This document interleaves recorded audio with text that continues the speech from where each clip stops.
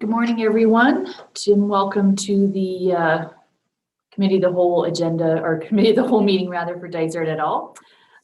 So I will call the meeting to order. It is 9 o'clock and I will have our clerk, the birthday girl, do roll call. All right. Councillor Clark? Present. Councillor Donaldson? Present. Deputy Mayor Kennedy? Present and happy birthday. Oh, thank you. Councillor McKechnie? Present. Councillor Smith? Present. Councillor Wood Roberts? Present. And Mayor Roberts? Present. Thank you.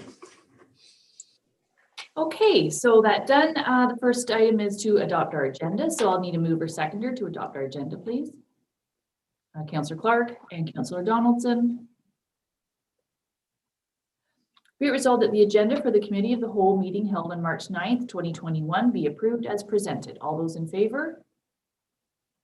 Okay, and that passes. And next I'll ask if there's any disclosure of pecuniary interest or general nature thereof. Seeing none, move along to adopt the minutes of the Committee of the Whole from February 9th, 2021. And I just want to thank Councillor Smith also, who pointed it out. I want to thank Mallory for putting the links in the minutes. It really makes it a lot easier. Otherwise, you have to go back, not just to the minutes, but back to the actual meeting itself. So for future reference, the links there are very appreciated. Thank you. So mover and seconder for the minutes, Councillor Smith, seconded by Deputy Mayor Kennedy. Be resolved that the February 9th, 2021 Committee of the Whole minutes be approved as circulated. All those in favor? And that's carried. And the first item we have is under planning and land information. So we're going to bring both Jeff Isles and Chris Orson.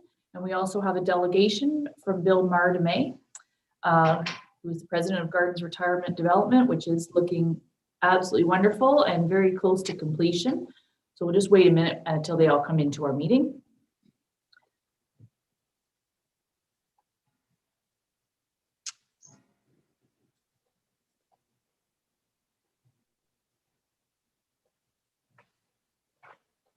Just waiting for a quick staff. Okay, so we have everybody in our meeting now. Hi, Bill, and welcome to our Committee of the Whole meeting. I know you're on as a delegation, but if it's, and usually a delegation speaks first, but I thought in this case, if it's okay with you, Bill, that we'd ask Chris, our planner, to go through the file and what's requested today. And then you've heard Chris's update and background information, and then I'll turn it over to you, Bill. Is that okay? That worked. Okay, you're mute, but that works. So Chris is unmuted, and Chris, I'll turn it over to you. That's okay, Bill. Yes. Yeah, perfect. Okay, so Chris, I'll turn it over to you. Thank you. Perfect. Thank you. So this is for the Gardens of Haliburton. The owner is currently constructing a new retirement lifestyle resident that will comprise of 2 phases. They're currently developing or finalizing phase 1. As part of the proposed development, the applicant is required through an OMB decision to conduct a municipal class environment assessment to determine the preferred solution for water supply to the new retirement lifestyle resident facility.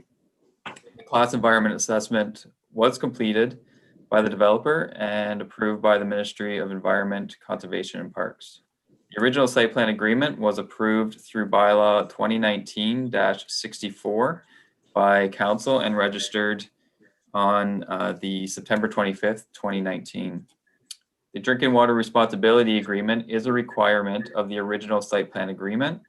The responsibility agreement gives notice to the owners and future landowners of the conditions concerning the water system.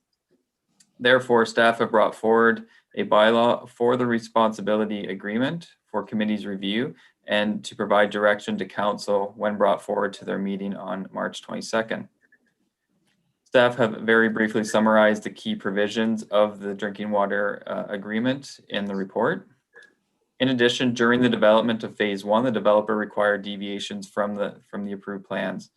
In order to amend the original site plan agreement to include the updated plans for phase 1, a site plan amending agreement is required. Therefore, staff have included the updated plans by request of the developer to be included with this report for committee's review and to provide direction for council's consideration at their meeting on March 22nd.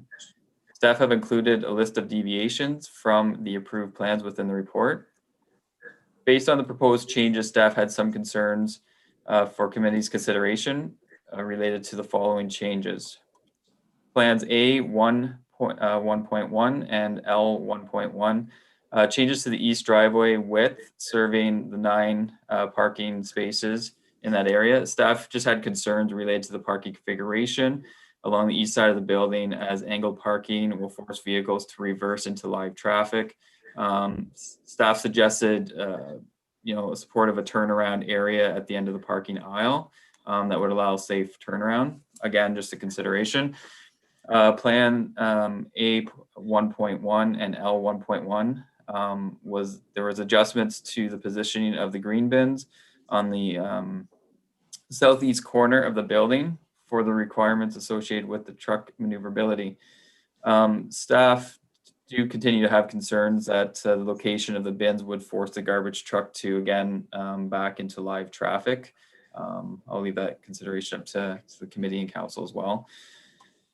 And then the plans A 1.1 and L 1.1, deleting the sidewalks on both sides of the main driveway north of the main entrance due to grading issues.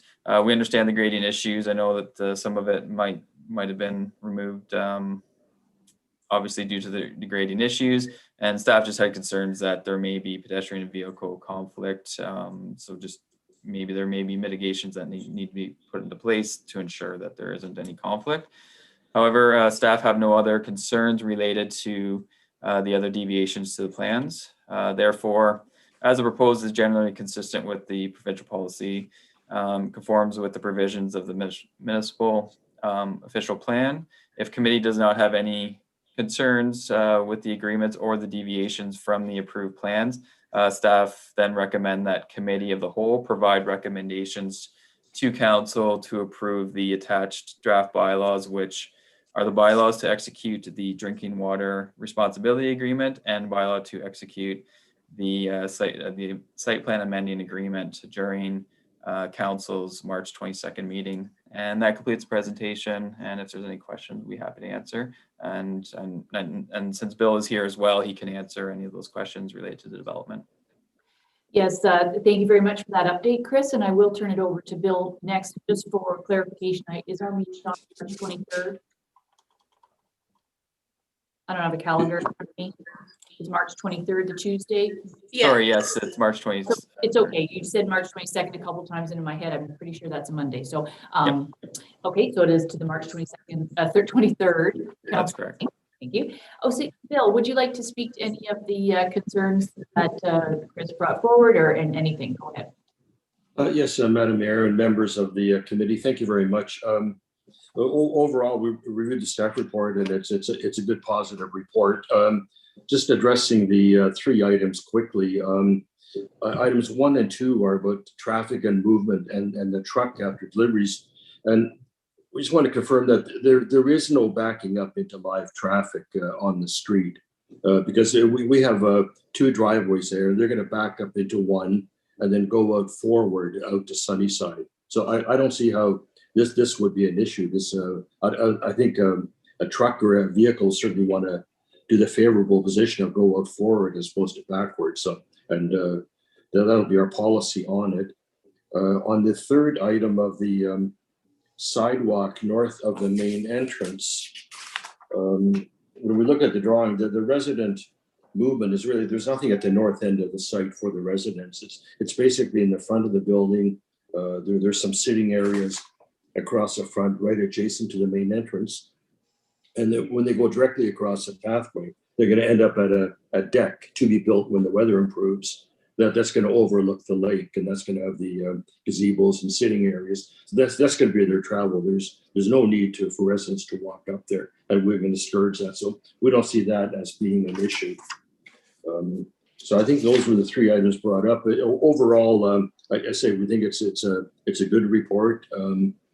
just to note that we have submitted executed copies of the drinking water agreement and the security to the town. And on the site plan agreement and the amendment, our security is in place, and that covers the amendment also. And then I'll be coming up to Haliburton on Thursday, and if approved, then I could bring signed copies up with and leave them with the town for their execution. So on an overall basis, like I say, our construction is moving along well, and we'll be looking for an occupancy permit in early April. And that's the time when we move in our furnishings and equipment. There's dining room tables and model suites and such to set up. That takes us, 2-3 weeks in April. And we're gearing up for resident admissions on May the 1st. So overall, I just want to thank members of the committee, council, and all staff for their support in the project. And then I guess we're getting close to or we're at the goalpost. So again, we're looking forward to it, and thank you again. Well, thank you, Bill, for that and for your comments. I sort of tend to concur there is an opportunity to turn around within the state itself and not come out into live lane. I would not do that. I can see with staff parking at the back, the angle parking, there's room for them to turn around, and there's also room for garbage vehicles or delivery vehicles to either use your turnaround at the front entrance and get themselves oriented so they're going forward coming out onto Sunnyside. And it really is exciting to see a project be this close to completion. And I think it's just going to be great when residents are able to start to move in. I hope I can come and have a site visit there maybe before the end of May. I would like that, and maybe any other councillors, as long as we adhere to the guidelines, if that's possible. So I'm going to open it up to the floor to see if there's questions or comments to either our planner or to Bill. Councillor Smith, and then Deputy Mayor Kennedy. Yeah, great. Thank you very much. Thanks to staff and Bill for the work on this. It's great to see the progress. There was one a note here on page 3 that didn't get covered in your comments that I was interested in, and that's the number 8. It says deleting the proposed wood gazebo on the wood deck in the main entrance area. And it says it's going to be replaced by another type of pavilion. Now, Bill, you just mentioned putting a gazebo on a deck, so I'm struggling with what is the plan here? Madam Mayor and members, through you, I guess my word was incorrect. Originally, we had a wooden gazebo. Now we're moving in all our buildings to it's a light metal frame canvas. It's more of a pavilion than a gazebo. And then we're putting 2 of them in. So we're putting one at the north end of the deck, another at the south end. These are manufactured by a company called Hauser, and they're good quality. And then they have side curtains so they can be some protection in the those awful bug seasons in the spring. And that so it's just changing. Instead of putting where residents walk out, they'll be in the middle of the deck with there's an enlargement for sitting area. Instead of encumbering that with a little gazebo, we're going to move the pavilions to one at the north end and the other at the south end of the gazebo, and the center will be open. So maybe I might used the wrong word probably, but the proper term is pavilion. Okay. And so to me, the gazebo was always an attractive feature. You got a big building there, and for people driving by, it's I'll call it an interesting sight, if you like, that takes away from the imposing big building. Will these pavilions you're putting up now, will they have the same kind of appeal to them in terms of being visually? Go ahead. Sorry, through you, Madam Mayor. They're a little bit. They're more of a modern structure than a traditional wood one. We're generally using these in all our buildings. We find them to be more practical in the configuration. Gazebo's sort of odd shaped, and you can't put a lot of people in. And the other ones, we can fit in a table and have 8 or 10 people sit in there. It's a much more practical solution. And on the visibility, I think when you're driving down Highway 118, you can hardly see that. I think you're just watching that curve coming up to the south of you, or you're coming out of it. So there is no visibility from that side. Okay, thank you. Thank you. Thank you. I'm sure they'll be very tasteful. Like the Elder brand, it's very nice. I'm sure they'll be in having bug screens attached to them. I think, does somebody still have their volume on? Okay. Deputy Mayor Kennedy. Bill, great project. Glad to see you're at the finish line and have it in view. Number 3, plans A1.1 and L1. That's that parking on the east side of the building, the angle parking, and staff are suggesting a turnaround. Is there enough room to incorporate a one-way drive-through right around the building? Rather than trying to find enough space to make a turnaround, just incorporate a one-way traffic sort of flow through that?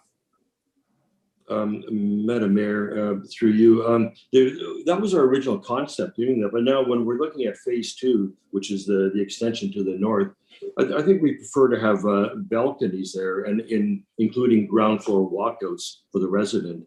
And I think we'll be able to show you when we do start planning phase 2 that we'll have an abundance of parking on the site and there's no need for it. And I think with the 9 spots we went through this with the Committee of Adjustment, that they're going to be dedicated to staff, small cars, and then they're going to come and they're going to just back out, and it'll be the same people every day. It's not as if we're trying to introduce a new person or a senior to navigate that area. So we're trying to make it better, more more balconies, more green space to the facility. Okay, thank you. I know that there has some room constraints due to Canada being right there. Just trying to see if it could, if there's anything we could do to help you, but it sounds like you and staff have got a reasonable solution. So no issues here. Thank you. Excellent. So if there's no further questions for Bill, I do have a resolution that recommends to council to execute the drinking water agreement and amend the site plan agreement. So I'll see if I have a mover and seconder for that. I have Councillor Clark and Deputy Mayor Kennedy.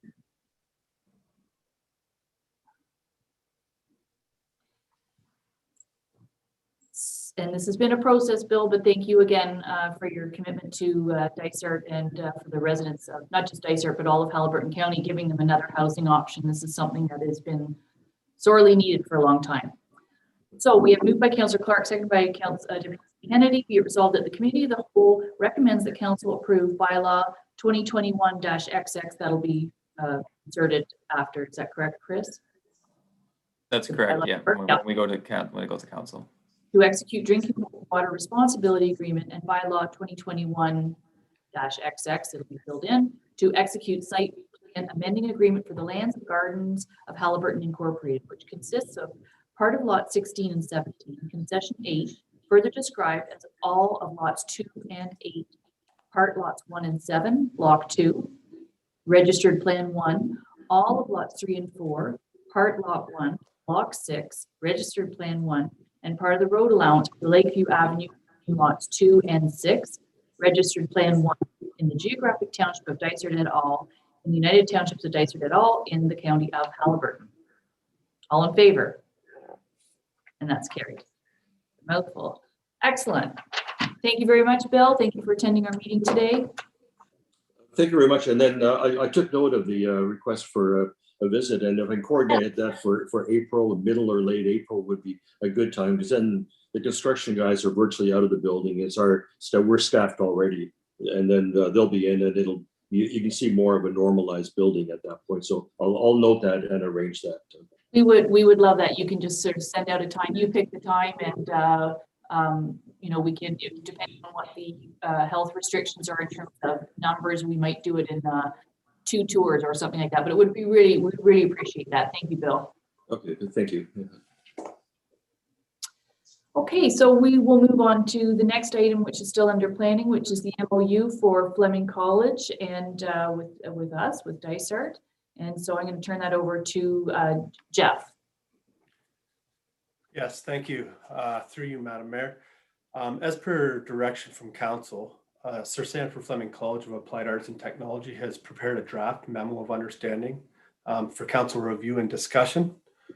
Staff have looked at the MOU and it looks pretty good. However, given that I'm not a lawyer, I recommend that the memo of understanding be reviewed by the municipal solicitor to ensure that the municipality's interests are protected. But I do seek direction from council how to proceed, and I'm happy to answer any questions you may have. Thank you, Jeff. And this came from them. We asked them to write it up. We gave them the guidelines of what would be in layman's terms, we gave them what we would do and what they would do, but they've written it up in legal terms. So this is a very professional MOU. I'm sure they've done these before. I'm not a lawyer, so that's before. We do want our lawyer to just have a quick glance at it. But at this point, I think it seems to have covered all the aspects. Now, the one thing I did note is a very long date set in the future. That is not when they are intending to build. Where is it? If I can recall, 2031. Yeah. So with the current president of the college right now, it's as soon as they can find those partners and the funding, they're ready to go. They're very anxious to start this right away. But I believe this would be normal to have such a long date to ensure that all their ducks are in a row before they start breaking ground. So is there any comments from other councillors as to this? Deputy Mayor Kennedy and then Councillor Smith. That was the only question I had, was the 2031 kind of stuck out, but that's a great explanation. And I would recommend we just have our legal counsel take a look at it. But other than that, I have no issues. Okay, Jeff will want to comment and then Councillor Smith next. Yeah, and if I could just comment on that date. The developers for the college have been excellent. They've been in constant communication with us. And I can confirm that they are very busy working behind the scenes to get everything completed that we've requested from our pre-consultation comments. So yeah, that date, I think it's just in there for a fail-safe, but I can confirm that they are very busy working behind the scenes. Okay, excellent. Councillor Smith? Thank you. I agree. It's a very professional document, and other than that date, the only other concept, I guess, that struck me is what protection is there for Dysart and our community in the event, because this is in perpetuity, in the event the college, disappeared, shut down. There's a case right now of a Canadian university that's, seeking bankruptcy protection. One never knows what the future holds, and particularly when you look out generations. This property was given to the community, and and I'd hate to have something happen to the college. I'm not forecasting it, but generations, you never know. That this ends up becoming a private residence, if you like. Shouldn't we have something in the final agreement that protects us from that eventuality, such that okay, if there's no longer a college, that this reverts back to the community in some fashion? Would that be a reasonable request to make? It would be unusual. I'm not sure what other college you're referring to that it's in bankruptcy.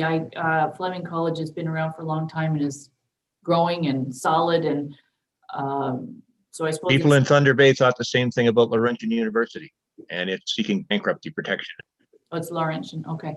I don't know, Jeff, if that's something that you want to mention to our lawyer when it goes. I can certainly mention it. From a zoning perspective or a planning perspective, if this was to revert from a student residence associated with a college to something, to a private residence, it would have to go through zoning amendments and a whole new set of approvals.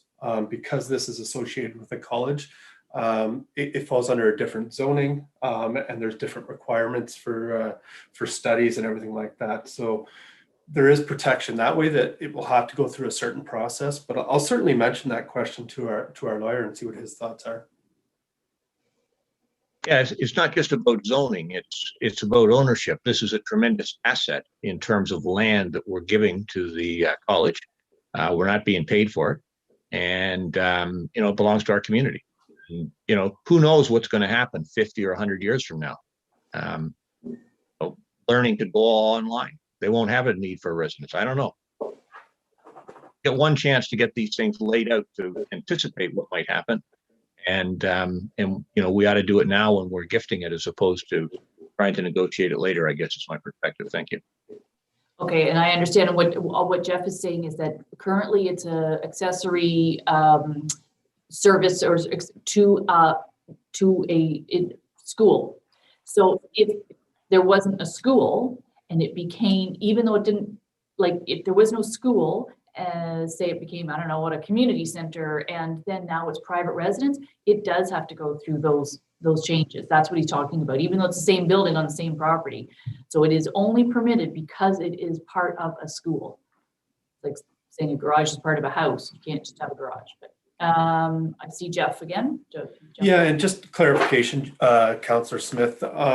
So what you're requesting, so if anything happens with the college, you want some sort of protection that this building might be reverted into public ownership or municipal ownership? Is that what you're requesting? Yeah, or at least the land, because today the land is owned by, our municipality, our local property taxpayers. And we're gifting it to become a residence for the college. If something happened 100 years from now, the college no longer existed and they, were liquidating their assets, they're then selling our land, for somebody else's gain, if you know what I mean. That's my concern.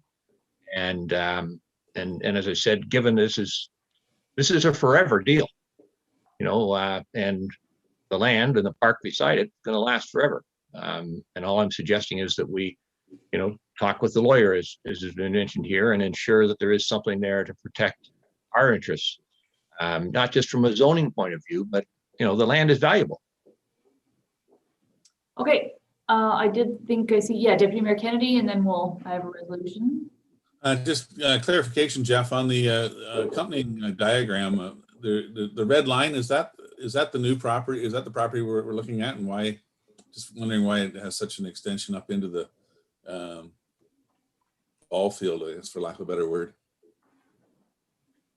Yes, thank you, Deputy Mayor. I can confirm, yes, the land proposed to be conveyed is outlined in red on that site plan. I can't speak to as to why it goes so far up that trail.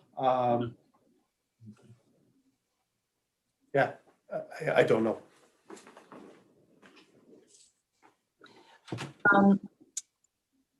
One thing I thought of too is to ensure, and I'm not sure it needs to be in the MOU, but that when any land is transferred, we need a formal agreement, and we already had that verbal commitment, but we need a formal agreement that we have an emergency right of way through their property.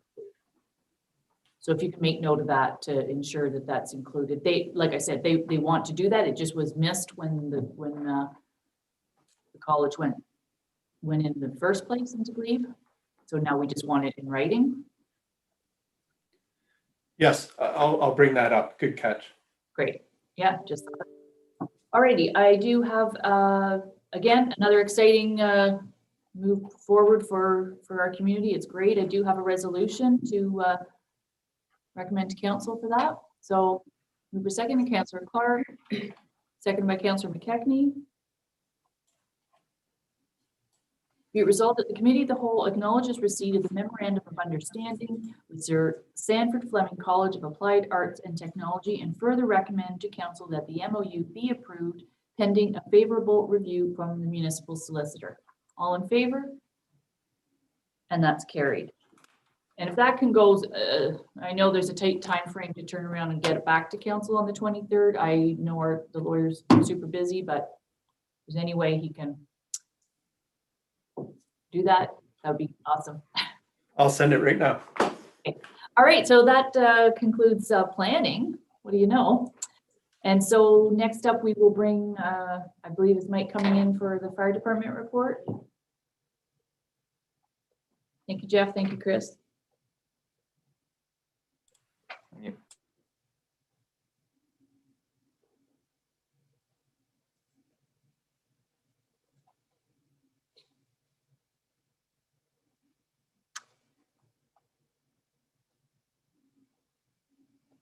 Just waiting for Mike Miles to come in the meeting.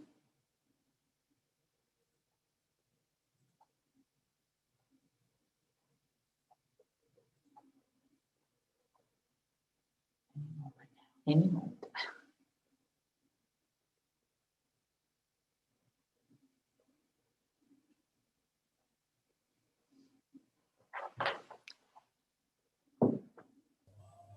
Hello, Mike. Good morning. Morning. So, go ahead if you want to say anything about your report. No, typical report. We've our call volumes down over last year, which is a great thing, but pretty early in the year to see where we will end out. And there were several WebEx, which is kind of nice. A lot of the meetings now switched to WebEx, so some of the travel that I used to have to do, I can do from my office, so that's been nice. Great. And do you want to tell what your fire department did on Saturday? What did we do on Saturday? Just because of your position as first responders, I believe most of them have had their first vaccination. Oh, thank you. Yes. Did I not say that? I was trying to think of what call we might have done. Yes, we are blessed that a portion of the department, of each department in the county has been vaccinated.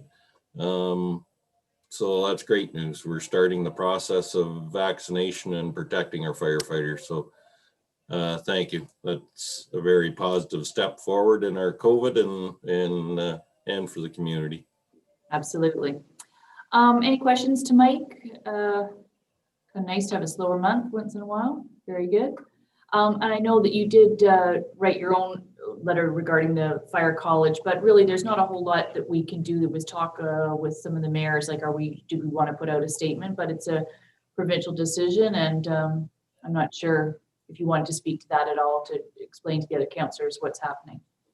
So the fire college have to be careful how I work. The fire college buildings have been closed. They've closed the campus, which is in Bracebridge. The fire college itself will still be an entity, but it will move to the center in Toronto. The fire college will continue to offer some online courses, but a majority of the training will be left to either individual fire departments or what they're calling regional training centers. There's a lot of emotions that are involved in it. I certainly disappointed at how quickly it happened, but from any of the information I have, it's I guess nothing's ever a done deal, but it appears it's a done deal. We have a very strong voice with the Ontario Associations of Fire Chiefs. They have held meetings across the province to get input from everybody. And my recommendation would be to let them to continue to lobby on our behalf and use a strong voice on that behalf.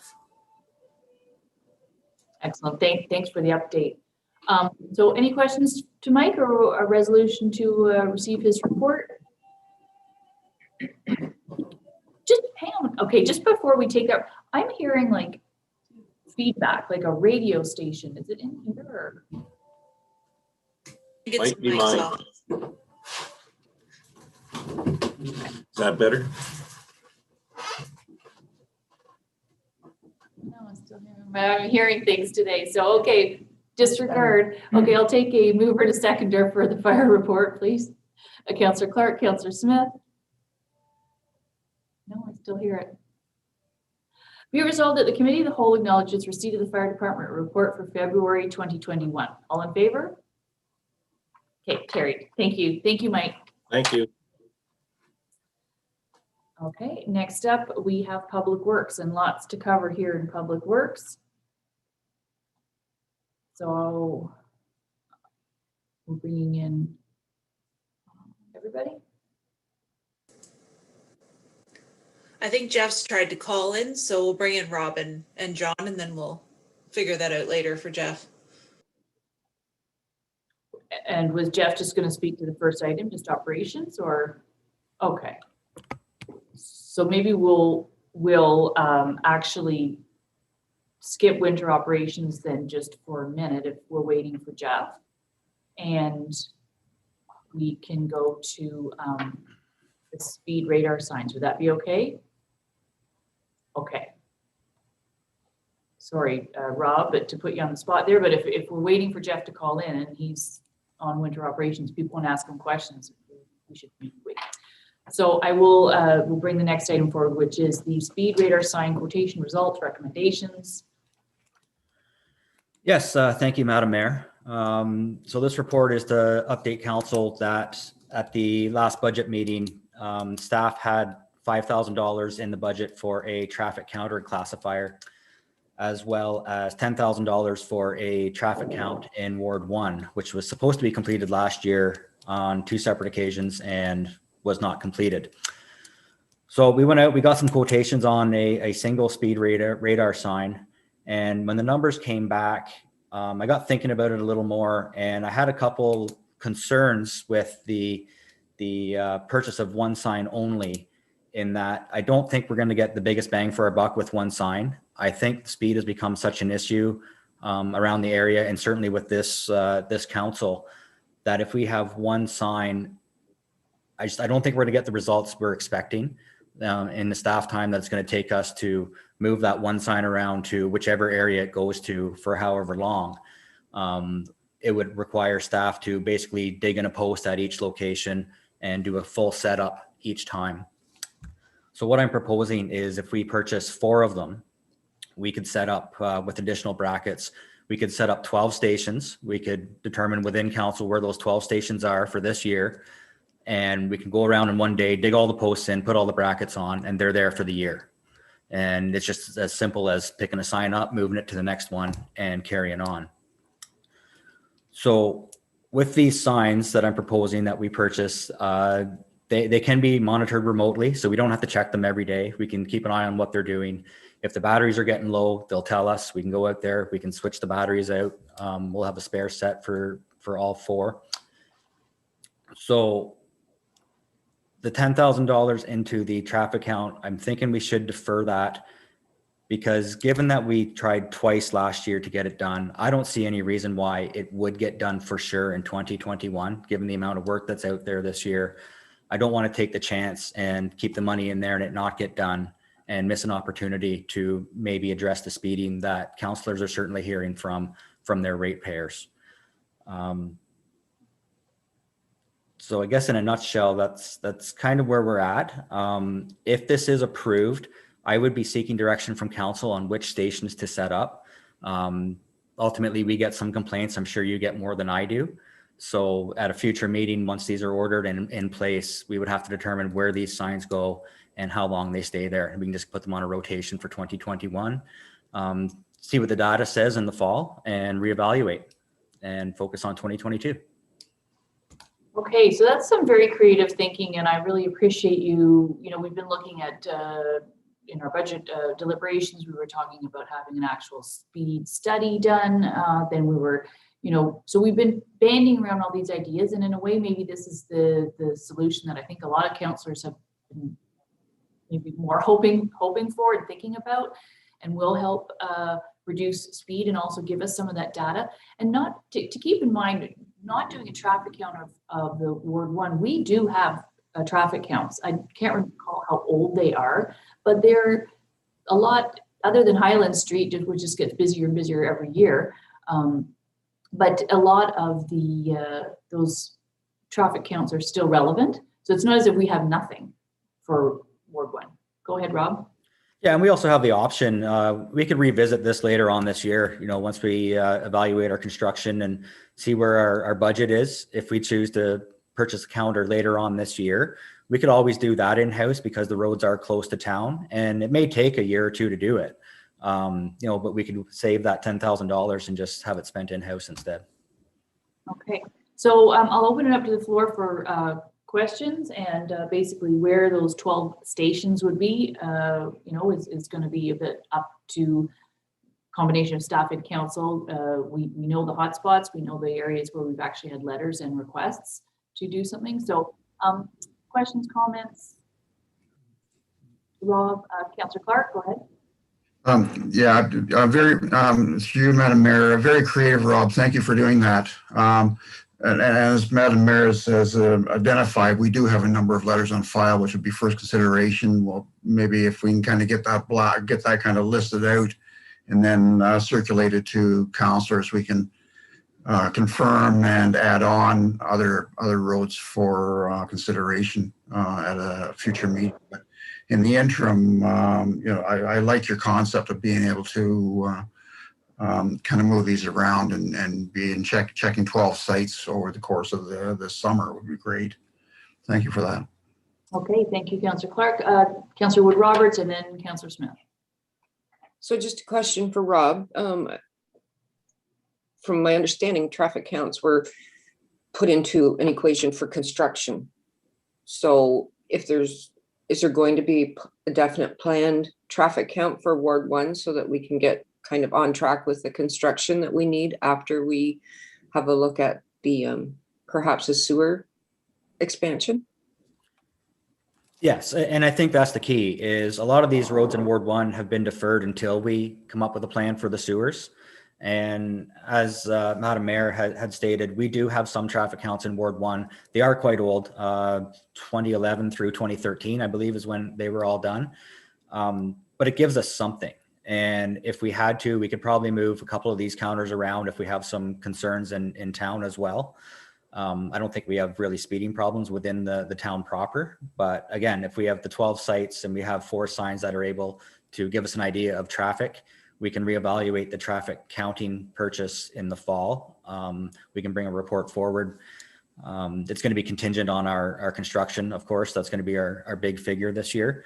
So if we find ourselves in a surplus situation, we can certainly look at purchasing counters in-house, or we could put some feelers out there and see if there is a company looking for some work for a month or so. Okay, Councillor Smith next. Yeah, thank you. Terrific. Also, I'd echo the comments from others in terms of this being a great idea. The movement of these things, if they're in the same place all the time, they lose their impact. So it's the kind of the surprise element that, oh, what's that? And it causes people to slow down. But rather than just where we've had complaints, Rob, you've got a lot of data that you, for other than Ward 1, when you did the traffic count last year, we got a lot of data about speed also. And traffic, and the combination of volume and speed is the kind of risky element. And so I looked at some different roads. I mean, average volumes, daily volumes of 200, 250, even 400 in one case. Road that posted 50, and your measurement says that 85% of the traffic is doing 58 in one case and 57 in another case. A road that's posted 40, we've got 85% of the traffic doing over 48 and over 51 in the 2 counts there. Again, high traffic roads, so nearly 300. So I would hope that we'd be using that real data to drive the selection of some of these locations, as opposed to just where people have complained. Yeah, go ahead, Rob. Yeah, but I think it's going to come around full circle because Green Lake Road in particular, we have had complaints in the past on that. I think what you'll find, it's roads that have cottages or houses fronting on them are going to be the hot spots. I don't think we're going to be so concerned with, I'm going to throw Kenaway out there. I don't have it right in front of me, but for instance, if the operating speed was 65 on the back end of Kenaway where there's no houses, we're probably not going to emphasize on that as much as the Green Lake roads or, Irish Line or Kinesis Lake Road or a road of that magnitude. But I think in year 1, we have a list in-house. We know what we've had complaints on. I think if we tally that, we'll see what we got left. We know we have, 12 sites we can monitor. And, this is very much going to be an experimental year. Hopefully we get some good data and maybe, in a perfect world, we have a policy in place for this time next year. Yeah. Well, and I'd say, Kenaway, you're probably right, is a good example. A bit like West Shore. I mean, West Shore, I think, is the fastest road in terms of traffic, but sort of who cares? By the way, it's posted 80 because it's not posted. Therefore, the speed of 77 is not a problem. But the Green Lake Road, Kinesis Lake Road, Irish Line, you mentioned those. I'd add Wilkinson to the list. There's a stretch of Wilkinson that's, again, posted 50, and we got a measurement of 60. Another one spot there, we got a measurement of 59. even Berry Line, measurement of 58. So there's lots of roads that are well occupied in terms of whether they're cottages or year-round homes. And our data says they are problematic, even if we haven't had a resident write a letter to council. Sometimes they just call or email their counselor. And so, thank you. Yeah, thank you. I think it's not, I didn't mean to say that it would solely be based on complaints. It was partially complaints, it's partially the data where we know, and it's partially for safety. So, where we know a lot of pedestrians are walking on Green Lake Road or Wiggamog Road or something like that. So it'll be that total combination. One question I had to Rob is, so we, and I guess Jeff now is on the call too, we put in these posts. I don't know what's involved with putting the posts in, and then the head, the actual radar sign itself. How secure is that sign to the post? And is there a GPS tracking system in it in the event that somebody thought that would be really fun to just remove? Pat's laughing. Sorry, Deputy Mayor Kennedy's laughing, but he knows what we're talking about because we had it happen at the county. So I got to be honest with you. I looked at the GPS and I don't recall if these ones have it or not. I know there is capability out there, but these brackets are, they're tied to the pole. They're either bolted to the pole or they have the steel banding goes around the pole, and then the signs are locked to the bracket. So, but we're not recommending to do just a U-flange post. It'll be either a 4x4 or 6x6 post. So if they want it, quite honestly, they're going to get it. Whether there's GPS enabled or not, that is pretty easy to take care of once they have possession of the sign. So I guess if that is a concern of council, I would have to go back and just verify if there is GPS in this one or not. I can't help but think of that. I won't say any more on that. Okay. I mean, at the end of the day, if you disconnect the power to it, it's probably not going to broadcast a whole lot. So that's true.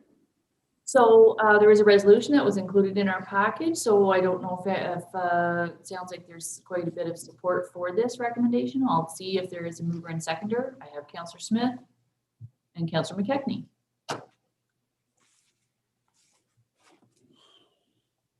Be it resolved that the Committee of the Whole recommend the Council direct staff to purchase 4 Safe Place Evolution 12 speed radar signs for a cost of $14,218 plus HST, and that Council direct staff to defer the traffic count, speed, and classification survey in Ward 1 scheduled for completion in 2021 and allocate the budgeted funds towards the purchase of the speed radar signs, and that the purchase of the speed radar signs be funded from the 2021 municipal budget.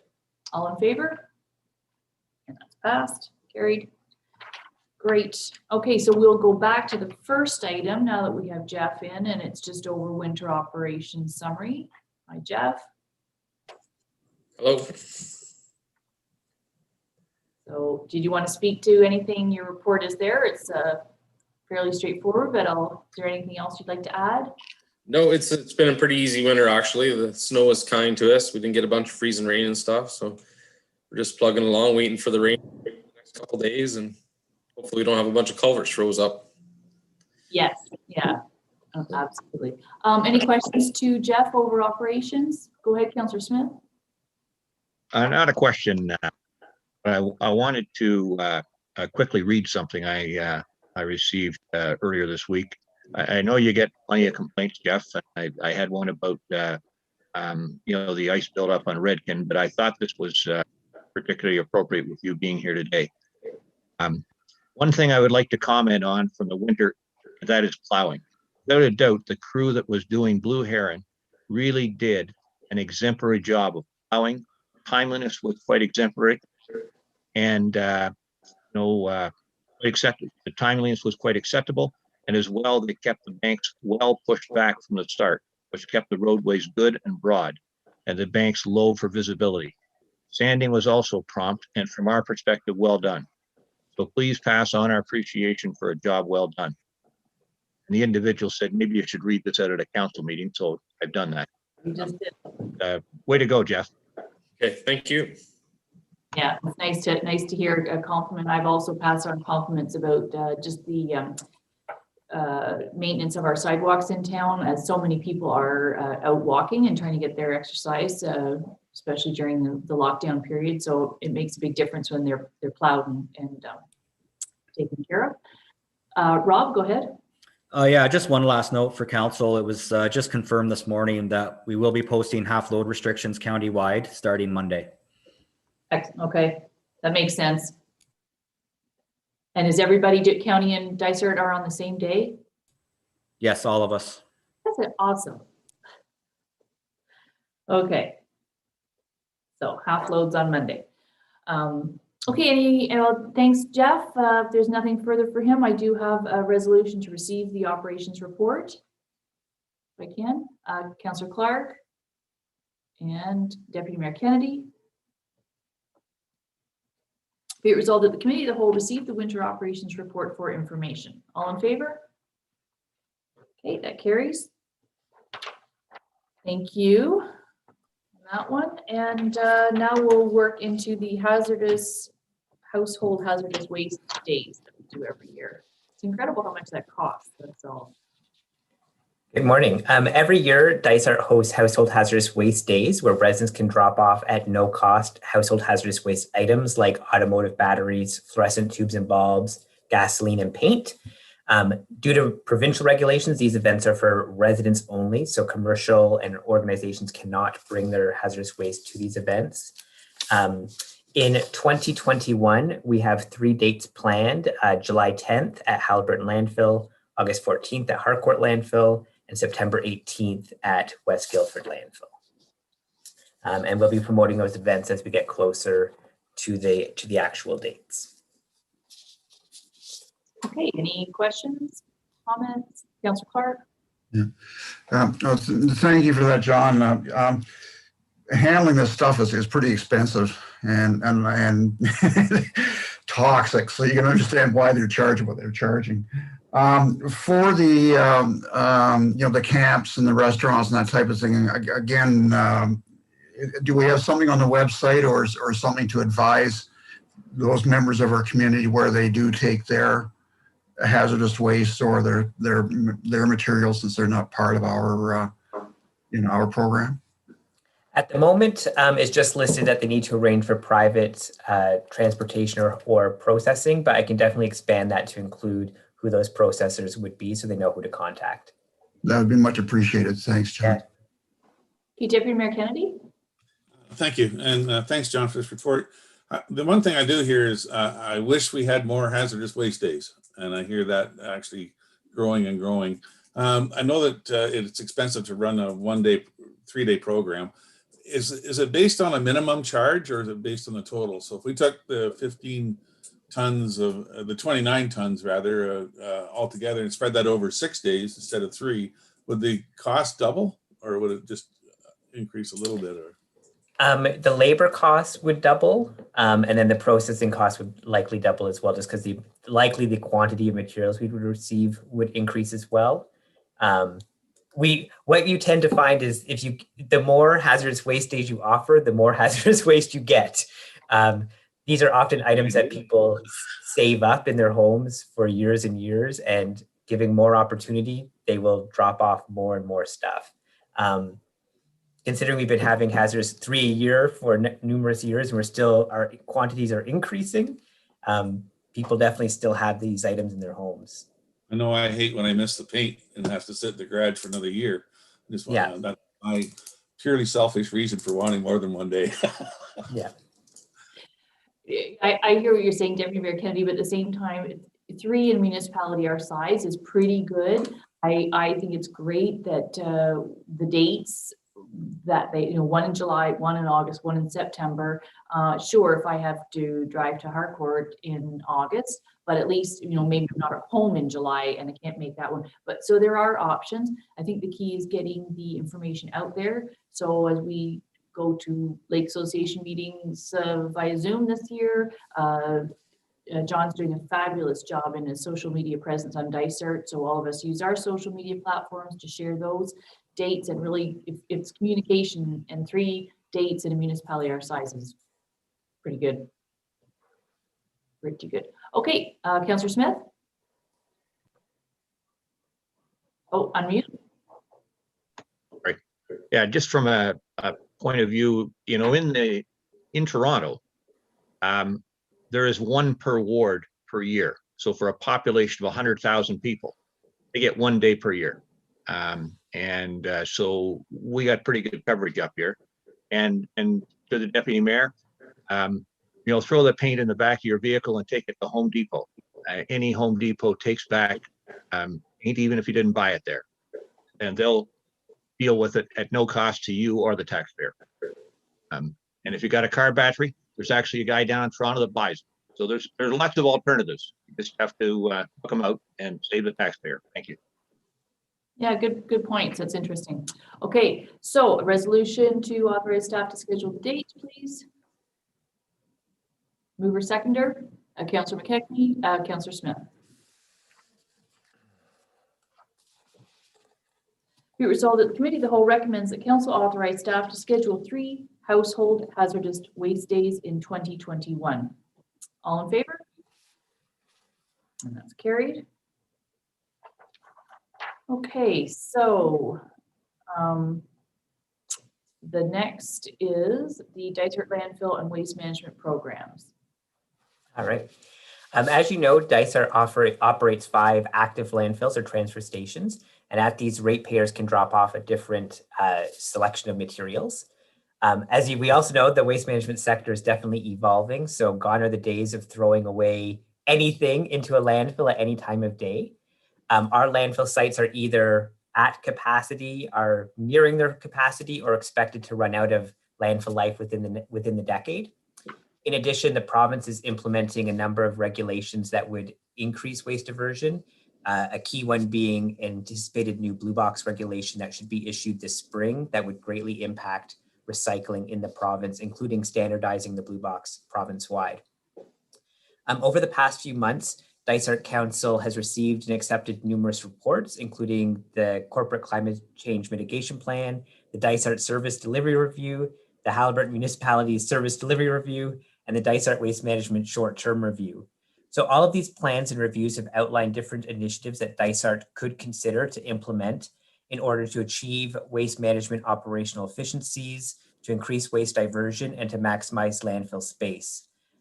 Through a series of complementary reports that are being presented today, many of these recommendations are being brought forward for implementation. The recommendations being made in these complementary reports are well researched by consultants and staff. They often appear in numerous plans and reviews that council has received. And with the implementation of these recommendations, Dysart is not necessarily leading the pack. In some instances, we'd be catching up to the practices in neighboring communities. So that is the first report, is just kind of informational, setting the scene.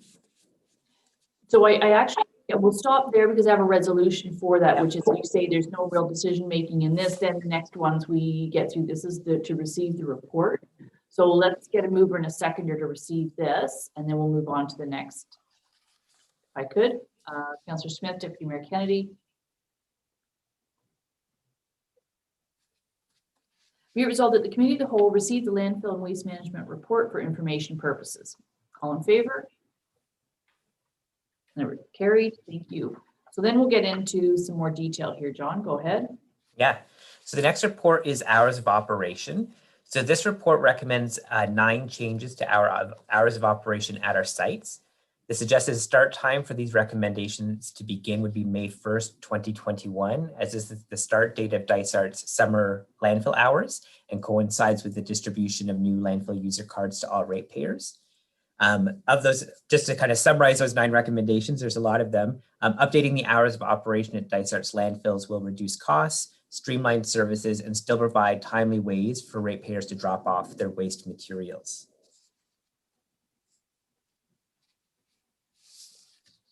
Okay, so there may be some comments, questions over landfill hours. So I will open that up to the floor to see. Councillor Clark? And then Councillor. I agree. Some of the discussions we had is there are issues with power at a few of the sites, and it's very much a staff safety issue for remaining in the evening hours. Also, the volumes of traffic are low. I don't know if this is the place to raise it or not. I think there's some mention about considering expanding the hours in at the Halliburton waste site to 7 days a week. Taking a look at some of the numbers for that site, we've got about 4 times the volume of the summer months. You know, June, July, August, September. Clark, Councillor Clark, just to, there's that is the on item H, I believe. Okay, sorry. No, I'm not trying to interrupt you because so we'll just speak to the 9 changes here, and then yes, I agree with you. There's is that okay, John? Yeah. So we'll it's just these ones here. Okay. In 9, and then we do have an opportunity. So I'm not cutting you off. I'll just hold that thought is what I'm saying. Okay, I'll hold it and you move on. So is there any comments, questions to changing the operating hours? I believe there was a change made at the Kinesis to do the Saturday closure, Sunday open, right? Yep. Okay, Councillor Smith. Councillor Smith, go ahead. Yeah, okay, thank you. Yeah, just to that point, I wasn't going to speak to that, but yes, the change was initially thought of closing on Sunday and staying open Saturday. This is now closing Saturday and staying open Sunday. So after this was published, I approached the 2 lake associations that would be impacted, Redstone and Kinesis, and also a couple of the rental agencies out there.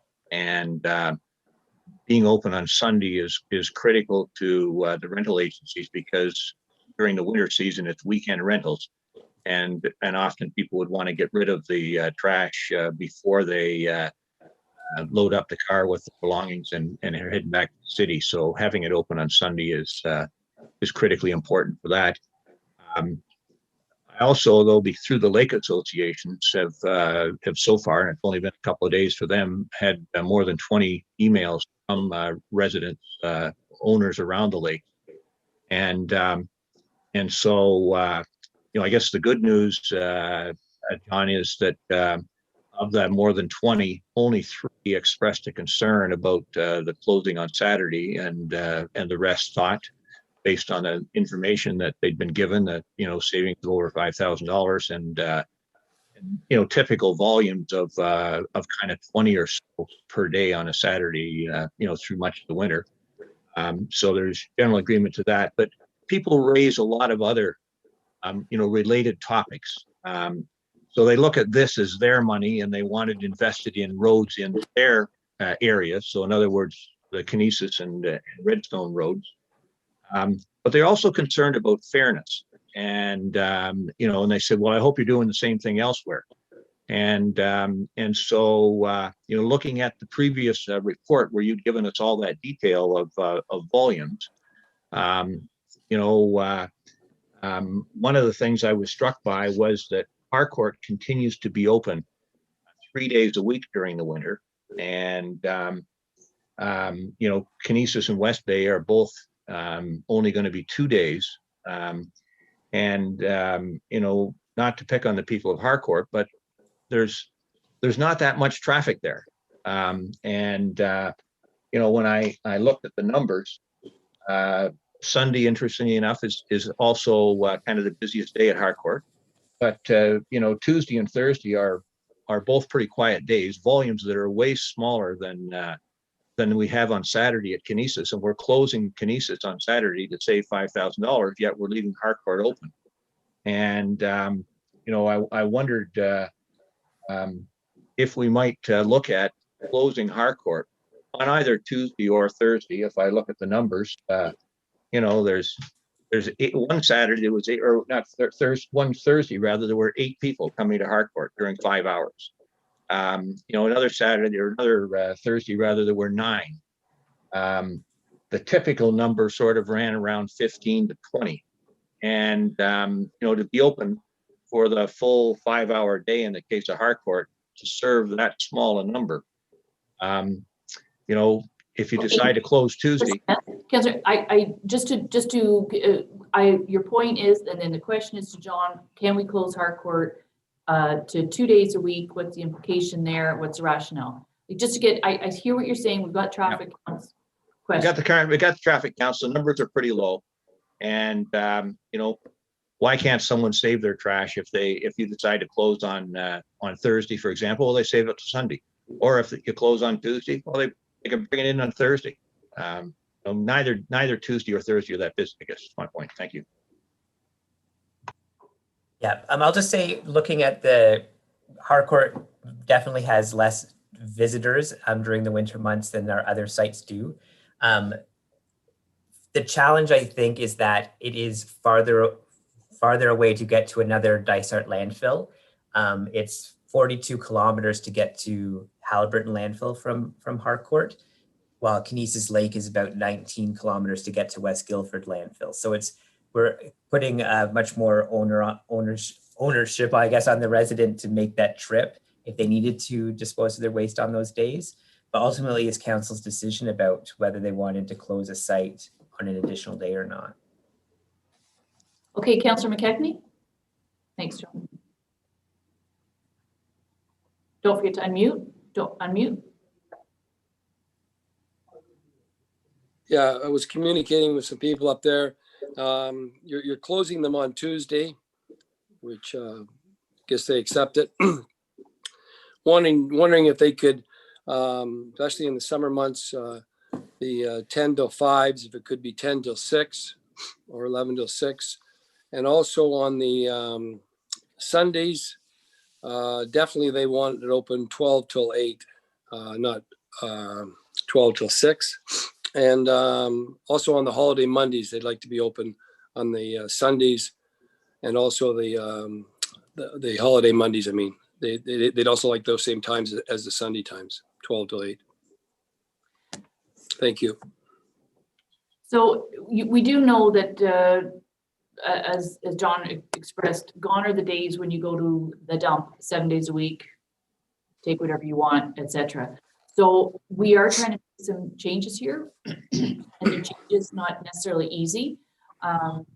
Once it's printed on the landfill card, that's what it is. I think people will adjust to whatever the changes are. I think we have to be fair for the whole township. So in terms of the first comment to the Harcourt closure, to, go to 2 days a week, I don't see that. It could be a possibility. Perhaps we'll monitor those traffic counts again for 1 more year, and then at this time next year we could make another change as well. So I'd sort of, to start with, I looked at John's recommendations on the landfill hours, and would think that let's try this. Let's see what happens. Let's see what comments we get, and people will adjust to the hours as they will understand. And there's a savings of $17,000 that we have to. We'll probably just go back to environment, because it's going to, everything that we are doing in this sector is costing more and more and more year over year. So sadly, that $17,000 savings, I don't think will be put to roads, but I think it's the cost of having garbage. It's the cost of managing our waste. So I thought I saw another hand, and Councillor McKechnie again, go ahead. Yeah, like I say, they're giving up 7 hours on Tuesday, and they're not really giving any hours on the Sundays or the holiday Mondays. So, and then if they gain back an hour on or change the hours on the midweek days, 10 to 5 to 10 to 6 or 11 till 6. I definitely am not in favor of landfill sites closing on Sundays at 6 o'clock up at West Bay. That's what I'm worried about. Thank you. But what someone knows the hours of any business operation, of whatever it is, if you knew the restaurant was closing at 8 PM, you'd make sure you got in there before. If you knew the rest, or a business was closing at 6, a clothing store was closing, you would adjust. And I realize that this is hard to make changes and people are used to that. But we did talk about the fact that with the hydro capability and the safety of our landfill attendants being there after dark. So How dark is it in the summertime? true, but you know, anyway. I'm totally against it. And it's our busiest time of the year, May till September. Why do we want to aggravate the people? We're not trying to aggravate anybody, but we're trying to. And we're saving nickels. $17,000 is not nickels. That's a significant amount of money. When we do budget time, every time we're talking $1,000, we have concerns and questions over that. And I think people would adjust. You don't need to go to the landfill at 7:45 at night. You can. So I'll get them to call you then, right? Sure. So we do have a resolution that has the items 1 through 9 as it sits. Councillor McKechnie is posting some changes to the West Bay landfill. So we have to discuss whether we're adopting these changes as recommended, or we're going to start cherry picking and change some of the recommendations. So I look to other councillors for comment. Councillor Smith. Well, I'm proposing a change to Harcourt, that we cut back either Tuesday or Thursday. I don't care which one, because each of those days has significantly less volume than the Saturday at Kinesis, which you want to close. So problematic there. As I said, to me, in fairness, it's further for Harcourt if they want to drive somewhere else, but why anybody would drive 42 kilometers to go to the landfill when they can wait 2 days and go at the one that's next door to them, to me is a bit of a no-brainer. Of course, you'd wait a couple of days. It's the winter season. It's not like it's summer when the garbage might be rotting and causing problems for you. That's what we're talking about there. And to Councillor McKechnie's point, I think he's absolutely right. Instead of West Bay, though, that doesn't have power, I would suggest that we keep West Guildford open a little later on Sunday nights or a holiday Monday, because both folks from West Bay and the Kinesis Redstone areas would come down there as they're leaving town and, heading back to the city. 6 p.m., the current summer closing of West Guildford is not that late. Years ago, people used to want to get away from traffic and so forth. Nowadays, people like to hang around a little later in the dock. And if they go to the landfill, if it was open till 8 o'clock, that would work much better for them. So frankly, that would be a good place to put a little bit of the money that we're saving by closing Kinesis and hopefully Harcourt, during those winter hours. Put it there for the summer when people need it and want it. Thank you. And if you need a motion in that respect, or if staff can simply take this input and adjust the schedule before it comes back to council, I'm good with that. Yeah, that's what today is a recommendation to bring to council. So, but it would bring to council on the 23rd. I'd like to hear from Councillor Donaldson on the closure of, and also from John, what is the savings impact of closing one of those days, either the Tuesday or the Thursday in the winter months for Harcourt? So John, and then maybe Councillor Donaldson, if you could speak to that. Just doing my calculation. So maybe Councillor Donaldson wants to go first. Councillor Donaldson first. The math. You do some math. Okay, Councillor Donaldson. I'm not sure, but I would talk to the landfill attendant to see what his, he's the one that knows best about what's going on there. So I need a chance to talk to him.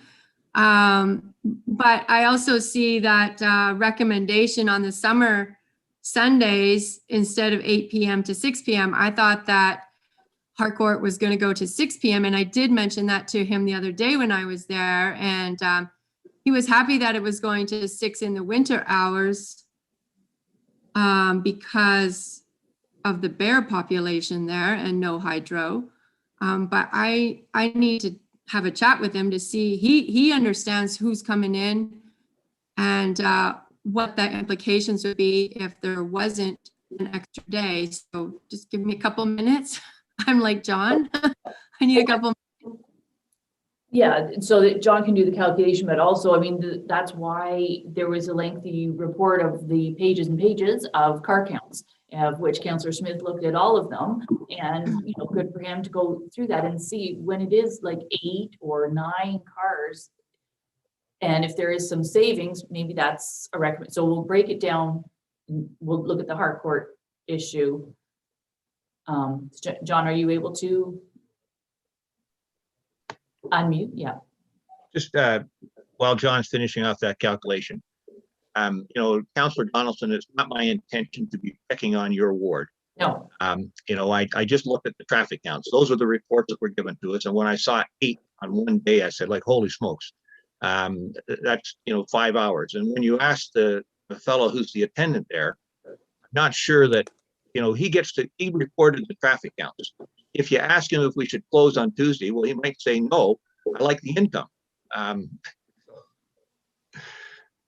Yeah, fair point. And, you know, if you live in the city or wherever there's a curbside garbage pickup, if your pickup is scheduled for Tuesday, you only get to take your garbage to your curbside on a Tuesday. If you forget or you miss, or the teenager didn't put out the garbage, or your husband or wife, you have to wait to the next Tuesday. And so, you know, in curbside pickup, you get 1 day a week, usually for your garbage, and another day for your recycling. And you have to, you get used to that schedule. I think people will get used to whatever schedule we have. And even still, keep in mind, our service delivery review said that 5 landfills is a lot for a township our size. So I think this is a compromise to make sure that we're still offering service at 5 landfills, but reducing those hours of service to a more reasonable amount to find some savings and find some efficiencies. So John's still calculating. Councillor Wood Roberts. It would be about $3,500 approximately. Okay. Councillor Wood Roberts. I just thought in one of our earlier conversations that we cut the hours back to 6 because in the summer hours, we run right into the fall, and then it's starting to get dark. So there's bears and there's the staff safety. And on the other information we received, the traffic counts were higher earlier in the day than later in the day. So I think that, yeah, those are the factors that John was factoring into his recommendation. Okay, so for the recommendation to close, and not sure which day, but 1 more day for winter hours in Harcourt. And that is item, pardon me for looking down at the resolution. I can't find which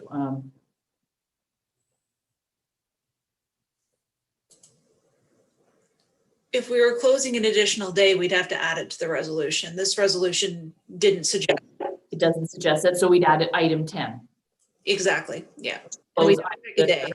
Okay, so, and then, so that's one recommendation, which I think for a savings of $3,500 is pretty significant. So there's that, and then there's the suggestion from Councillor McKechnie.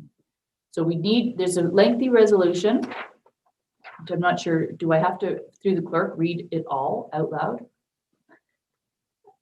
Yes, I do. Okay, Deputy Mayor Kennedy.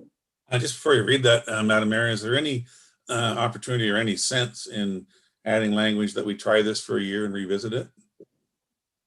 Absolutely. Okay, should that be in the motion, or is that just going to be or could that can happen at any time, I guess?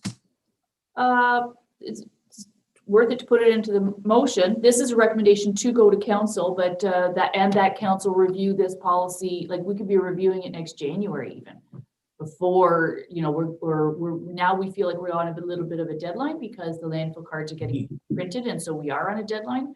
So maybe that council review the hours of operation in January 2022. Councillor Smith. Just one caution that is that landfill cards are normally used for 2 years, eh? Oh. And so those cards, once they're out there for 2 years, unless we decide to incur the expense of doing that annually. So that's the one caution. And the other thing that, you know, in looking through the stats for both 2019 and 2020, 2020 was hardly a normal year, given, all the implications of COVID. And we don't yet know what 2021 is going to bring in that respect, except it's clearly based on the first 2.5 months. It's not going to be a normal year either. In looking at the reports, there's quite a difference between 2019 and 2020. So I'm not sure that you can make a decision based on what happens over the next few months. Yeah, good point. So I could add an item 10, and that the Harcourt winter hours, I just could put like be closed one more day a week, and we could determine that day when it comes back to back to council. And then is there further support for Councillor McKechnie's changes to West Bay? Okay, so I don't see that there is. Well, I was prepared to support it if we made it West Guildford, which could serve, frankly, a larger catchment area, and give people a place to go later on Sunday, if Councillor McKechnie thought that made sense. And, although the card isn't quite formatted this way, even if we did that for June, July, and August, would be, I think, a great win for folks, just to have an extra couple of hours on Sunday night. West Guildford also has the advantage of having power, right? So, yeah, I think the key was to not have any landfills go past 6 o'clock.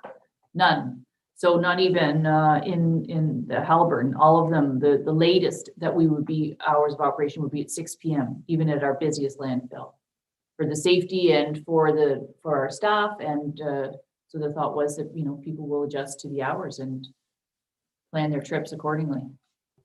Well, if you're a seasonal resident and you value an extra couple of hours at the cottage on a Sunday before you have to head back to the city, that can make a tremendous difference in your lifestyle. And it's not a huge cost. It's from a group of taxpayers that frankly doesn't get a lot for all the taxes they pay. So to me, for that busy summer period, it's a reasonable trade-off. And again, West Guildford could serve both people who would normally go to Kinesis or West.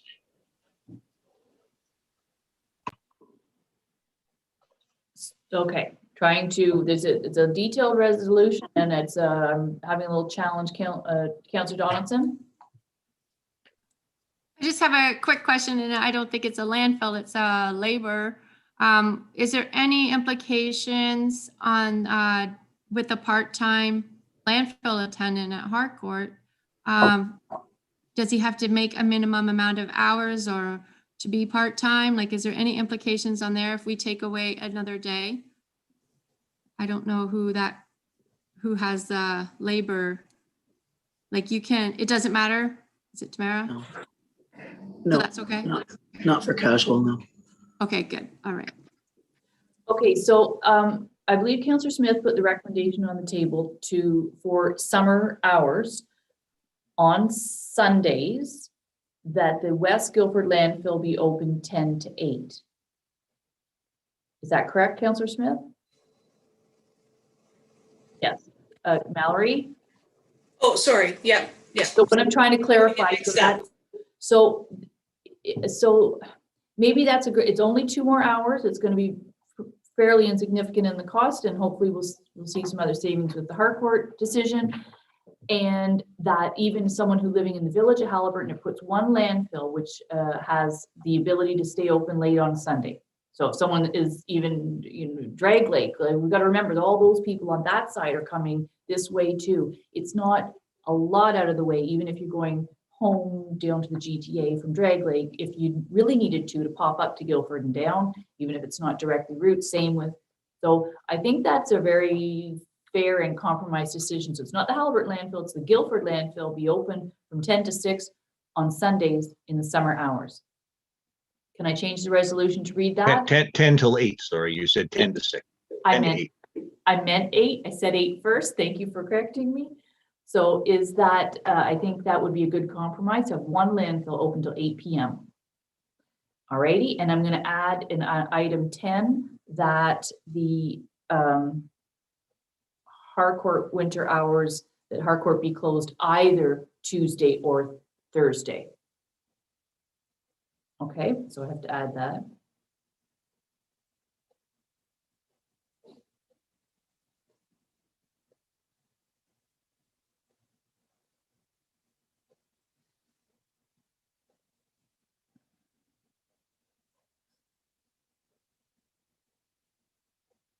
Okay.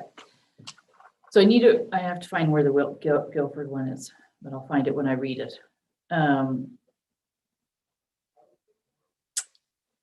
Actually, Mallory, can you see the resolution very quickly and see if the is even in there? I think, sorry. So, no, you go ahead, John. I was going to say number 4 relates to Harcourt winter hours. So that could swap out. That was the number 4 was just moving the hours from the afternoon to the morning. So that could be the replacement of Harcourt being closed a day. Waiting hours. So you know what I'm going to recommend, just because it's hard, I don't want to, we know what we want, and we're going to probably be taking a break soon when we get to this, and I'll have the resolution properly worded so that I find, because I'm sitting here reading and we're on camera and we're going. So we'll get this corrected and we'll read this resolution after, all right? So we can keep moving on, and before we take a coffee break. Number F then, household garbage. All right. So this report recommends 8 changes to household garbage. Again, the suggested start date for these recommendations is May 1st. Of the 8 recommendations here, I'll maybe just highlight the first one, which is the 3-bag limit. So the idea is that instead of being able to drop off up to 1 cubic yard of garbage at no cost, ratepayers can drop off up to 3 bags of garbage in clear bags at no cost. Bag limits encourage ratepayers to recycle more and are considered a best practice in waste diversion in Ontario. The 1 cubic yard measurement is very difficult for residents to understand and very difficult for landfill attendants to educate and enforce about. And other nearby municipalities have 3-bag limits. And updating Dysert's garbage programs will basically clarify messaging and disposal practices for ratepayers and staff, reinforce our existing disposal policies around clear bags and mandatory recycling, encourage backyard composting and self-management of yard waste, and utilize best practices to foster more recycling and waste diversion. So this will bring some interesting conversation. So I'm just going to open it up to the floor right away for comments. And first hand I see is Deputy Mayor Kennedy. Okay, thank you. This looks like minimum revenue, maximum aggravation for our taxpayers is my first comment. I think we need some clarification on number 3, the opaque bags, that kitchen catchers are sort of exempt, or some kind of language in there that I think the intent is the big bags, if I'm not mistaken, John. The reading of this looks like it's all bags, and I have not yet defined clear kitchen catchers at the local stores. The other concern that I had brought to my attention after talking to some people at Haliburton Lake are the bag leaves issue. The $5 a bag, most people have 2 or 3 bags, that's $15. They'll dump them on the side of the road. It is already an issue in the Haliburton Lake area. If you drive on Curry Drive, there's 2 places there, and the old County of Haliburton gravel pit at the bottom of South Bay is right full of debris. So I'm wondering if that could be changed to $5, just a straight fee rather than a per bag. And that was sort of my main ones. I still struggle with these costs. When I mentioned it to the landfill attendant on Sunday, he said, "Oh, great, more confrontation." His also comment was, "We need to have then 2 lines coming in. By the time you get now, you're going to have to inspect the bags at that point to determine whether you're going to charge $5 for the 10%.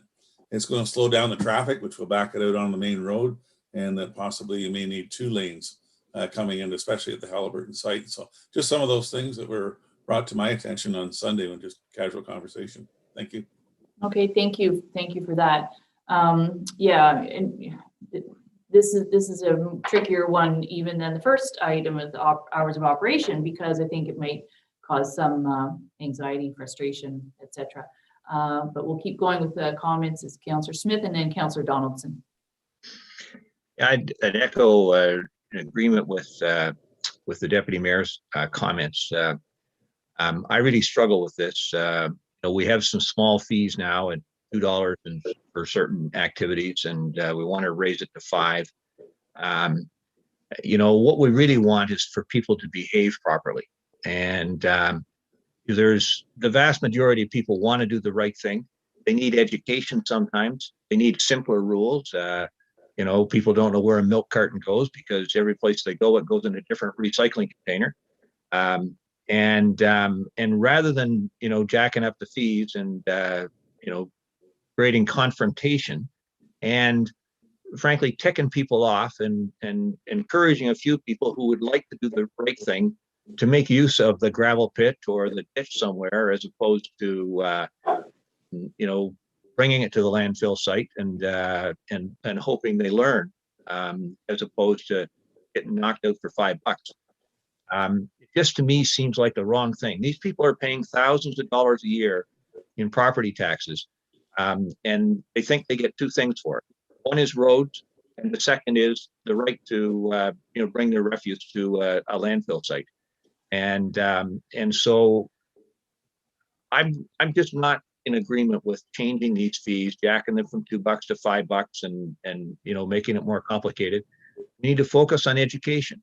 A few months ago, we were talking about tires, and we were worried about people dumping tires at the side of the road, as opposed to if we didn't let them bring it to a landfill site. Well, it'll be a lot more refuse on the side of the road than a few tires if we go this route, is my prediction. And therefore, previous council put some fees in place for $2 for some things. I'm not sure I agree with that either, but at least I'll leave that in place and not increase the confrontation, at the landfill sites. We're going to have fewer hours. We're going to save a few bucks from that. It's not like we're doing this. We shouldn't be doing this with the idea of, making a few bucks in fees. We should be doing it from the point of view of let's focus on education. The fact that other communities around us have gone to $5, well, great. That's their council's decision. We make our own decisions in this respect, and I'd rather stand by that. So, from my point of view, it's basically no change to fees. Thanks very much. Okay, we did talk about this, or I mentioned it at one point too. There's the old, they call it the carrot and stick, and sometimes you need a little bit of both.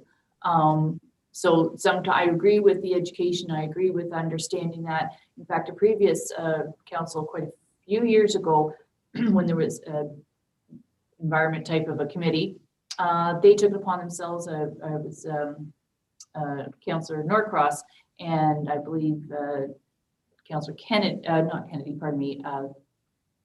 Anyway, it doesn't matter, another councillor. They actually went out and did with some staff and opened up people's bags and talked to them about, like, it wasn't to, I'm going to get you. It was, they did a little audit. Let's go through your garbage and see if you're doing it right. And they did it on several occasions, and it was a real eye opener. And people they weren't trying to say you're doing, like, there was no charge. It was just, we're going to go through your garbage and we're going to inspect and we're going to educate. And that was done at the Haliburton landfill. So, education is huge, absolutely. But sometimes the only way that people will comply is with paying some of these smaller fees. I think Councillor Donaldson was next, and then I think Councillor Clark. Yeah, I know at Harcourt Landfill, they are not going to be happy at all. And they're still burning with not having the burn pile there severely. And I know that education should be first, but the people think that they're doing the right thing by bringing their bags of pine needles and leaves there, because it's better to burn it at the dump than to burn it in their yard and tick their neighbors off then because of the smoke going which way.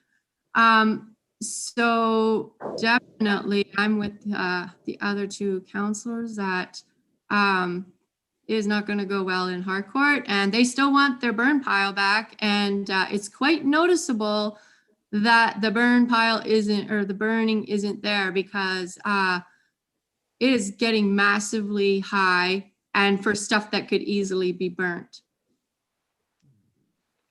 Councillor Clark. Yeah, a couple of things. One is what Deputy Mayor Kennedy was saying with for clear bags, but as you're saying, what's in the clear bags is the kitchen bags, but they keep it all together. The idea of the landfill tenants having to go through the bags and pick out what's recyclable and not recyclable, I think is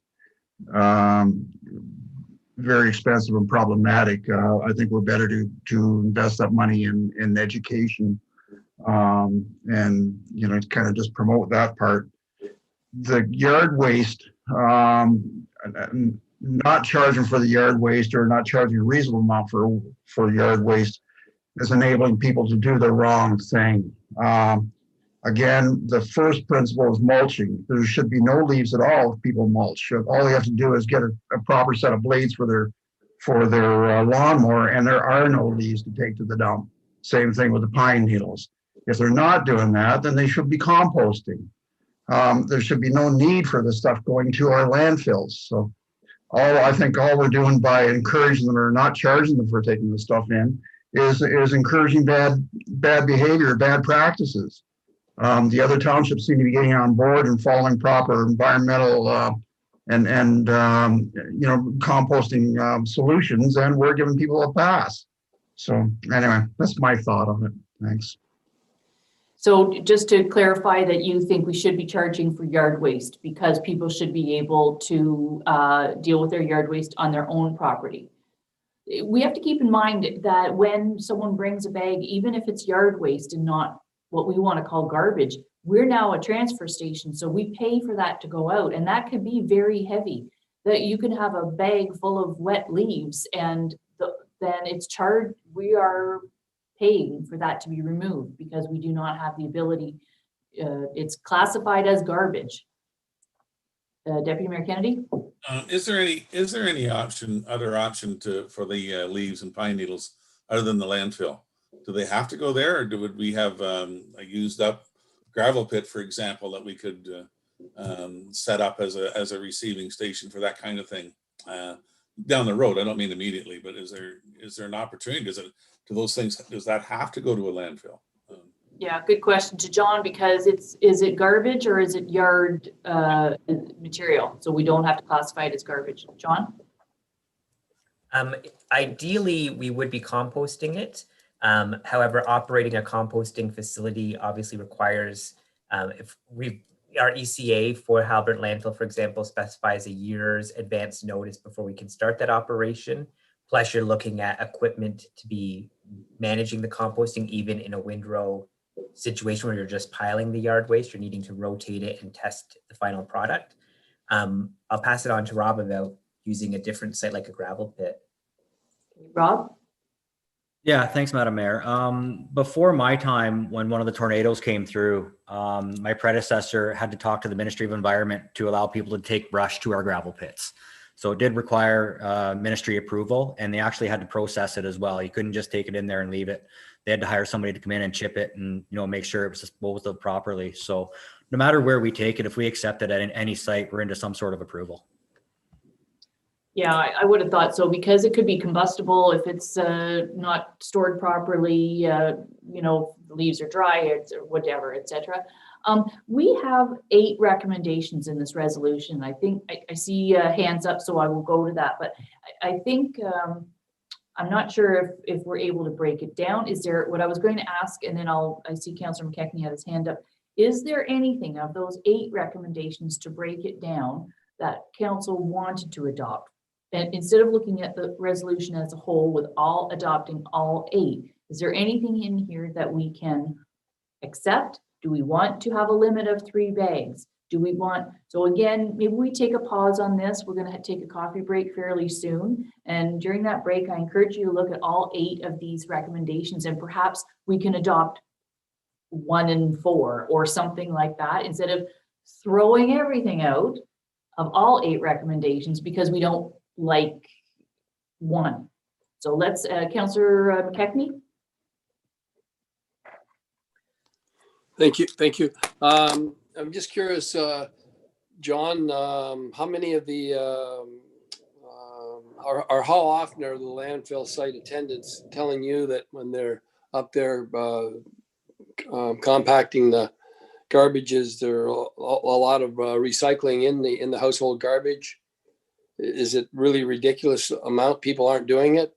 And the other one is how often do we get people coming in with more than 3 bags of household garbage? And also how much, like how many bags of leaves and pine needles are accumulated over the course of a year? I was just curious how many there might be. Yeah, so in terms of recycling within the garbage, we tend to be overall system-wide at about 20% contamination rate. So recycling that's the other way, garbage and recycling. So that's why we have the clear bags. We're really trying to get recycling out of the garbage. I couldn't give an exact numbers how much recycling we're finding within garbage bags. That would be up to a waste audit to really get accurate numbers on that.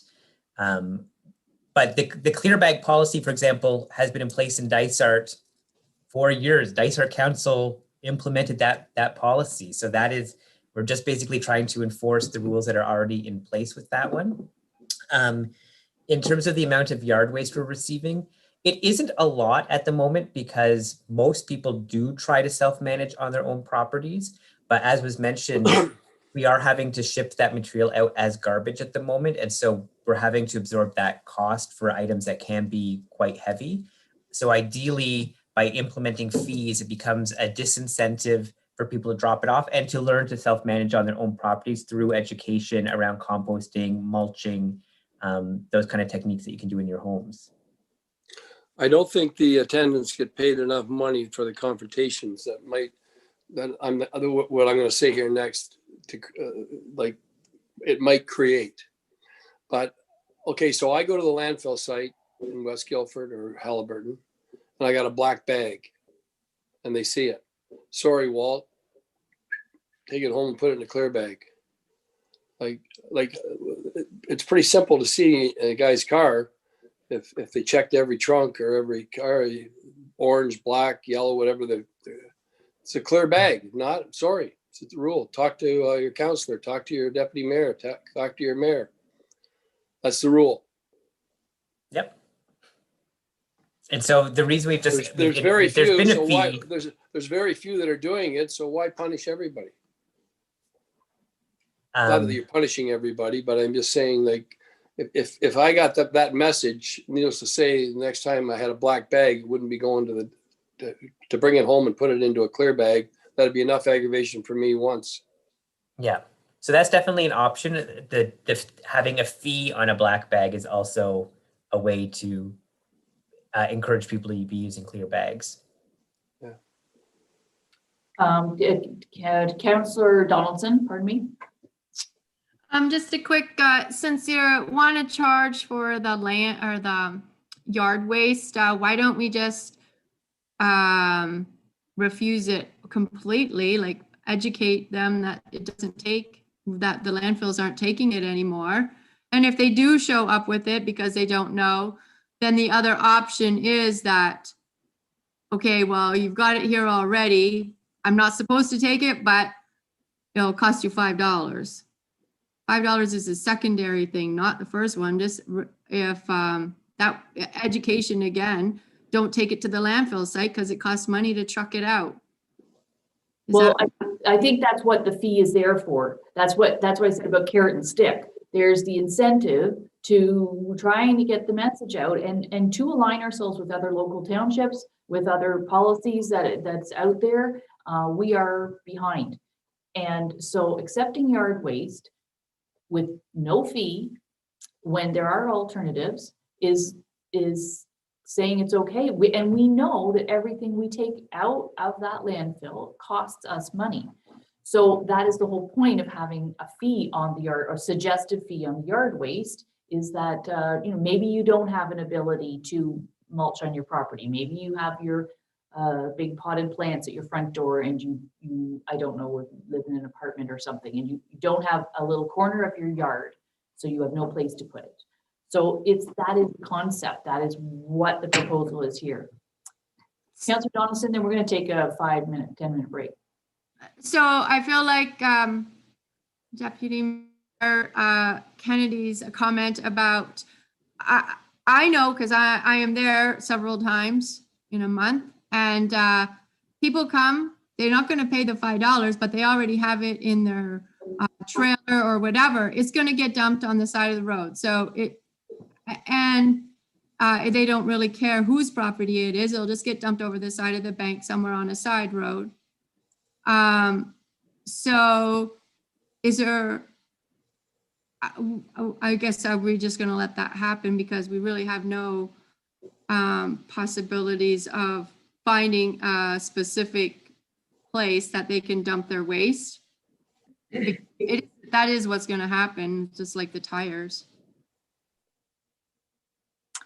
Well, we don't know what's going to happen for sure. What we're trying to do is change people's behavior and garbage and managing our waste, everything, whether it be our grass cuttings or pine needles to our recycling costs money, our garbage costs money. And we are not managing it as well as we could. That's why it was a highlight of our service delivery review to make some of these changes. And so, as I said, I think probably it would be a good time to take a break unless there's any specific comments on this. What I'm going to do is when we come back from break, we're going to come back to this item. And I'm going to ask you in your break if you can look at if there's any items of the 1 through 8 that we can agree with, that we can adopt those items. And if not, then we're going to defer this for further conversation because we do have other things to discuss, and maybe we're not going to, maybe we all need to take a pause on it. So that's my suggestion is a 10-minute break. Actually, we'll take 15. We'll take it right to 11 o'clock because I want you to read this resolution and see if there's anything in there that we can bring forward. And if not, we'll just defer because we seem a little bit all over the board. So 15-minute break to 11 o'clock. You can just turn, you're all muted already anyway, and just turn your screens off and be back on screen just before 11 o'clock. Thank you.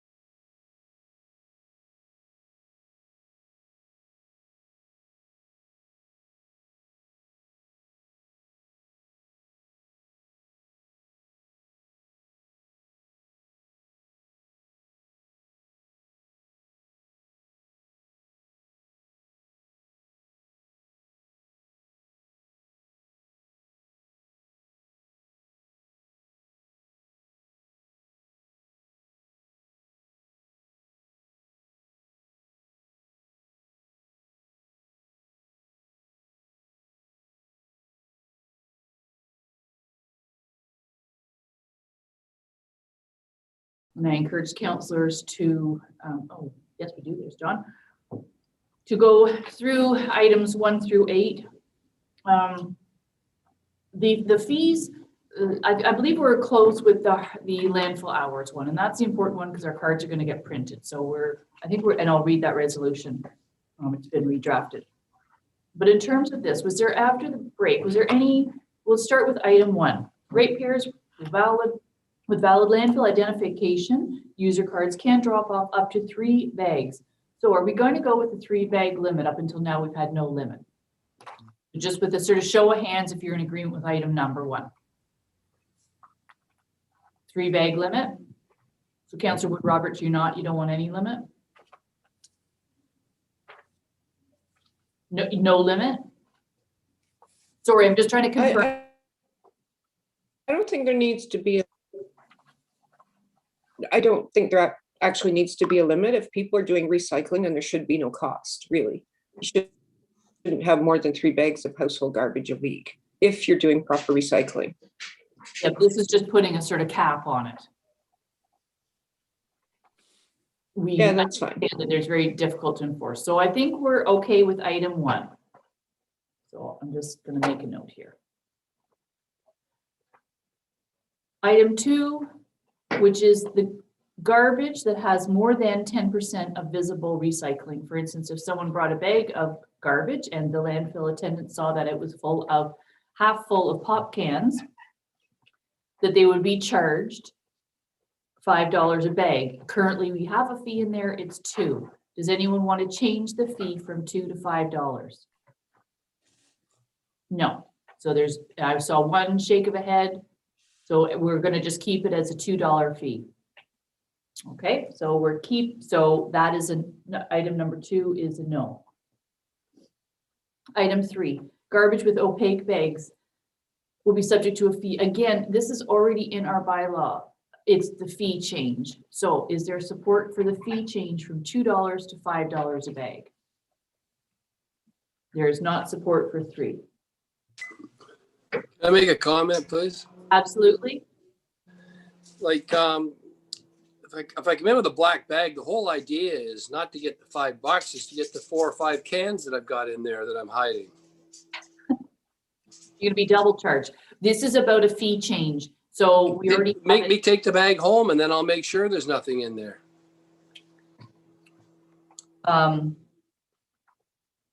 We're trying to educate the people, and some people have old bags, and so that bag is still just going to end up in a bag. So I think the point is that we request garbage be in clear bags. If it's not in a clear bag, you will be charged. So item on the table is only, do we go from $2 to $5? If there's any support to go up to $5, which I saw a lot of saying no, so we just move on. Number 4, the cost to dispose of 1 cubic yard of unbagged garbage, that's loose garbage, will be $20 per cubic yard. It's currently $15. So we have all of this in place. These are fee changes. Is there any support for the fee changes in item 4? Councillor Smith is shaking his head. Is there anybody, there's any support? If there is support, put up your hand.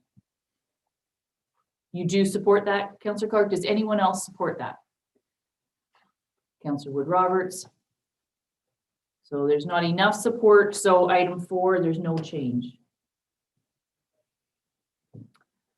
Item 5, no Dysart landfill can accept 5 cubic yards or more of garbage from industrial, commercial, or institutional generators. Yeah, support? Yes, good. 5, is there support? I see support. So item 5 is a yes. I'm making note because that's how I'll read the resolution and cross out the ones that are not in there. Number 6, no compacted garbage is accepted at Dysart. Support for that, I see supports, nod yes. Item 6 is a yes.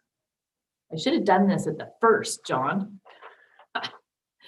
Number 7 is a one-time landfill pass costing $5, which is currently $2, to allow the user drop off and then up to their drop off up to the 3 bags. Currently, they're only allowed 1 bag. Basically, that's for the, I would say the short-term rental, cottage rentals, that type of situation. So this is a fee change to $5. And this is a non-resident person. It's a one-time landfill card, but it goes them up to the 3 bag. Is there support for number 7? No, yes, yes. I see more yeses, so item 7 is a yes. Item 8 is the all one about our yard waste. And this is a new fee charge. And so is there support overall to introduce disposal fees to incentivize self-management of yard waste? Councillor Smith? Ask a question on that one. Yes.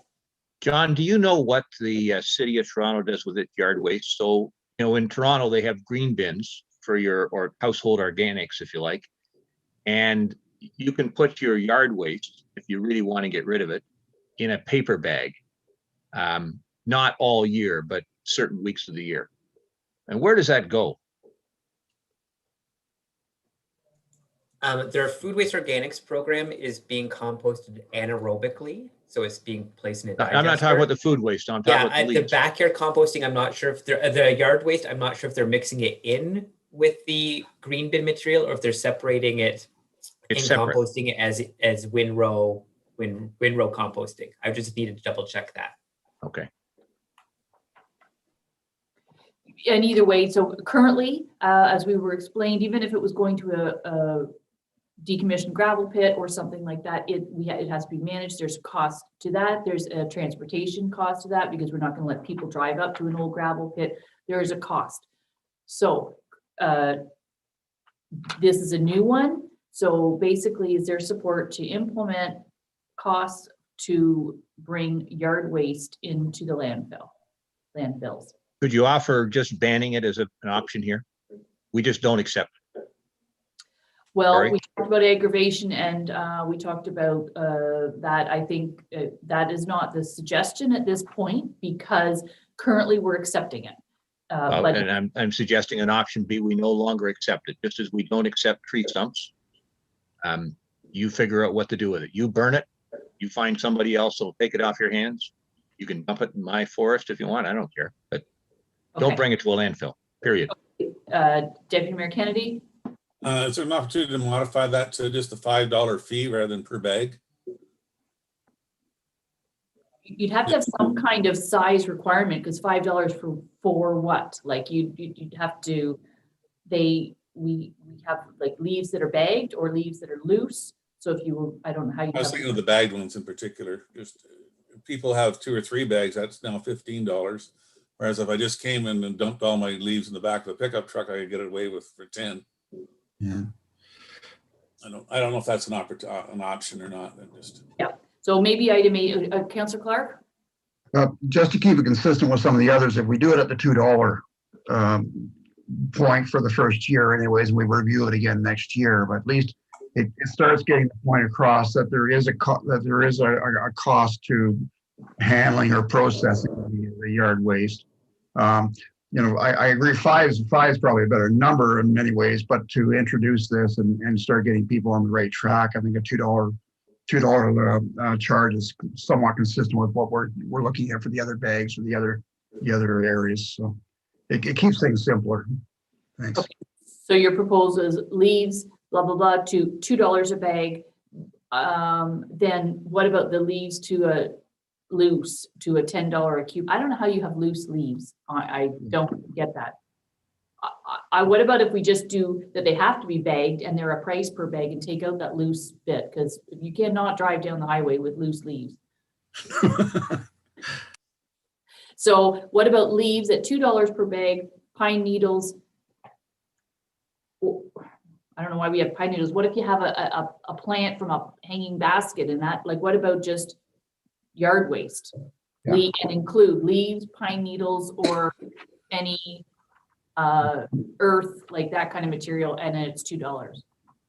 And Councillor Donaldson? I see lots going by that would be loose going into the dump because they tarp it or they have other garbage on top of that they're going to the dump with. So I see quite a few that would be considered loose by the time it got to the dump. So, and the people that I see with that are older. There's no way they would get their leaves into a bag. I know that we're trying to eliminate the whole thing. And I feel like if something was handed out at the dumps right now in the spring saying that you're not going to bring your yard waste here, that gives them a few months to figure out what they're going to do with it and who else's property they're going to dump it on, but they're not going to bring it to the landfill site. But at least give them a heads up come in spring, like when when the get made. This education part that's crucial here. So is this one that we can defer item 8 and ask for a separate recommendation to come forward? Because our fee structure, I'm not sure through Mallory if this can, because this is a recommendation that goes to council on the 23rd, and we're sort of bantying around some other ideas on this one. Is it possible for John to include them also on the 23rd, and we can leave that out or put that in? I know that these changes have to take effect through our waste bylaw, and John plans to bring a draft of that bylaw to the April Committee of the Whole. So there is time in between to kind of look into it. Right now, so for example, he could bring another proposal to the April meeting. We could take it the yard, but there seems to be some support for banning it entirely. So I'd be interested to know how many councillors want that first before we move on from it. And then the other suggestion on the table was leaves in a bag, $2, and then loose we'd have to decide, or sorry, not leaves, yard waste bagged, $2, and then loose we'd have to decide what it would be per cubic yard. And obviously tree stumps won't be accepted. So there's two things that we seem to be going over. I'd be interested, there is some time on this though. This is to change the waste bylaw. So it's not going to go on the cards unless I'm imagining that, but this item has a bit more time. So I think perhaps then, as I read the resolution in the item 8, and that we receive further information on disposal fees for yard waste. Is that okay? And we've agreed to all the other ones. So I will just put in item 8, I'll just reword that at the bottom and just put and that staff bring back further information. Okay. I'm ready to read a resolution. I've got check marks beside the items I'm going to read. So what I would think I will do in this case, I should read the resolution and then I will ask to see if there's anyone who wants to move it and second it. There's a lot of reading here. Be it resolved that the Committee of the Whole recommend Council approve the following changes to household garbage to commence May 1st, 2021. Ratepayers with valid landfill identification user cards can drop off up to 3 bags of garbage in clear bags per week at no cost. Item 5, no Dysart landfill can accept 5 cubic yards or more of garbage from industrial, commercial, or institutional generators. Number 6, no compacted garbage is accepted at Dysart landfills. Number 7, one-time landfill passes cost $5 each and allow the user to drop off up to 3 bags of garbage in clear bags and unlimited recycling. And further, that staff bring back a recommendation on the proposed fees for, what would I say there? And that staff bring back more Further information on yard waste management. Okay, so we're going to put that in there. So you'll take that in the resolution. So that's, it's what it's doing is putting it in the resolution as opposed to the other ones were completely left out, so that John knows he's got still some work to do. And I've read the rest of the resolution. So now I'll look for a mover and a seconder on that one. Moved by Councillor Clark, seconded by Councillor Wood Roberts. And all those in favor? And then that's carries. Okay. So I will go back to the hours of operation, which we have a newly drafted resolution. And just let me, and that's to do with the hours of operation on item E. So for the sake of the Municipal Act, I have to read the whole thing. I suppose so. I'm trying to get out of it. But so again, I'm going to read this one because we did make some changes. Then I'll ask for the mover and the seconder, and bear with me. Be it resolved that the Committee of the Whole recommend Council approve the following changes to landfill hours of operation to commence May 1st, 2021. Number 1, during summer operating hours, May 1st to September 30th, Harcourt Landfill will now be open Tuesdays and Fridays, 9 a.m. to 1 p.m. instead of 8 a.m. to 12 noon. Number 2, during summer operating hours, I won't repeat those. Summary operating hours. Harcourt Landfill will now be open Sundays from 10 a.m. to 6 p.m. Number 3, during summer operating hours, Harcourt Landfill will now be open holiday Mondays from 10 a.m. to 6 p.m. Number 4, during winter operating hours, which is October 1st to April 30th, Harcourt Landfill will now be open Tuesdays, 9 a.m. to 2 p.m.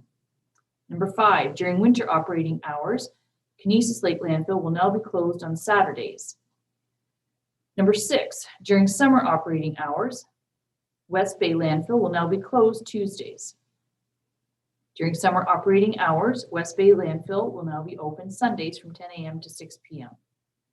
During summer operating hours, West Bay Landfill will now be open holiday Mondays from 12 noon to 6 p.m. Any site open on Christmas Eve and New Year's Eve will close at 12:30 p.m. Number 10, Harcourt Landfill will now be closed on Thursdays during winter hours. Number 11, West Guildford Landfill will now be open an additional 2 hours, 10 a.m. to 8 p.m. on Sunday nights during summer hours. And finally, and that the Committee of the Whole recommends to Council that staff be directed to review the hours of operation in January of 2022. I've read the resolution. Is there a mover and a seconder? Councillor Clark, Councillor Smith. Can I ask a question before we vote on that? Sure can. Maybe make a suggestion. The West Guildford Sunday night during the summer, it's also open on the holiday Mondays. And so if it's possible to accommodate this on the card on those holiday weekends, instead of staying open till 8 o'clock on Sunday night, it should be the Monday night. Because, nobody's going to be rushing in on a Sunday night on a holiday weekend. That's, they'll have to figure that out. Unless there's support to make that change, like I say, the hours are going to be printed on the card and they'll just have to maybe get to the landfill Monday morning. It's a holiday. I've read the resolution. Well, I understand the resolution, but the resolution says they will stay open Sunday nights during the summer until 8 o'clock. That's My correct. point is, on a holiday weekend, there's no reason to stay open till 8 o'clock Sunday night. You might as well close at 6 o'clock. Hell, you can close at 5 o'clock if you wanted. Because it's Monday, they're going to come to the landfill.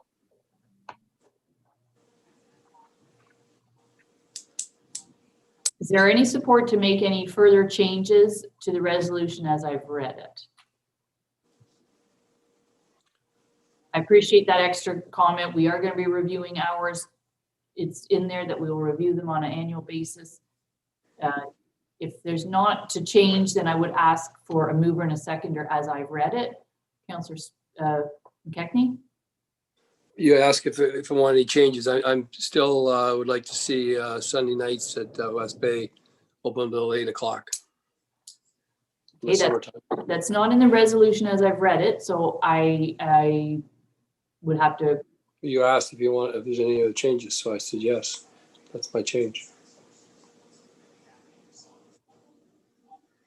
I've read a resolution, it's on the table. If there's support for any other changes, if not, I'll look for a mover and a seconder to read the resolution as read. Deputy Mayor Kennedy, you're moving? And is there a seconder for that? Councillor Clark? Okay. So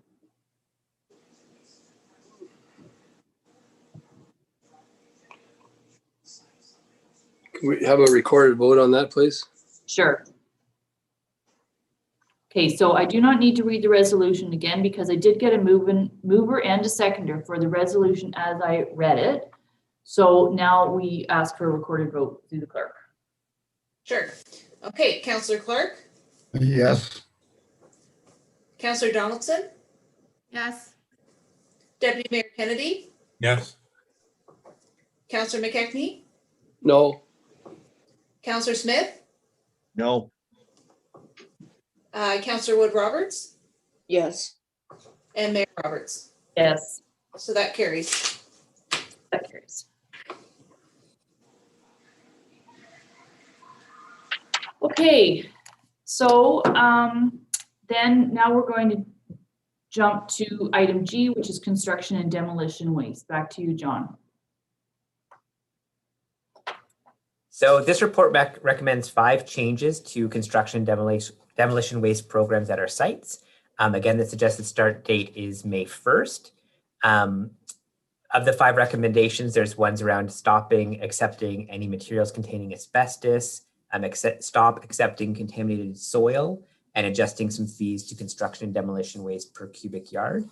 And doing so will help enhance our waste diversion and provide operational efficiencies at our sites.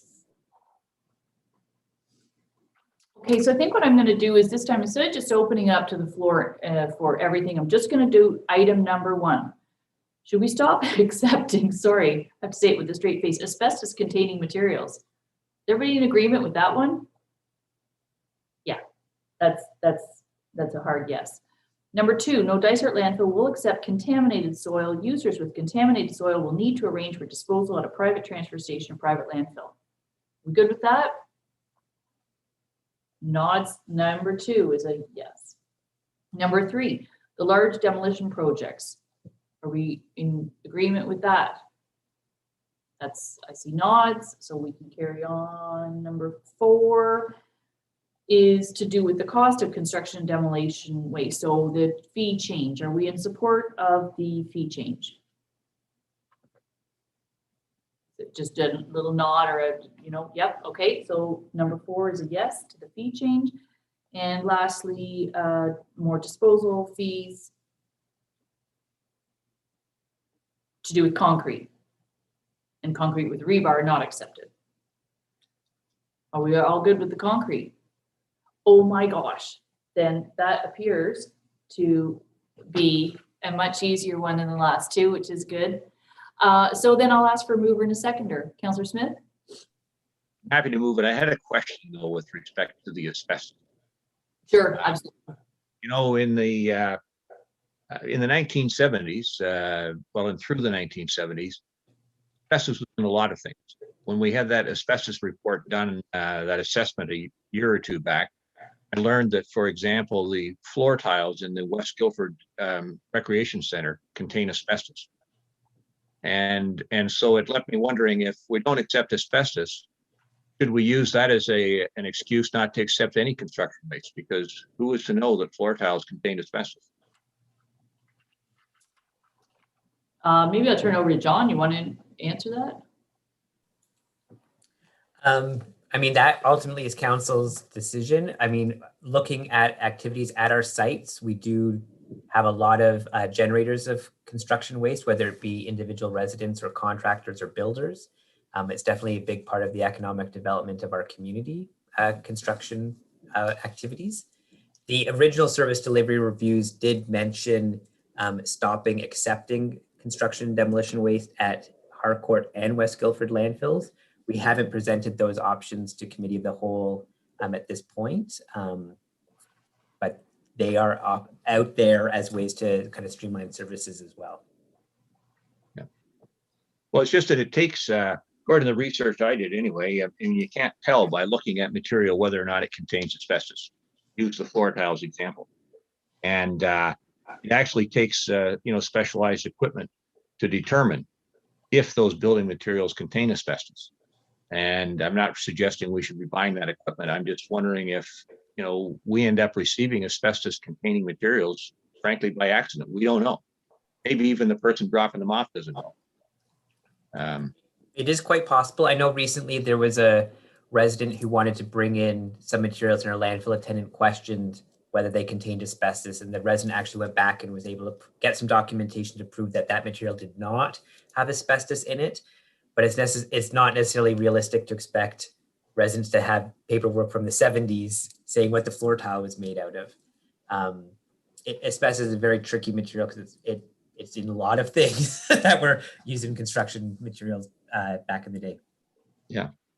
So Councillor Smith, just to be clear, you were saying that we shouldn't accept any, like not even from the homeowner who decides to do a minor renovation in their house or that type of thing? Well, and that's where your question is, where do you draw the line? I don't know. I just, when I read that, I thought, okay, I wonder how you know, because I was always struck frankly, when we had that assessment done. And they came back and said, oh, the floor tiles in the West Guildford Recreation Center contain asbestos. Well, who would have known? And I was looking this up and it said, holy smokes, frankly, most building materials manufactured through the 1970s contained asbestos. Bizarre. I think for the purpose of this resolution that we have, and it does say no Dysart landfill will accept the material. And I think it's wonderful that our landfill attendants had the whatever gumption or even question something. I think that's great. And I think that's the way we have to go. We have to be able, it's part of the economic development. People are making their homes nicer, doing renovations. A lot of the homes in our area were built in the 40s, 50s, 60s, 70s, and people are putting in a new kitchen, and where does that old kitchen go? So to the best of our knowledge, we do not accept asbestos materials, and the landfill attendants have the right to ask that question. And if they have the right to refuse a partial load as well, if they have any concerns. So I did get 5 yeses for this. So I think I will ask then if there's a mover and a seconder. So Councillor Smith and Councillor Clark.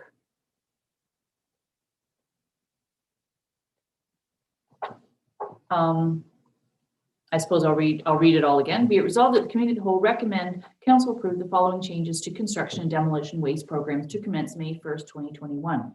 No Dysart landfill will accept asbestos containing materials. Users with asbestos containing materials will need to arrange for disposal at a private transfer station or private landfill. Number 2, no Dysart landfill will accept contaminated soil. Users with contaminated soil will need to arrange for disposal at a private transfer station or private landfill. Number 3, no Dysart landfill will accept large demolition projects such as complete house or cottage teardowns requiring a demolition permit. Users with large demolition projects will need to arrange for disposal at a private transfer station or private landfill.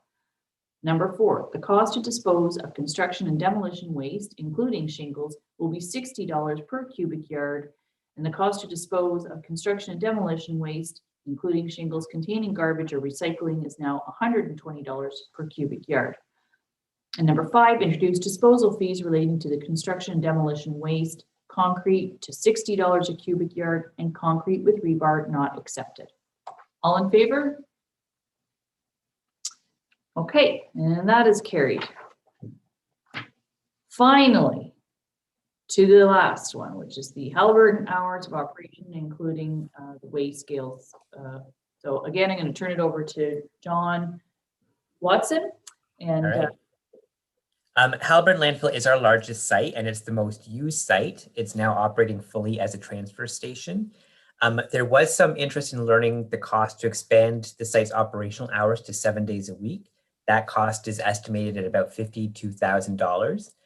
It should be noted that no service delivery review recommended this course of action. So this is just coming for informational purposes and for kind of give us a direction if that's what council is looking to do.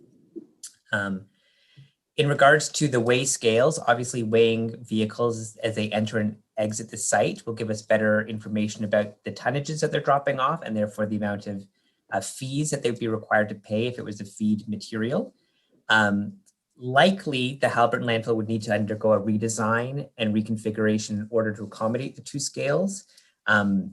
So it isn't advisable to just install scales now and knowing that we may have to redesign the site in a year's time. So we're recommending that discussion about the waste management weigh scales be deferred until the 2022 budget deliberations, because it's probably part of a larger design project. okay, so the first, let's talk about increasing hours of operation. Now we sort of know where that came from. Just put it out there on the table that when we start to see car counts of 500 a day, that is a huge, and more even in some summer days. But nonetheless, we are trying to reduce some costs. So I don't know if there's support. But Councillor Clark, I'll turn to you first because you had your hand up way back when, and then Councillor Smith on hours of operation for the Haliburton landfill. Yeah, I think it does make sense over the summer months and exactly for what the reason you're saying, the number of vehicles going in there on a daily basis. is problematic. So if we can add the extra couple of days on over the summer months, it may reduce, the daily volume, because we're hitting 600 cars a day, which is, twice all the other sites combined. So there is need for that. I don't see it warranted in the winter months because it's only about a quarter of the volume. But to try it for this summer, see what the numbers are like, if the staff supports, and I don't know, John, if that, if we're talking about just June, July, August, if that reduces the 52,000 to 20,000 or something, you may have the info on that. Thanks. John Watson, did you want to answer before Councillor Smith? Yeah, so the 52,000 was based on a full calendar year, so I would just need to do my math to figure out based on the summer months. And for summer months, are you looking at our usual summer months, which is May to September, or just like the true June, July, August? I'm not sure. Let's wait before you do any math. Let's see if there's any support for that. And I want to just, so Councillor Clark's put something on the table. Let's hear from Councillor Smith and we'll keep going around. Thank you. Look, I've always operated in the premise that there are no bad questions. And I interpreted this report as a question. But me, the answer was very clear. No, we don't want to open the Haliburton landfill site 7 days per week, any time of the year, frankly. 5 days a week is good enough. We're trying to encourage people to bring less stuff to the dump. If there's a bit of a lineup, well, maybe they'll come a little less often. They'll figure out the theory that when you buy something, make sure it's going to last, because you're going to have to get rid of it. Don't. And so I didn't interpret this as a recommendation. You were raising a question, John. Thank you for asking the question. Very good question. The answer is no. 5 days a week for Haliburton is fine. Thank you. Okay, Deputy Mayor Kennedy, go ahead. Is there any appetite for earmarking one or 2 days then for commercial? That's starting to become a choke point, I believe, at the landfill in Haliburton, is accepting commercial refuse 5 days, like as part of the general, just general traffic flow. Is there any options or any ideas on how we might help alleviate some of that choke point? Go ahead, John. Well, if we opened even the site just for an additional day or 2 days just for commercial, it's still going to require the staff to be there. So we'd still be looking at additional costs for additional days open. Even if we tell people when they come, well, you're residential, you can actually come in, but the truck behind you, which is commercial, can. Rob, do you have any? Rob, go ahead. Yeah, and it goes back to some comments that some councillors and myself have received, and not so much 2020, but 2019 is with the hours of Haliburton, they're closed Mondays and Wednesdays. Well, we typically have markets on Tuesdays. So the downtown is plugged on one of the days that Haliburton is open. It's closed either side of that. And so, it's great to have the people in town, but you're trying to get contractors to make it to Haliburton landfill. So the hours, I think, really need to be discussed. I don't know what the answer is right now. I truly don't. But for those summer months when we have the markets, I know we catch a lot of flack and there's a lot of frustration for people trying to make it to the landfill if they happen to be on the wrong side of town. There's only one way to that landfill. And if it's a market day, there's people all over the place and it takes them forever. So, if they're fortunate enough to be on the west side of town, it's not such a big deal. But for everybody on this side, it's certainly an issue. I don't think it's going to go away anytime soon. And I don't think we'll solve it today, but I think this is a part of a much bigger conversation. Okay, thank you. I tend to sort of agree with Councillor Smith in that, 5 days a week for a landfill is amazing, to be able to have access to that landfill 5 days.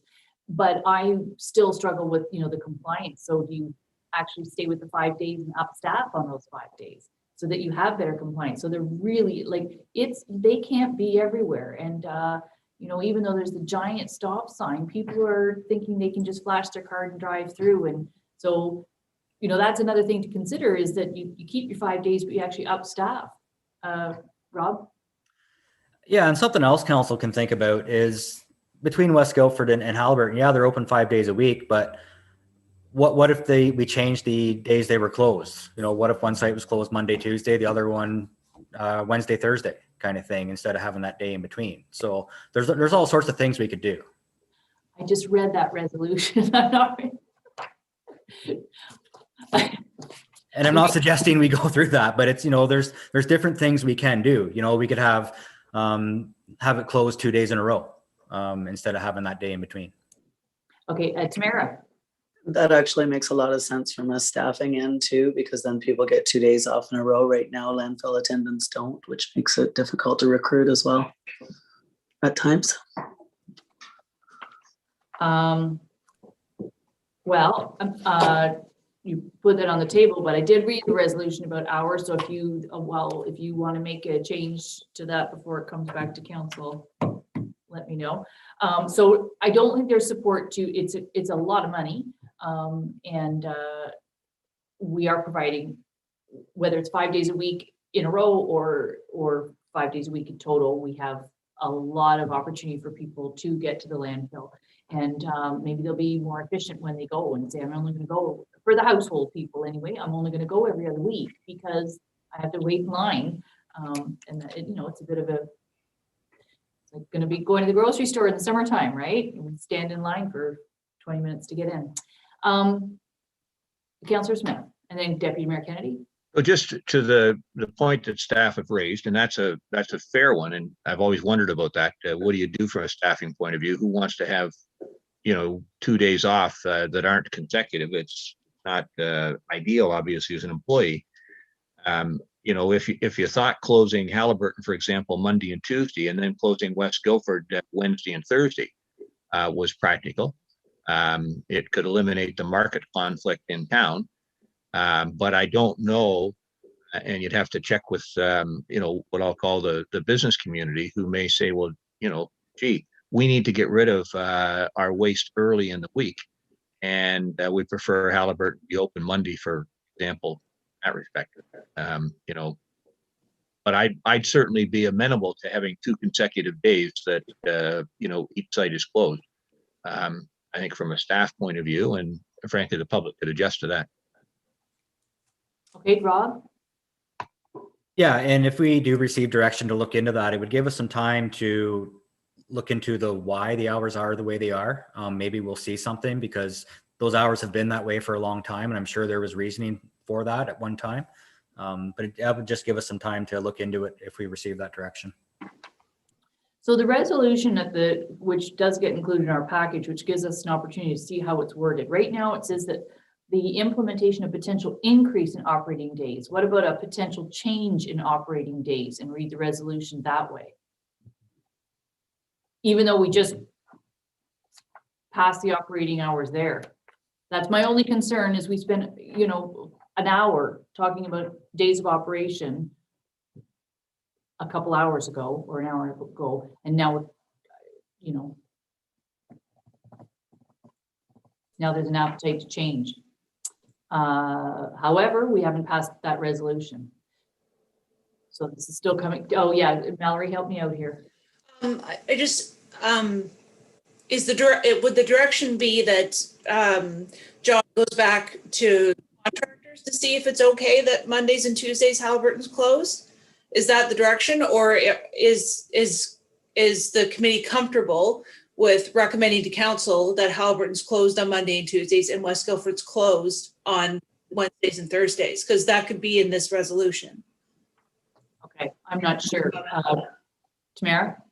I'm thinking Rob wants a little bit of time to review to make sure he's got those recommendations solid. I think he's probably thinking there's some, like he said, maybe some reasons why they're open like they are, and we should probably examine those to make sure. Well, but we could probably do that in the next 2 weeks, I'm guessing, Rob, no? Yeah, I think so. And, you know, it just, touch base with the home builders too, see what they got to say. They're the major users of it through the summer, so.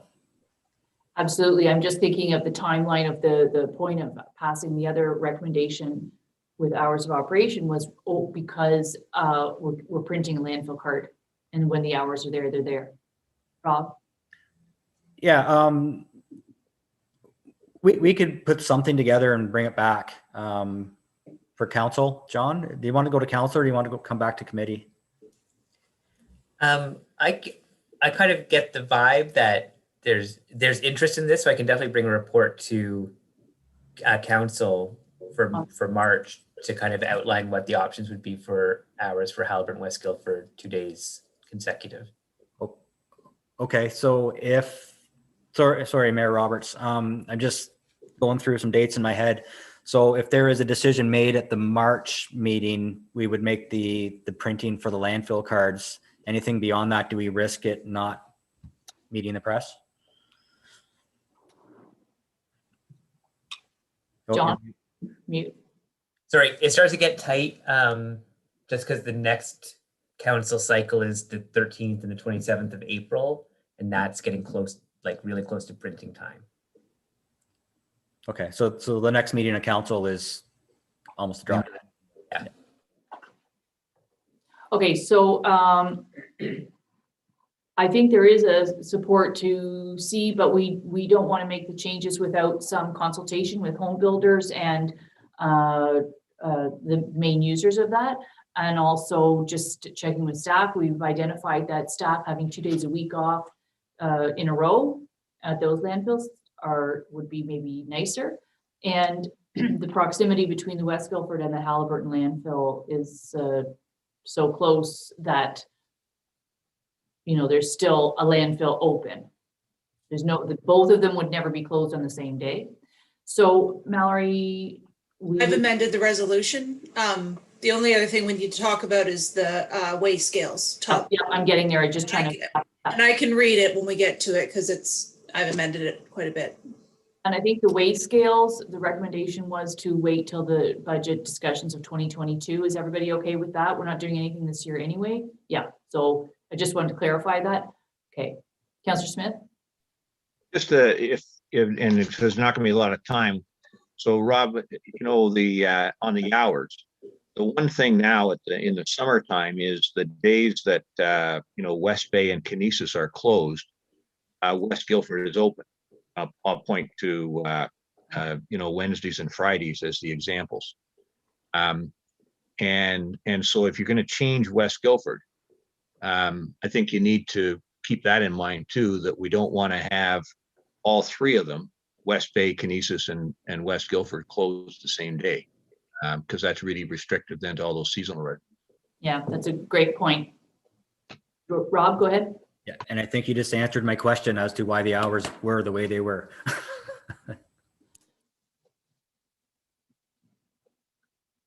But we're still going to have it. Mallory, you still reworded the resolution. We'll still look at it. So can you read the resolution? Can you read this Sure. one? I'll look for a second.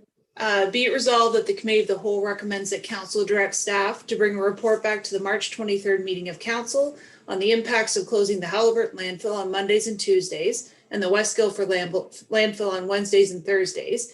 And further, that discussion about implementing waste management weigh scales be deferred until the 2022 budget deliberations. Okay, is there a mover seconder for that? Councillor Clark and Councillor Smith, I think. And all those in favor? Okay, so that passes and I'll get the rewording from you after. Oh my gosh, are we finished that section? I believe we are. Well, great job, John and Rob. And, you know, it's landfills. Messy situations, messy decisions.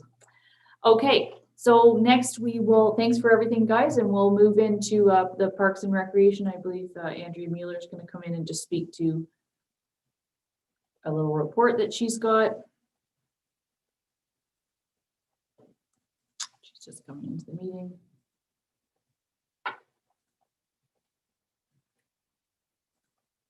March break is not March break.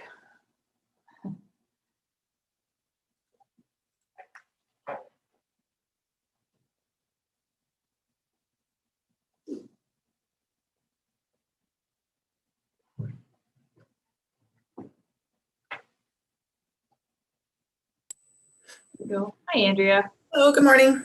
Morning. So, all right, I have just a brief report. Traditionally, we offer March break programming on a few days throughout the March break at the museum. That didn't happen last year, and this year it's obviously not going to happen either. They've moved the March break to April. So staff, we've discussed about having an April activity kit available that families can pick up at the museum. Kate's going to put together some activities to put in it. John Watson is also going to put some activities in as far as like environment and landfills are concerned. And then Alyssa and I are going to put together some items as well and have for the one item, the how to make your own kite, a YouTube, or not a YouTube, but a video so people can follow along the instructions at their own pace and watch how the kits are put together. Some of these activities can also be made available online. So if somebody couldn't get a kit but wanted to do some of the activities, they could print off copies at their house. But we're limiting the kits to 100 just because we're adding in some seed starters for gardens for being able to grow your own salad in the summer. So that's what we thought we could do. Other municipalities have done something similar at New Year's or at Christmas time where they gave out some kits to members and their families, and it sounds like they went really well. Like just I know in Aurora and Newmarket, I think they did it in Pickering as well. So this is just something we thought we could try to do for April and see how it goes. Okay, sounds interesting. Is there an age group that you're trying to target particularly, or? The younger school age, like we're going to make it so that there's, like 5, 6 to 12, kind of in that range where they would normally be maybe at a day camp or something, because that's usually what happens over March break. A lot of kids get signed up for camp and that's not happening this year. So. And when it says kits available for pickup, how will we arrange that because of COVID? We're going to have them pre-register through Perfect Mind, just as they do for public skating. So we'll have a list and we'll have pickup times available that they can choose their pickup time. And then Kate she'll have a list of who's expected to be there and everything. And it's that way you're not getting a whole bunch of people showing up the same day at the same time. Okay, questions, comments? Councillor Smith? Well, two things, Andrea. I think it's a great idea. You didn't have the pleasure of listening in for the last 2 hours as we discussed landfill. And so hopefully you'll make a commitment to ensuring that whatever goes in these kits is recyclable as opposed to plastic garbage, for example. We're not putting any plastic in. Perfect. And another topic, not related to the April activity kits, but Councillor Smith froze. I have a feeling he might be asking about the website. I think. Yeah, you just had an internet little hiccup there, Councillor Smith. Yeah, we'll just, you can probably hear us, but you know what, Councillor Smith, turn your video off and see if that works. And you can try your question then. If you click your video off.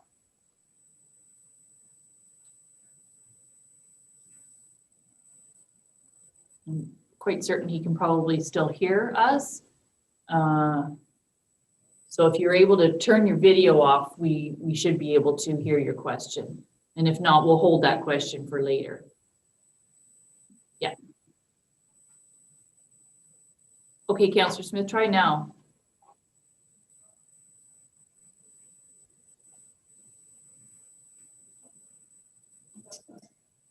Yeah. Okay. So just you're having some probably slow internet up there in Conesus Lake, but if you keep your video off and I'm just trying to see if we and just do audio, we would be able to. My internet speed seems to have died here. Yeah, so what I'm suggesting is that you turn your video off and your audio on and you still have recognized by the chair to go ahead and ask your question, but your video needs to be off to help you.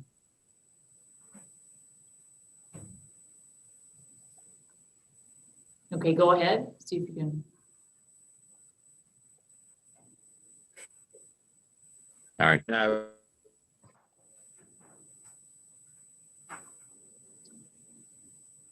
Okay, so Councillor Smith, you're still having a little Related bit. to the, and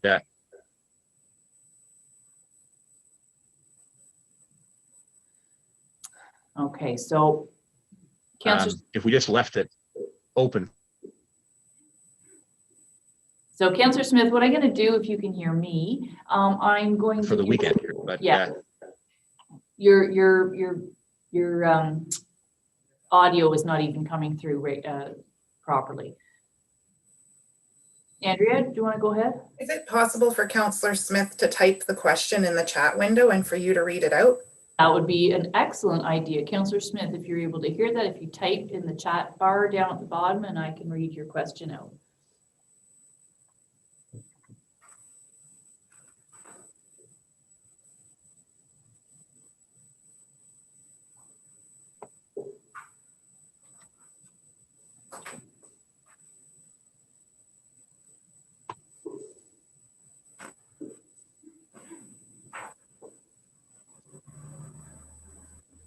So Andrew, what I'm going to ask you to do is just sort of be on standby. I don't think it changes the resolution. And when I can get Councillor Smith back on track, we can ask that question. And if you can just be listening into the meeting, we can bring you back in the meeting for the question. So I'll get a mover seconder for the committee of the whole to accept the April break activity. Councillor Clark, Councillor Wood Roberts. Be it resolved that the committee of the whole accepts the April break activity kits report as information. All in favor? Okay, we have quorum and that still carries. And so just as you, if it's, Mallory, go ahead. I was just gonna say that Andrea can just turn her camera off, because then we can pop her back in without the delay. Perfect. That would be great. Andrew, just camera off. Thank you. That was a good choice. Okay, and so next we have the museum report. So we'll need to bring in Kate if she's coming in.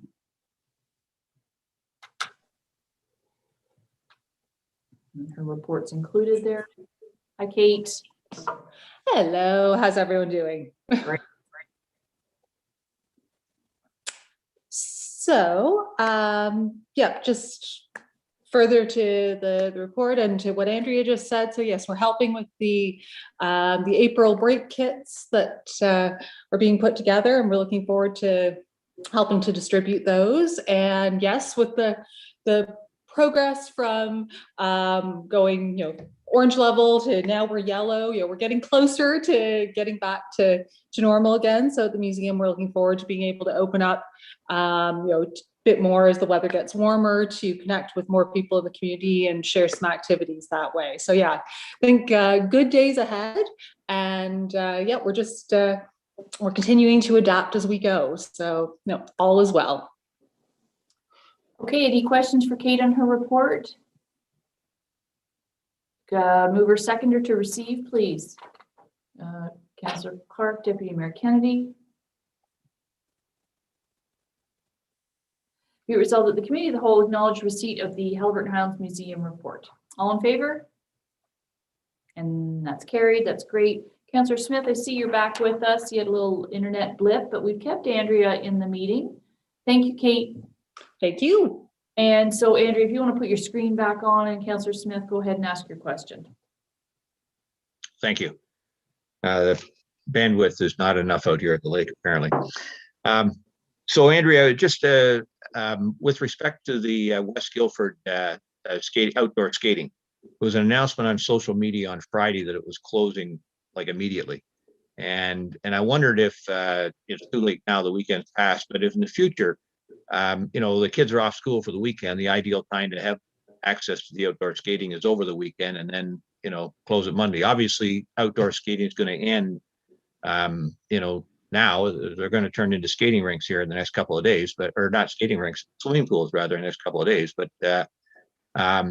it just didn't appear that we were sort of synced up with the community, because the temperatures over the weekend, they were all well below freezing.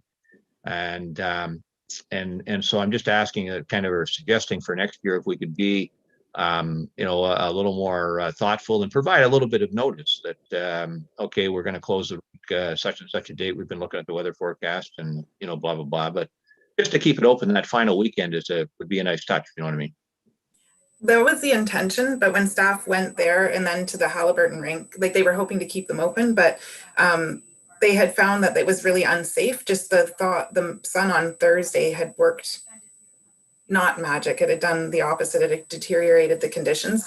They even took a video to show us, like, the Halliburton rink. They had flooded it on Thursday in preparation to be ready for the weekend, hoping to keep the rinks open right through to Sunday night or Monday morning, but the concrete was showing through. And in West Guildford too, it just was, they didn't feel it was safe to keep it open. That was the hope, but, and then too, now we're into this up and down weather. So it's just, we're at the mercy of the weather, and with the sun, it degrades the ice really quickly. So that was the reason why.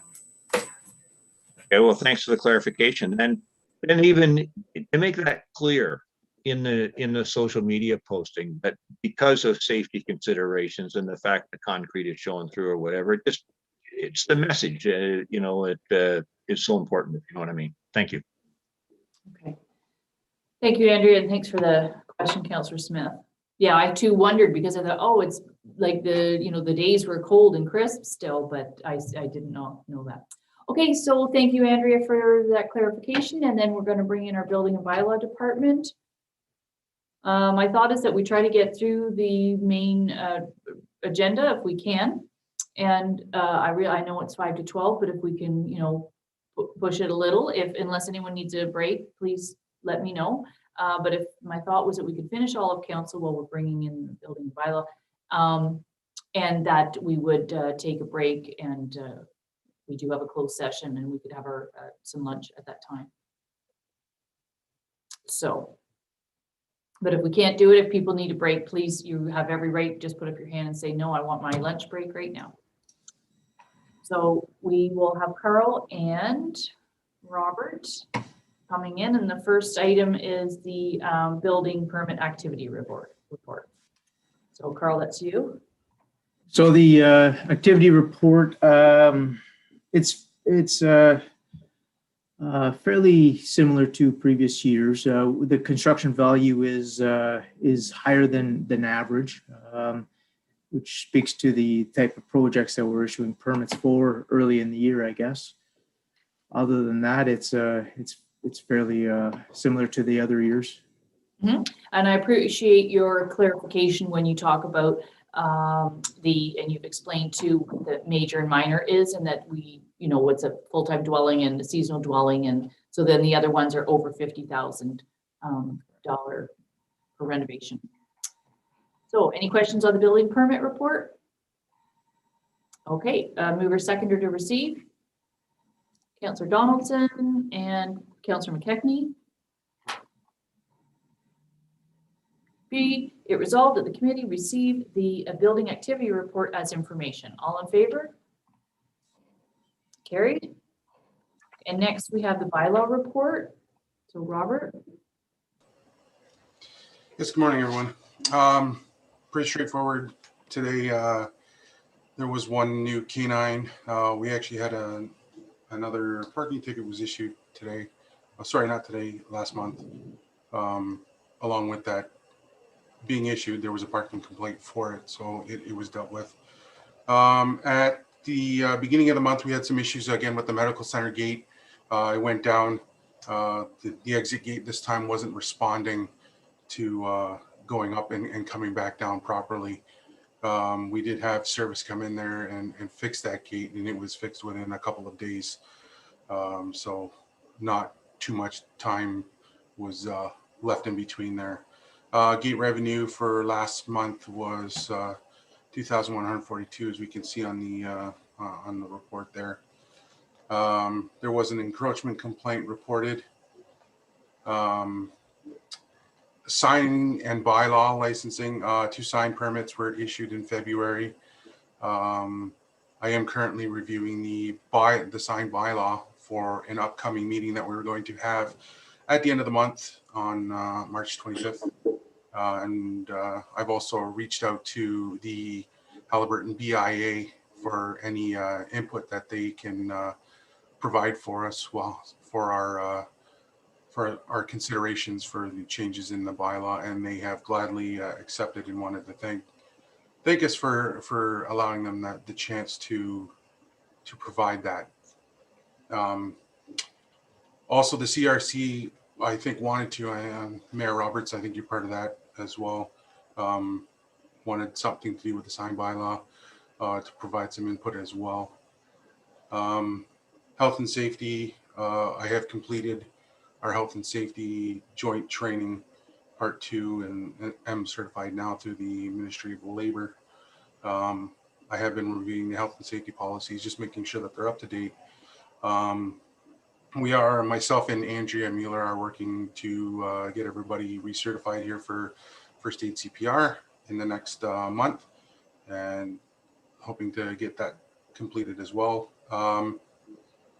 The Reopening Act of Ontario, I'm sure everybody's heard that we're now back into yellow, which is great. No new services. I haven't received calls for service for the Reopening Act in about a month or so. Province is still having us report any data, whether there's zero or not. So every Monday we are required to send off whether we received any complaints or didn't receive any complaints. Like I said, pretty straightforward. If there's any questions, I'll be happy to answer.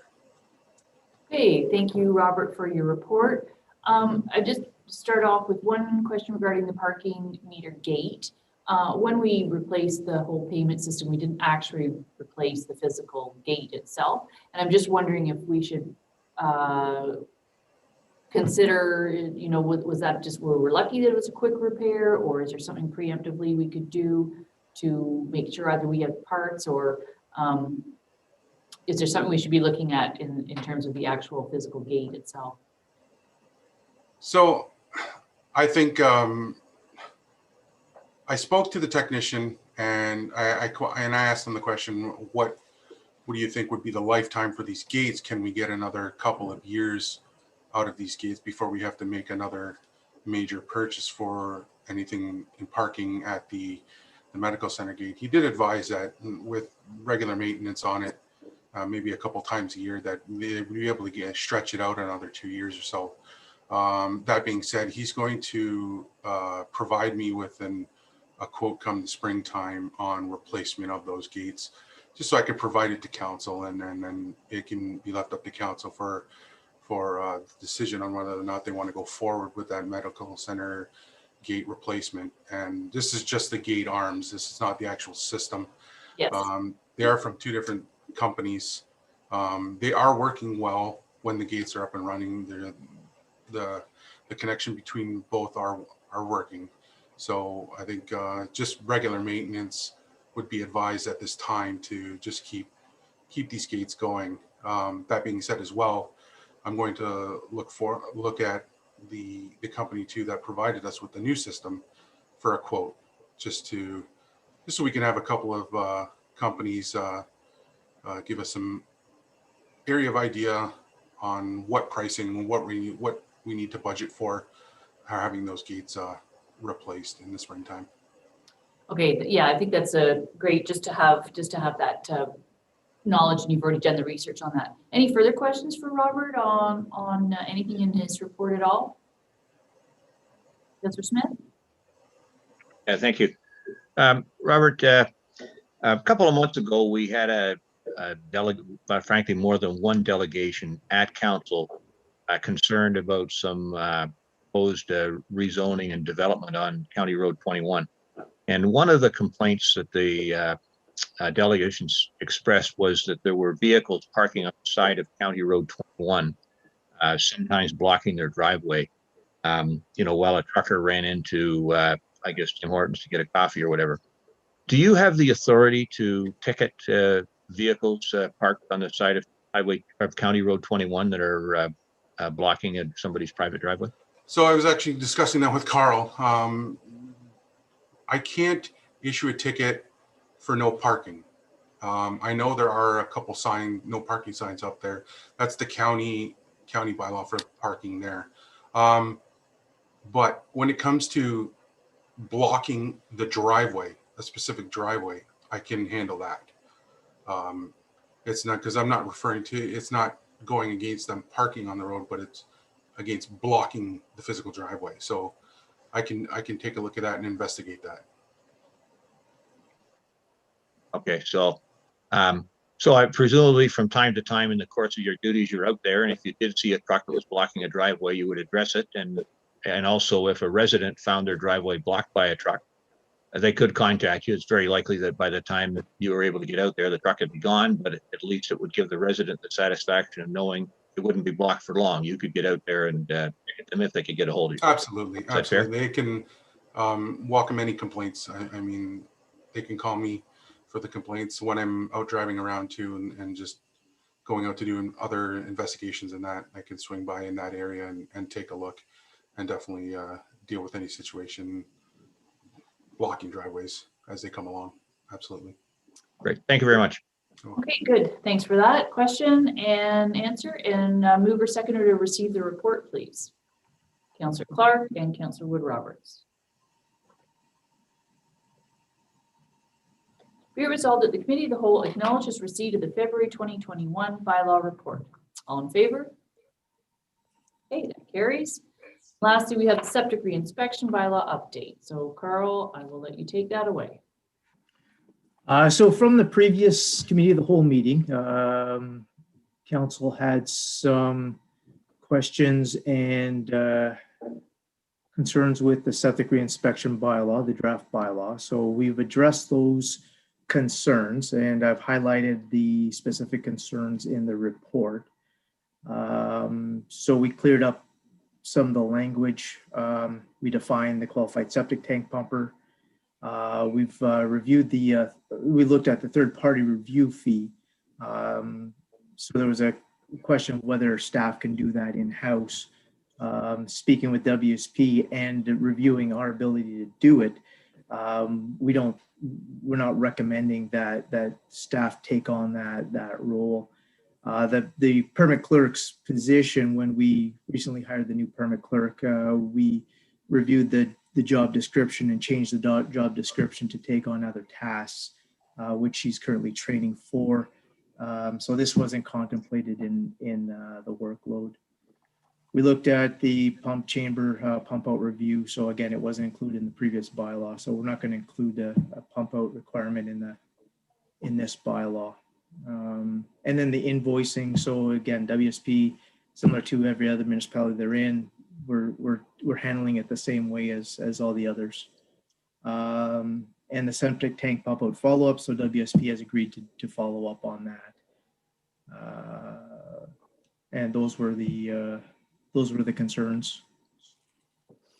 Okay, so it was a very good report because reminded us of all of the earlier conversation, and you clearly addressed each item.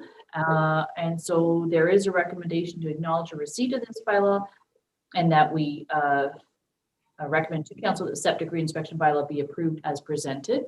So, and you've made those changes. So I will open it up to the floor for any questions, comments. Councillor Roberts, go ahead. I just think that Carl's done what we requested, and I feel it's in a good shape now to move forward with it. Okay, great. Councillor Smith, you were next. Thank you. Carl, and thanks for the progress with this. You've addressed a number of the issues and had a chance to look further at it. 6.5. You note where WSP is not able to complete a full inspection as a result of the owner or representative failing to attend or expose the septic tank or pump chamber. Subsequent inspection will be required. Your fee schedule doesn't prescribe the fee. Is it another full inspection fee in that case, or is it a partial fee because somebody for whatever reason couldn't get there? No, it's a full inspection fee. So if they show up and they're not able to complete the full inspection, then it's a full inspection fee. Okay. And I suppose if somebody's careless or whatever, but you never know what could cause somebody to miss that. And it seems to me that's a pretty stiff amount for somebody just failing to be there, because clearly a lot of the work WSP won't need to do the second time around. I wondered if with a partial fee for that type of if that type of situation arises would be more appropriate. It was similar to what we were doing following up on area number 1 septics. We sent them a letter identifying the date that we're coming out there, whether or not they were there and were prepared. They were charged $250 for the inspection. So it's the way that we have it in the bylaw, that they pay the full permit fee, whether they're there and complete the inspection or not. So it encourages people to attend and complete their inspections. Rather than charging them, we'll only ding $100 because we showed up there. So again, it's the way that we propose it, is that they pay the full inspection fee for each time the inspector has to attend. But if I may, Carl, from which I've mentioned before, my daughter's experience in another municipality, when the homeowner receives the letter, the property owner receives the letter, it says that this is the date. If you can't make this date, call us and we will arrange another date. They have an opportunity. So it's not hard and fast. I mean, I know not a lot of people aren't traveling, but for instance, if someone is physically not able to be at that date, they get the letter, they call WSP, they then now themselves make a new appointment, and then yes, they have to be there. So it's not hard and fast. They have an opportunity to speak with the company. Yeah, the bylaw lays that process out very clearly, and they have 3 days up to the day of their inspection, 3 business days to rearrange that inspection. So. I understand. I think that the penalty, if you like, you never know what arises in a person's life. The penalty for failing to be there is pretty steep. In other words, it's a double fee. Given the overall cost and so forth, I just think that's unreasonable. But I've only had one vote on the matter. For 6.9, you've mentioned this, that the owner is going to be invoiced by the municipality, and we've got the fees spelled out there. Does Barbara agree that us creating an invoice and preparing the mailing and mailing it out and then processing the payment as a separate transaction, is that the most efficient way of doing it, or is simply adding this amount, whatever the amount turns out to be, simply adding it to the tax bill and collecting it through the tax payment process which would be most efficient for us in terms of our municipal labor?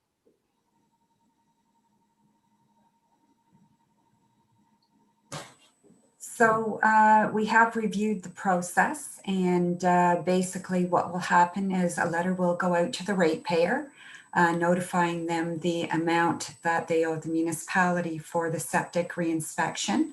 At the same time, that amount will be applied to the property tax account.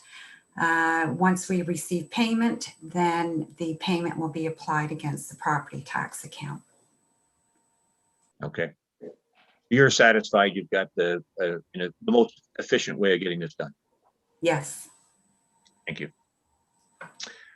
If I might continue on 7.3, you've got a section here where you're defining a bunch of things at WSP, and then it says 7.3, where WSP has determined that a septic tank is required to be pumped, it shall be pumped by a qualified septic tank pumper hauler within 2 weeks. WSP providing notice. I'm wondering if presumably it's the property owner that's responsible for getting that pump out completed. Is that correct? Definitely. Yes. Shouldn't we say that? It doesn't say here. I mean, most of this bylaw discusses things that WSP is doing, and particularly here, all of section 7 talks about WSP. It doesn't actually say the owner. And so if somebody fails to do it, and you end up in court, the judge is going to look at you and say, well, where does it say that's the owner's responsibility? It's the owner's septic system. I understand that. but WSP is doing the inspection. I just think that that section would be more effective if it said, you know, that the owner is to arrange that. Again, Councillor Smith, I understand what you're saying. This isn't the first time WSP has done programs like this. And so they send out a letter and it says you need to arrange a septic pump out. I don't know that that needs to be changed in any wording there. It might be in the RFP, it might be in the wording, but this is how they do it. So I feel quite comfortable with the wording that's under 7.3. We know how this program works. It's a tried and true program in other townships. And now we're just really into the nitty gritty detail, but. Well, it's our bylaw. As a property owner, they haven't seen the RFP that went to WSP. They haven't seen the contract between WSP and Dysart. All they have access to is the bylaw. And it, you know, my point is that the bylaw should make it clear who's responsible for scheduling and ensuring that that pump out is completed. It does. It's just required to be pumped out. So if you review 7.4, it's very clear that it alludes to the fact that the owner has to have that arranged, because they're going to be charged if they don't provide that the receipt of the pump out within a certain period of time. 7.4 clearly says that the owner will be invoiced. It doesn't say that the owner is responsible for scheduling the pump out. So there's another question on the floor from Councillor Wood Roberts. Go ahead. I'm sorry, I know this is kind of being dragged out, but we did acknowledge the receipt on February 9th, and we directed staff to review certain items, and those things have been reviewed, and now we're going further into the whole document again. So why are we doing that? Well, the draft bylaw was brought to council once. It was, frankly, recognized as it had some flaws in it. Another draft has been brought back. It's up to council to review that and make another determination whether it's going to be effective or not. Then that should have been brought up for him to have it all finished at this meeting, because he was given direction in the last one and he's followed that. That's all. And I brought up a number of concerns last time. Ansley, so. when you want to speak, we're still have to raise your hand and be addressed by the chair. Is there a further question on the septic reinspection bylaw update? Councillor Smith. So again, I think that 7.3 should make it clear that the owner is responsible. This is the only document the owners will have access to. And the letter from WSP is not enforceable if we end up in front of court. The judge will say, where's your bylaw? Where does it say the owner is supposed to do that? In 7.4, it talks about within 3 weeks of, based on some experience with the mail service in the COVID days and the time period that thing is going to be required. I wonder if we should turn 3 weeks into 4 weeks. In terms of that, it takes 2 weeks to get the pumper out there and get that completed. That says you've got only a week for the paperwork to be put in the mail and received by WSP before they're going to send a follow-up letter at a cost of $25. So I'm suggesting that we convert that to 4 weeks so that there's a full 2 weeks for the mail service to get the letter from A to B. And then finally, in 8.1,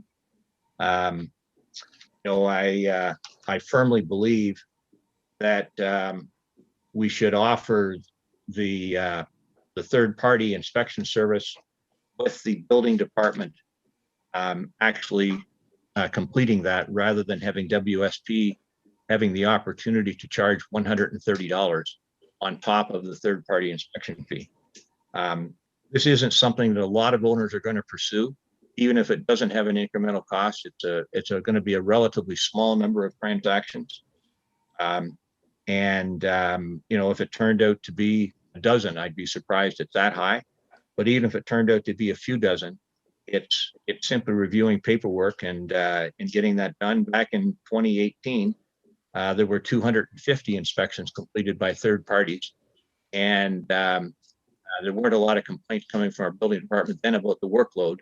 The workload issue became an issue in 2019 when there were 650 inspections that needed to be completed, and so the small number of people who are likely to want to pursue a third-party inspection as opposed to the full-service approach that municipality has arranged with WSP, to me is a reasonable accommodation for people who are wanting to use a third party.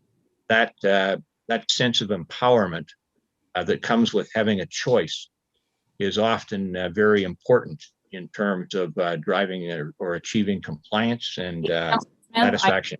I'm getting Thank you really very much. calling you on your time limit for the amount you're allowed to speak on one subject. You've gone well beyond 5 minutes in total, and I respect, I really truly do, all the effort and time and the scrutiny that you read this, and it's honestly it's good to have someone read something through with a fine-tooth comb, and words matter, and obviously bylaws matter, but in terms of time, we have a report saying that and a justification why the building department is not going to take on the third-party inspections.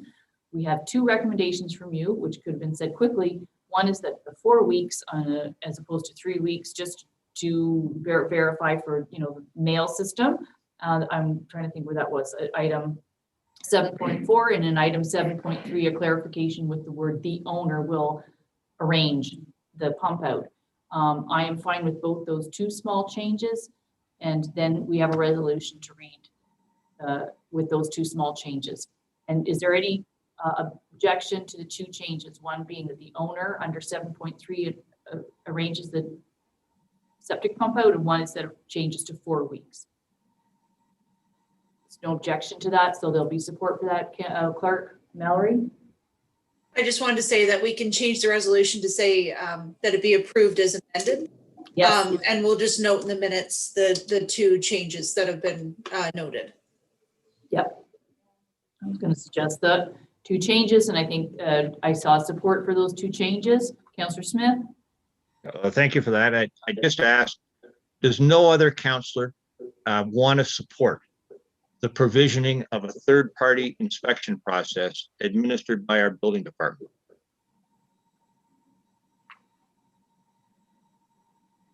So I would say the answer is no. They are not supporting a third-party inspection. They are saying that a third-party inspection would be received and reviewed by WSP. And we have that option in there for at a cost of $130. Of which is very similar, in fact, right in the middle of what the 2 other townships do. That's outrageous. And there's a reason and there's a rationale behind that. So that's, I know, but that's your opinion, and we work by consensus and by voting, and then council makes the decisions and we move forward. So I've changed the resolution to read be approved as amended with those 2 changes. Is there a mover and a seconder for the Deputy Mayor Kennedy, Councillor Clark? Be it resolved that the Committee of the Whole acknowledges receipt of the septic reinspection bylaw update report and further recommends to council that the septic reinspection bylaw be approved as amended. All in favor? And any opposed? And that carries. Okay, thank you, Carl. Thank you, Robert. Just keeping mindful of the time, so I'm going to put a question out to everybody on the screen. Staff. That should have been. That's Pardon? $30 at. Tammy, your speaker's on. That's okay. So I'm just going to put a question out. I did say that we would try to go to the end, but we have finance and then we have some stuff in administration, and then to get to closed, would people prefer a 20-minute break now and then we come back and deal with those things? Or do you want to keep going? Some people, I get low blood sugar, I need food. So what is the preference? To continue? To take a 20-minute break? Okay, I see nods for 20-minute break. So I'm sorry to staff that still have to speak to those things, but I think that's a why. It's 25 after 12.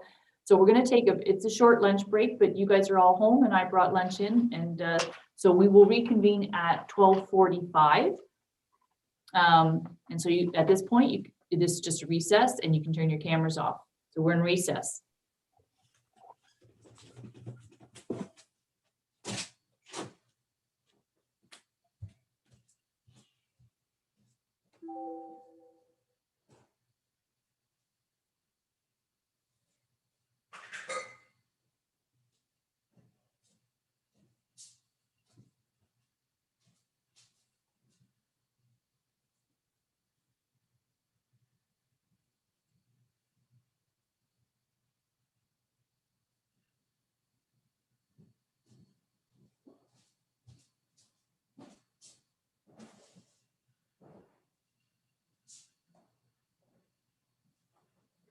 Tax summary for February 2021.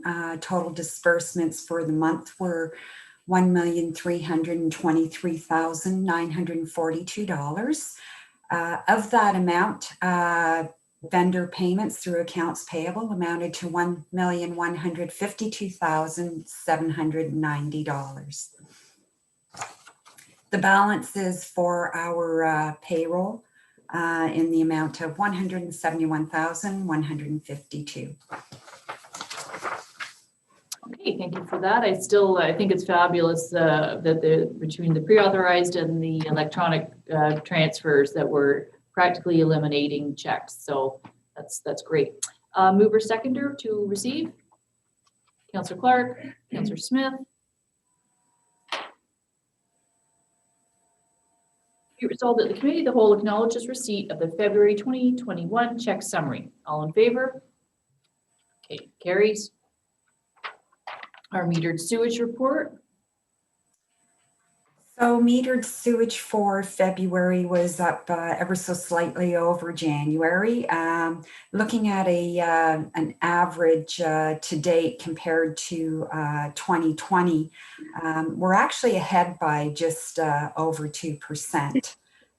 So it's beginning to realize the full year of being under COVID and just the impact of restrictions on the facilities that utilize the metered sewage.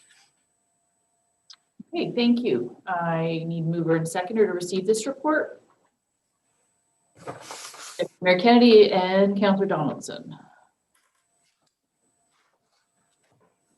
Be it resolved that the Committee of the Whole acknowledges receipt of the February 2021 monthly metered sewage readings report. All in favor? Carries. And next we have a detailed report about our reserve balances at the year ending of 2020. So Barbara, I'll let you take us through that. Okay, thank you. So we have here Schedule A and Schedule B to just lay out where the reserve balances have ended for 2020. Schedule A is the reserve and reserve funds. Schedule B is basically any deferred revenue or the contingency reserves. So at the end of 2020, total reserve balances were just over $4,062,000. And for the contingency reserves, the notable item there is our working funds and finishing up at $1,759,000. So you will also note there that's taking into consideration the 2020 surplus of $221,000. And so the continuity schedules here, they do support the 2020 audit process, just basically stipulating any transfers in and transfers out of the reserves. Okay, so any questions or comments regarding the reserves? Councillor Smith? Yep, thank you. So do we have a goal here? how big do we want the reserves to be? We've got nearly, well, approximately $5 million here between the development reserve and, you know, the working funds and gas tax. And then on top of that, there's a bunch of what I'll call specialized reserves, things like saving for the next fire truck and so forth. What does the goal line look like? So I think that can be established through a reserve and reserve fund policy. It has been mentioned in past meetings, and that's something that I would like to present to council later in the year. And through that policy, that there would establish the goals of how each fund would operate and transfers in and transfers out of each respective fund. Okay. Yeah. I think it'd be terrific to get policy here. You know, as I said, when you add it all up, there's a lot of money here that we've collected from our taxpayers. And I'm not here to suggest we shouldn't have reserves, but somewhere we ought to draw a line and say, well, that's enough. It's not like we're earning a great return on them. We get a little bit of money from them, but you know, most of our taxpayers would say they could do a better job of managing the money than you know, than us. And so yeah, I look forward to kind of receiving that report and having a chance to you know, make a decision regarding how large we want our reserves to actually be. I had one other question, kind of, it's a small item, but I noticed on the development reserves, there's $1,587 for photocopies. And I just had trouble relating what that would have to do with reserves. So what happens there is we actually charge ourselves a bit of a fee in order to develop a reserve to replace the current photocopier. So every time the copier clicks, we put X number of cents per copy into the reserve so that when our current copier needs to be replaced, we have that available in our reserve, and it's not a direct draw on the municipal levy. Okay, so you're really incurring an expense every time you make a photocopy, and you're making that expense as a deposit into the development reserve. That I've understood. Is that correct? Mm-hmm. Yeah. So the proportionate share, like for instance, in 2020, we had expensed $1,800 on the municipal operating budget. And so that's gone into the complementary side's gone into the reserve. And that way there, when we go to replace the copier, it's more normalized. You don't have a large expenditure in the year that you actually replace the unit. Okay, thank you. Okay, and also to development, or to reserves rather, in general, when our auditors look at our whole snapshot of the year, do the auditors make comment on our reserves? And is there, I believe there are, but if you can explain the provincial guidelines of what the sort of ratio of reserves to what you're operating is, what's that margin supposed to be as a guideline? Yeah, so there really is no set guideline. However, through the annual financial information reporting with the Ministry of Municipal Affairs and Housing, we as a municipality are set within a certain region, and we're compared to other municipalities in our area. So if you're looking at reserves as a ratio, and this particular reserve, this ratio here is total reserves and discretionary reserves as a percentage of municipal expenses. So going back to 2018, we were actually at 35%, which is 50% lower than some of the comparators within our region. So I think we do still have some work to do on our reserves, and that again is where we can establish that through the policy. Yes, and we discussed that during the budget process when we were talking about in some of the transportation departments, what is the ceiling? You build up a reserve up into a certain amount, and others should be to build reserves depending on what it is. That'll maybe come out when we have our full asset management plan, but then is a full replacement value. So, you know, you build a brand new building and it's only new for 1 year, then it's a 1-year-old building. And so at some point shingles might need to be replaced or a furnace needs to be replaced. And we're not really building up, and what the caps are on those in different areas should be. And having those policies will really help guide the treasurer, but also council to know where we should be at. Maybe we have too much in some of the reserves and not enough in others. And that's sort of what I'm thinking. So any further questions on that? It's just to receive at this point. Okay, so mover and a seconder. And Councillor Clark, Councillor Wood Roberts. Resolved that the Committee of the Whole recommends that Council approve the 2020 reserve balances as presented in the attached 2020 reserve balance Schedule A and 2020 contingency reserve Schedule B. All in favor? Okay, that's carried. Thank you.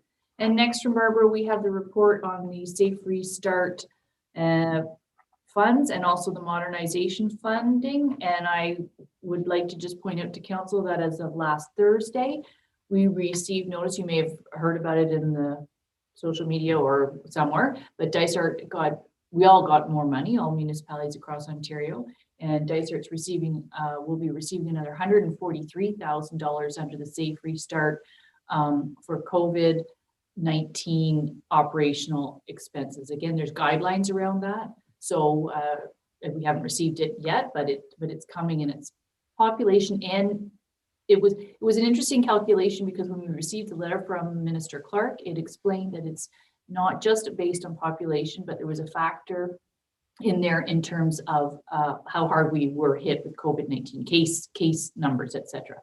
So anyway, 143,000 will be also coming our way. So I just thought I'd preface that because it's not able to be in this. So go ahead, Barbara, on the Safe Restart one first off. Yes, so the initial proceeds we received in October of 2020 was $475,400 for the Safe Restart. At the end of 2020, we had actually spent just under $283,000. Taking into consideration 2021 now, we got another $95,000 in January. And we've also earmarked roughly $168,000 for expenses and pressures in our 2021 budget.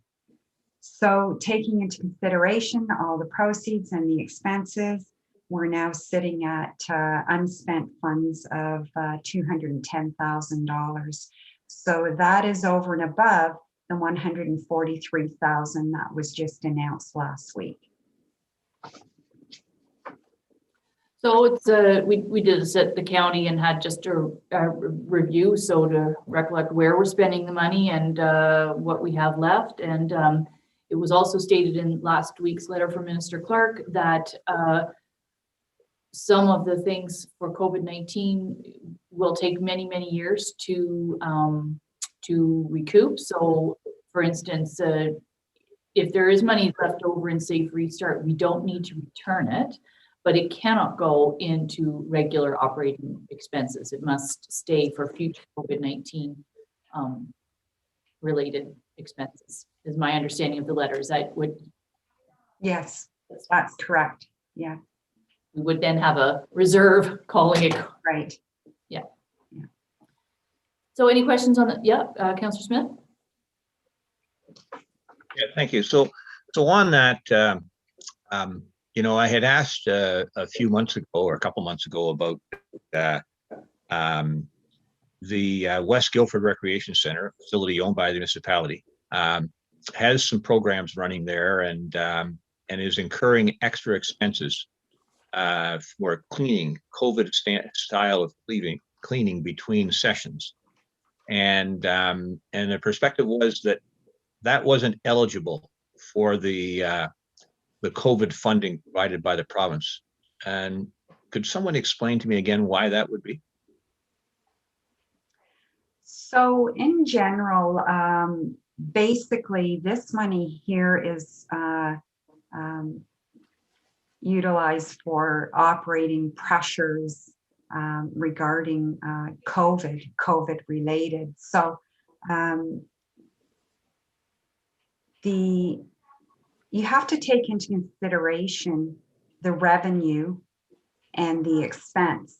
And I take our arena as an example where we had a huge loss in our revenue, and we also had a reduction in expenses. So the net pressure is what's eligible to draw on the funds, the Safe Restart money. So we have to evaluate the situation for the West Guildford Community Center. Are we talking a normal stream of money here? How intense is the enhanced cleaning as per se? So I can review that after this meeting to see where, if there is any opportunity that we could share with the West Guildford Community Center. All right, that'd be great. I think the same would apply to Harcourt, but as per the instructions we've received, we being the West Guildford Recreation Center has received, regarding COVID restrictions, the facility has to be cleaned after every user. So if somebody's in there for 2 hours doing something, this isn't coming in and vacuuming the floor. So somebody has to come in and wipe down the hand railings with disinfectant, clean the washrooms with disinfectant. Any common areas that somebody might have touched needs to be cleaned between each session at the center. And normally you'd have somebody come in and clean the center once a week. And this is the so to me this is purely COVID driven. And given that we got that money from the province, I don't understand why. Just as the arena and others, why Harcourt and West Guildford wouldn't qualify. So Councillor Smith, I think possibly if they can lay out what the details are. For instance, if they were still able to have some of the programs running, but they got this much in income, but it costs them this much more now, and sort of what that difference is, and get a little bit more of the numbers, and then you and Barbara have a conversation. We're not trying to hold money back from anything that is a municipal building, and I don't think very much I don't think anything's been going on out at Harcourt Community Center, so it basically hasn't been opening, and we are adjusted paying the utility bills now, so they don't have to worry about that. But anyway, if you work with them, talk with Barbara, and we're definitely open to helping anything we can. We do have funds there. So we'll move on maybe from the Safe Restart and go into, because the resolution adopts both of them, to the modernization funding that we received also in 2019. Yes, so we also have the Municipal Modernization Fund. Funds were received actually back in March of 2019, $542,255. In 2019, we channeled 200,000 of that for assisting with the purchase of the Irish pit, the Irish Line pit. We also had expenses in 2020 of $81,000. For the 2021 budget, we're looking at expenses of $81,000, leaving a balance of just under $180,000 left to spend. Okay, any questions on the modernization funds? Again, they have to be justified back to the province, but as long as it shows that we're being more efficient, and we do have, as you could see, the 25,000 for a strategic plan in there.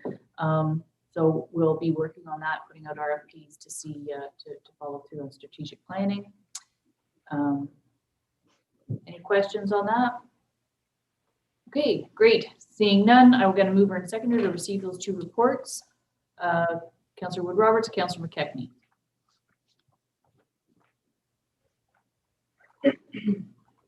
Be resolved that Dysart Committee of the Whole receives the staff report for the 2020 Safe Restart and Municipal Modernization Funding as information, and further that it be recommended to Dysart Council that the 2020 Safe Restart and Municipal Modernization reconciliations be hereby approved.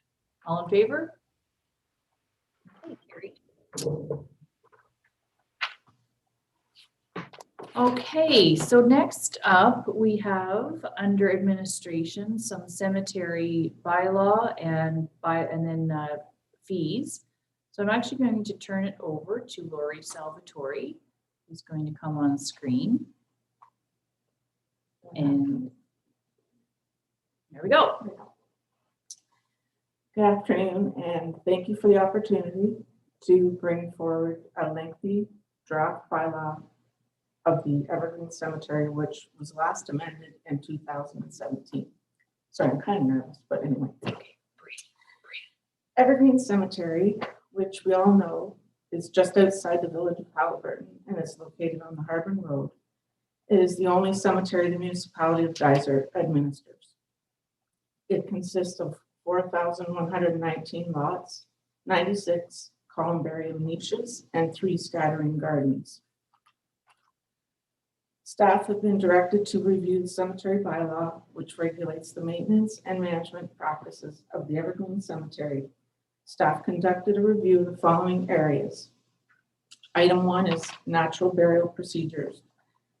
Natural or green burials have been a topic of conversation for quite a while throughout the county. A natural burial is considered to include an unembalmed body buried in a biodegradable casket or container without a vault or a grave liner.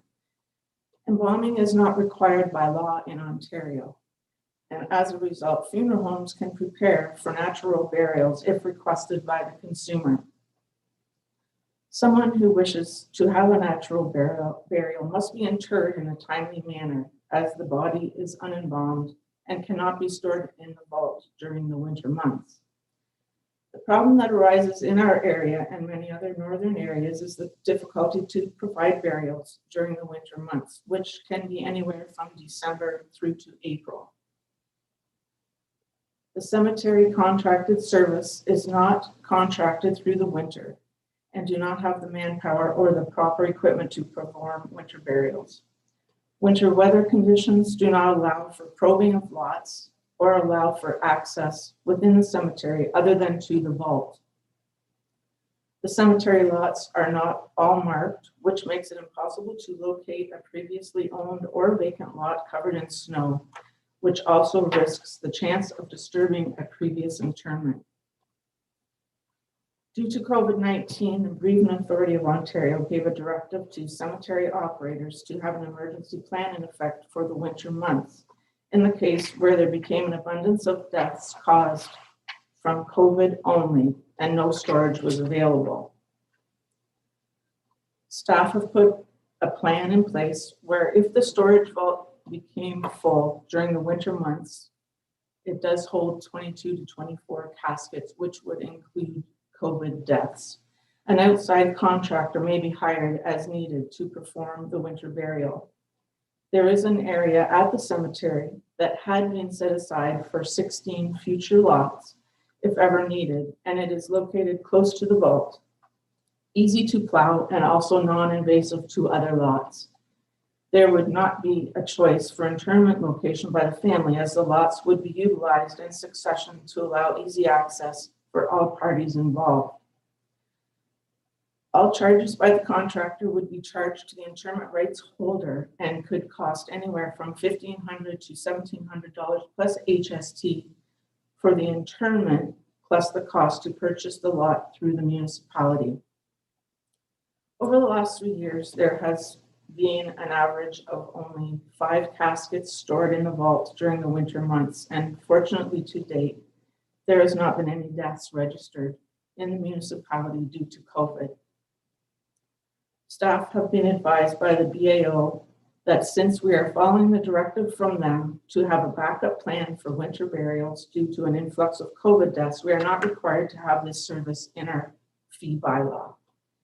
In the event that COVID-19 no longer poses a threat to the Evergreen Cemetery for emergency winter burials, staff feel the 16 lots mentioned above can possibly be reserved for the future use of winter burials if needed. The second item is memorialization, which is now sections 17, 18, and 19 in the draft bylaw.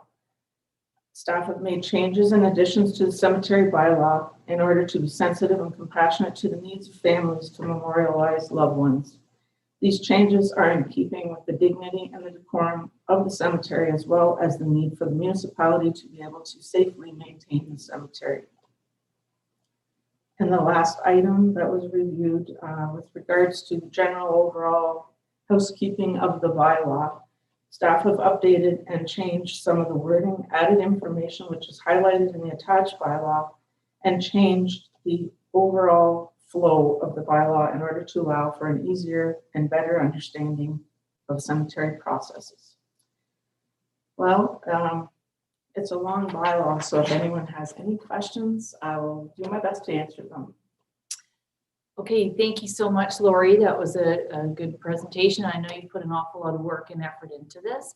One thing under the memorialization, I just wanted to note that this was done with some consultation and understanding of some issues that arose last June at Evergreen, and we're trying to take all that into consideration and do our best to ensure that people are able to memorialize their loved ones there, but also making sure that it's safe for the caretakers and also keeping within the decorum of a cemetery. So we did take those into consideration. So I will open up to the floor to see if there's comments or questions to Lori regarding the bylaw. Deputy Mayor Kennedy, go ahead. Yeah, I had an extensive conversation last evening about this. One of the concerns we raised was the inability to actually plant a flower on the within the somewhere near the headstone. I know there's a provision there for a hanging basket, but apparently other cemeteries have allowed an area 1 foot by 3 feet or some kind of size that you can do something with that cemetery staff wouldn't be responsible for. And I know that Lori and Mallory have spent a lot of time on this, and I was able to sit in on one of the work sessions, and the Burial Authority of Ontario has a lot of restrictions, so I thank them for their work on that. I just wondered if they could provide comment on the specific part of a small floral and/or memento area that would be untouched by cemetery staff or maintained. Lori, you want to take that first, and if Mallory adds something? Yeah, I'm not sure why. I just would think for the caretaker to maintain each plot, it's probably easier without that, but it can also be added in as well. And if they're not responsible for that little area in front of the monument, yeah, it can be added in as well.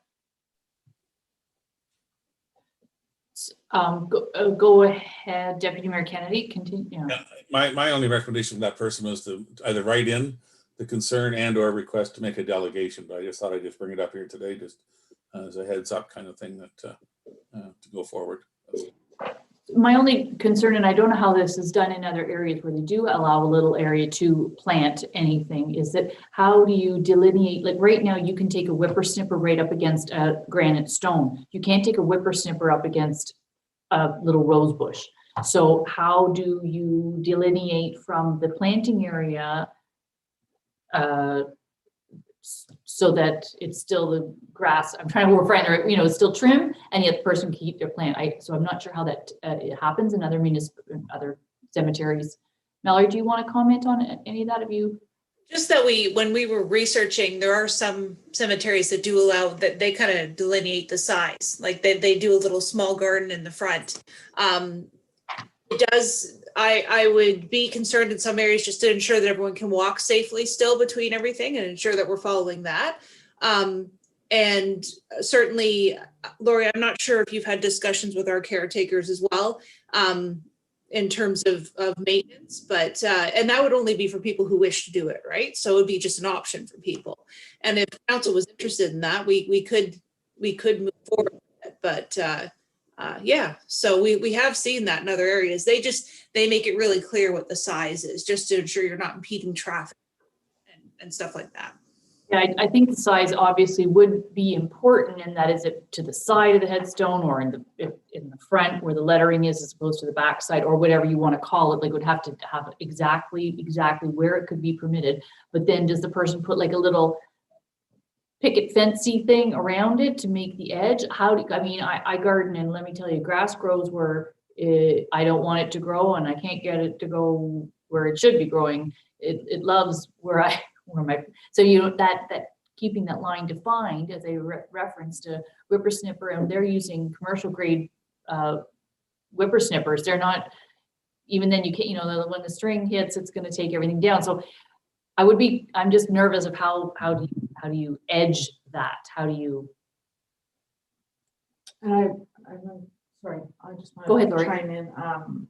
We had a situation quite a few years ago where a person was putting a fence up around a lot, and then the bylaw was changed to add no fences, no anything to outline a lot, because so that's there. So you wouldn't want to have that probably put back in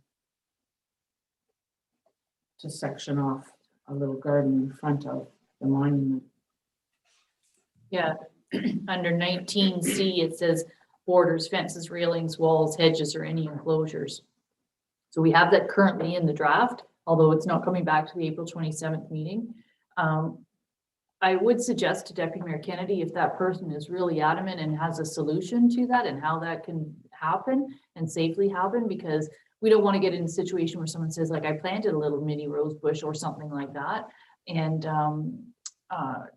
then the caretakers accidentally wreck it. That's not the intent. And we aren't saying people can't leave things and mementos, but they have to be in this certain manner. They can't be all over the grass, and they have to be of a certain material. Some of the headstones actually have the sort of more of the base, if you will. They can be on that base. So I read section 19 in detail, but yeah, just to be careful.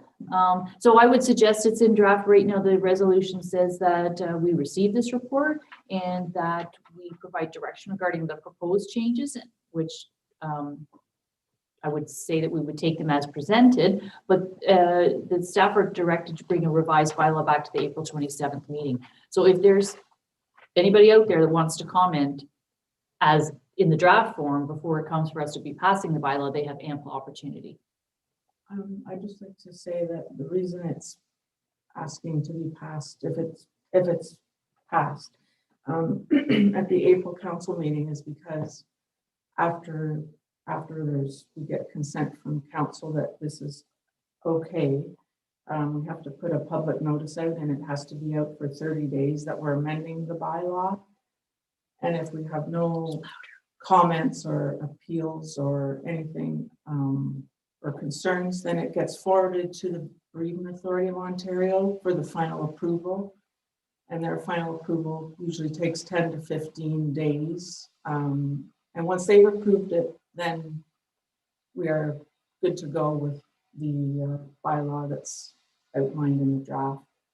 So it's a bit of a process, and we're trying to get things basically for the summer season. But I think having it come to the April 27th meeting is good. It gives people an opportunity, if they hear this, or we know of people we want to reach out to directly, they can send a letter to council. Always include the clerk if you can, because she's the one of the keeper of the information, and also Lori. So I would encourage if people are reaching out. So good work on this, Lori. Thank you so much. And there's still, we'll go to the fees and whatnot after, but we do have a resolution to pass this. So I will look for a mover seconder for this item. Anybody? Councillor McKechnie and Councillor Smith. Be it resolved that the committee of the whole receives this report regarding the draft cemetery bylaw, and further that the committee of the whole provides direction regarding the proposed changes, and further that staff are directed to bring the revised bylaw to the April 27th meeting of council for adoption. All in favor? Okay, and that's passed. So, Lori, you're doing the fees as well? Yes, I am. Okay, go ahead. Staff have undertaken a review of the cemetery fees and charges bylaw number 2017-43 to align prices with those in neighboring townships and with current suppliers. These changes have been reflected in the highlighted areas in the attached draft bylaw. This is following just what I said. This goes along with the cemetery bylaw draft that would go through the same 30-day process, and then the approval to the Bereavement Authority of Ontario. Any questions? Would you like me to go through the fees schedule? I think I'll just look and see if there's questions first. Okay. So I think I'll just look to see if there's questions on the fee schedule. And if there's no questions, then I'm sure you've done your homework, and that's it's interesting. There's a lot to being the owners, if you will, guard, whatever we're called, is of managers of a cemetery. It's probably one of the strictest. The Bereavement Authority of Ontario is very regulated, is what I'm trying to say. And so there's a lot more to this than one would think. So if there are no questions, then we will just receive, and this will go at the same time as when we do pass the bylaw. So I'll take a mover and seconder for that. Councillor Clark and Councillor Smith. Be resolved that the committee of the whole receives this report regarding the draft cemetery fees, charges, and bylaw, and further that the committee of the whole provides direction regarding the proposed changes, and further that staff are directed to bring the revised bylaw to the April 27th meeting of council for adoption. All in favor? And that carries. And thank you so much, Lori, for all your work on the cemetery issue. Yeah, great. Okay, so I think, are we going to bring Jeff back in or just Tamara, you're going to speak to this? Are we bringing Jeff? I think we're bringing him. No, we should bring Jeff back in. That's what I thought. I don't have his name on the my little notes here, but I thought we should. It's Tamara, and I think Jeff's waiting in the wings.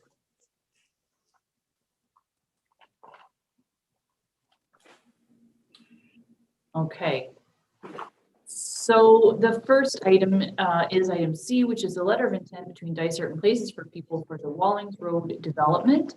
And this letter of intent came about from a sort of pre-consultation meeting with Places for People after we passed our first resolution, which was a little more general and really didn't say much of anything other than we were in favor of the in principle. And so now this is taking it a little bit step further and sort of saying, you know, who's doing what. And so we had a staff and myself and Deputy Mayor Kennedy. And I'm sorry if I'm going to forget if there was other councillors on that initial meeting for Wallings Road. Was there another councillor on there? I don't, Councillor Clark, pardon me. Okay. So Jeff, I'm going to turn it over to you because we received this letter of intent through them. And if you want to make any comments on it. Yes, thank you, Mayor. Through you, I didn't really provide much of an introduction or review of this document. I suppose I just had some, like overall, I think it'll be very helpful in the context of responsibilities and process and everything like that. To be honest, I actually had a couple questions for council just to seek clarification in hopes of preventing delays in the future. Is it okay if I ask those questions now? Absolutely, because just to say this letter of intent, we asked them to write. So they're writing it and now we're going to make some comments on it. So exactly, that's what this is all about. We didn't write this. Yes, thank you. So under the responsibilities for Dysart, paragraph 2, it appears that Places for People will be submitting a preferred proposal and site plan. So in that, I basically seek clarification from council on what the expectations for the municipality and our staff is for the design of the site plan. So that section says we'll commit to working with them for the design of the site plan. I just want to see what our role in that process will be. So let's just go back actually, if you don't mind, Jeff, to number 1, which was that Dysart will undertake the rezoning. And the purpose of that is we would never want to transfer land to anybody and register it into somebody else's name, and then they go to rezone it in their name. And for whatever reason, the rezoning gets turned down. There's LPAT hearings, and now they own this piece of land. So there is why Dysart will take the lead on the rezoning, but we would do it in partnership with Places for People. So in any public meetings, it would be, and now we turn it over to Places for People. So just clarify why Dysart would rezone the land, as we did, and I've mentioned it before. We didn't even have a proponent. We had potential ones on Wonderland Road, and there's a few councillors who were still, Tammy and Fulton, myself were around then to do the Wonderland Road property where Dysart rezoned property. So that's number 1. And then number 2 is, I think what Jeff is referring to too in terms of site plan is the development of the plan is, so who's going to do the studies? If there's an environmental assessment going to be needed, we need to have better, stronger language to really clearly lay out who's doing what, if you will. Is that correct? Like stormwater management. Well, we're not, that's up to them. Yes, and I've met with the developers on a few occasions and talked to their planner as well. And we've kind of looked at what studies could be are required and what could be done at the zoning stage versus, or what should be done at the zoning stage versus what can be pushed back to the site plan process. So, and that's all great. It's just seeking a little bit of clarification on number 2, because it says we're committing to work with them, which we're happy to do. So I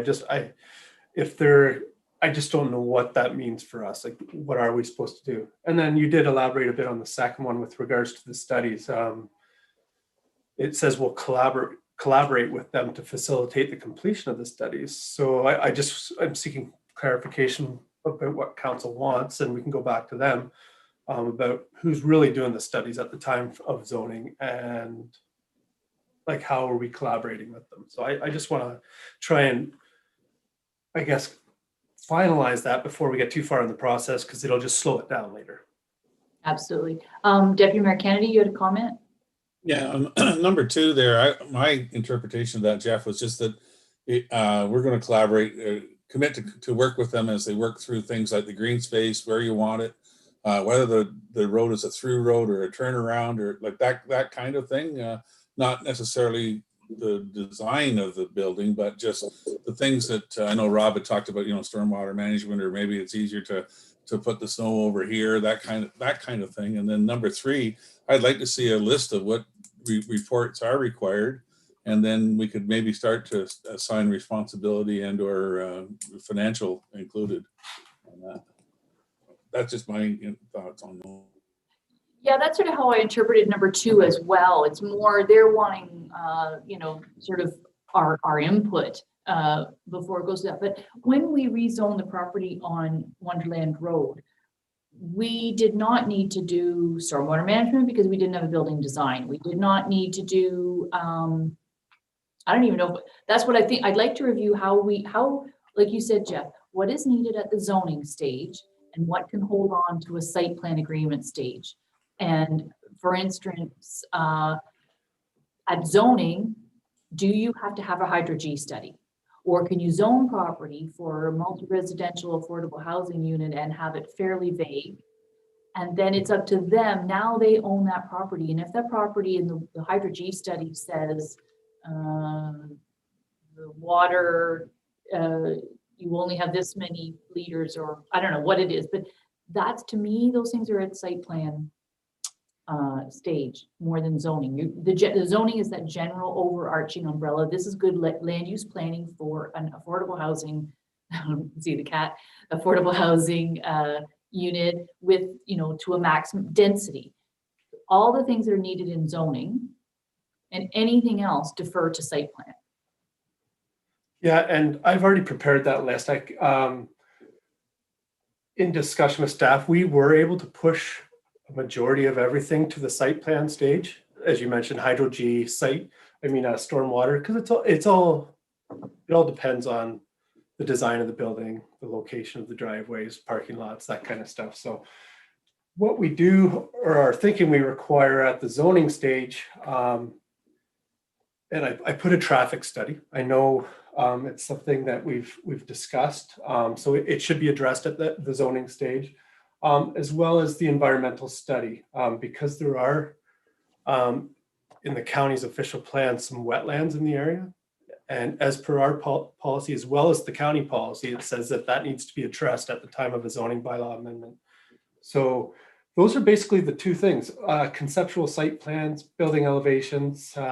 They've been kind of working on this already. So the two big background reports or studies would be the traffic and the scoped environmental assessment. Okay, and we have done Councillor Smith, go ahead. I was just going to ask, in some sections, it's quite clear. Places for people will be responsible, for example, in number 3. And number 4, places for people will be responsible. Number 5, places where people will regularly communicate. When you use as a number 2, it says, we'll commit to working with them. Number 3, Dysart will collaborate. To me, we're in a supportive role here. So we're going to support them. And maybe to Jeff's example with the traffic study, for example, maybe that's something that we'll say, we'll take the lead on that. But, and even maybe specifically identify that as an example, here's what we'll do. But we need to ensure that the ownership for anything that's not specified, the responsibility actually remains with Places for People. They're the lead on this. Our job is to support them. And, support is providing some assistance, not getting the job done. And maybe, to Jeff's concern here, some rewording. This is a draft that they proposed. Terrific. They haven't had a lot of experience with this. We can flesh it out a little bit with a little bit of detail to make it, more effective in that respect and clear, so that neither party is confused. There are some great things in here. I was particularly impressed that they had some dates. In number 4, it's no later than October 31st, 2021. Number 1 on their side, no later than April 30th, 2021. It's terrific to have those goals defined. And, the more of that, the better, because this is a wonderful development. We want to get it done. And the best way to have that happen is to be very specific with the goals, but the same thing in terms of those responsibilities. So, Jeff, if there's something you would like added there, just put it on the table. Well, and the reason I'm asking those questions is specifically with the studies and I'll admit I'm not 100% versed in our procurement bylaws, but do we have to go for tender to obtain a study, or like what company do we use? Who's paying for the study? So it just creates a lot more questions if we are responsible as opposed to them. So that's why I'm seeking that clarification. So Jeff, if an environmental study is needed at the zoning stage, no matter what, because to identify whether there's potential wetland area there or species at risk or whatever that is, then you can talk through with Tamara of how we go about that. And that could be something that we would take on doing that. Okay. And I would defer anything that can, like I just could keep comparing it back to that Wonderland property. There's things that you had to do to get rezoned, but there's other things that we didn't. We didn't even have building drawings. We didn't have, there are no drawings for the Wonderland property. It's 13 acres. It's zoned for multi-residential retirement home. But we had to address landing turtles. It took 3 public meetings. And I recall well of lots of neighbors concerns and what is the height and what is the lighting and where's the traffic going to go, and there was concerns about so I just recall all those things, and so I think the Dysart should be responsible to get it to the zoning stage for all of those things, working with, as it says in the first part, with Places for People. They want to actually bring drawings to public meetings. They want to be as open and transparent as possible. There are no secrets here. They're not trying to pull anything over. They want to show the public what they want to present. And then those things would be under site plan control, because and that would be at a whole different stage. But once that land is being able to transfer. So I would say if we need to get an environmental assessment, that we should undertake getting that done on that property, no matter what. It's our property.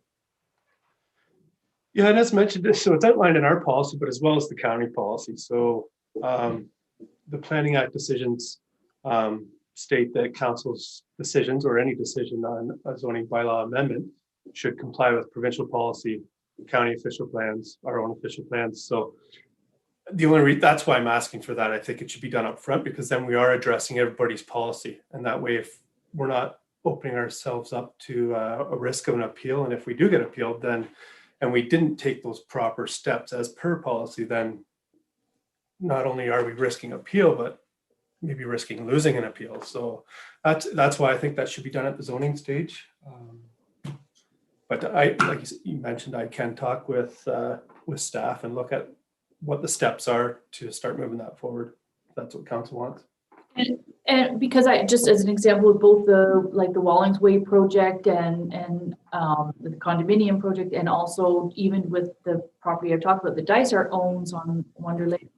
Both those meetings took 3 meetings, and I were in council chambers I'm sitting here and there's a room full of people. So we have to make sure that we know that there's going to be public input on this, and so it might take 2 or 3 meetings before the public committee can make a recommendation to council, because we need to hear from the neighbors. So the earlier we start the zoning process, the better, is my thought. Because with the time frames, and they want to get going with this. So I don't know, Mallory, go ahead. Yeah.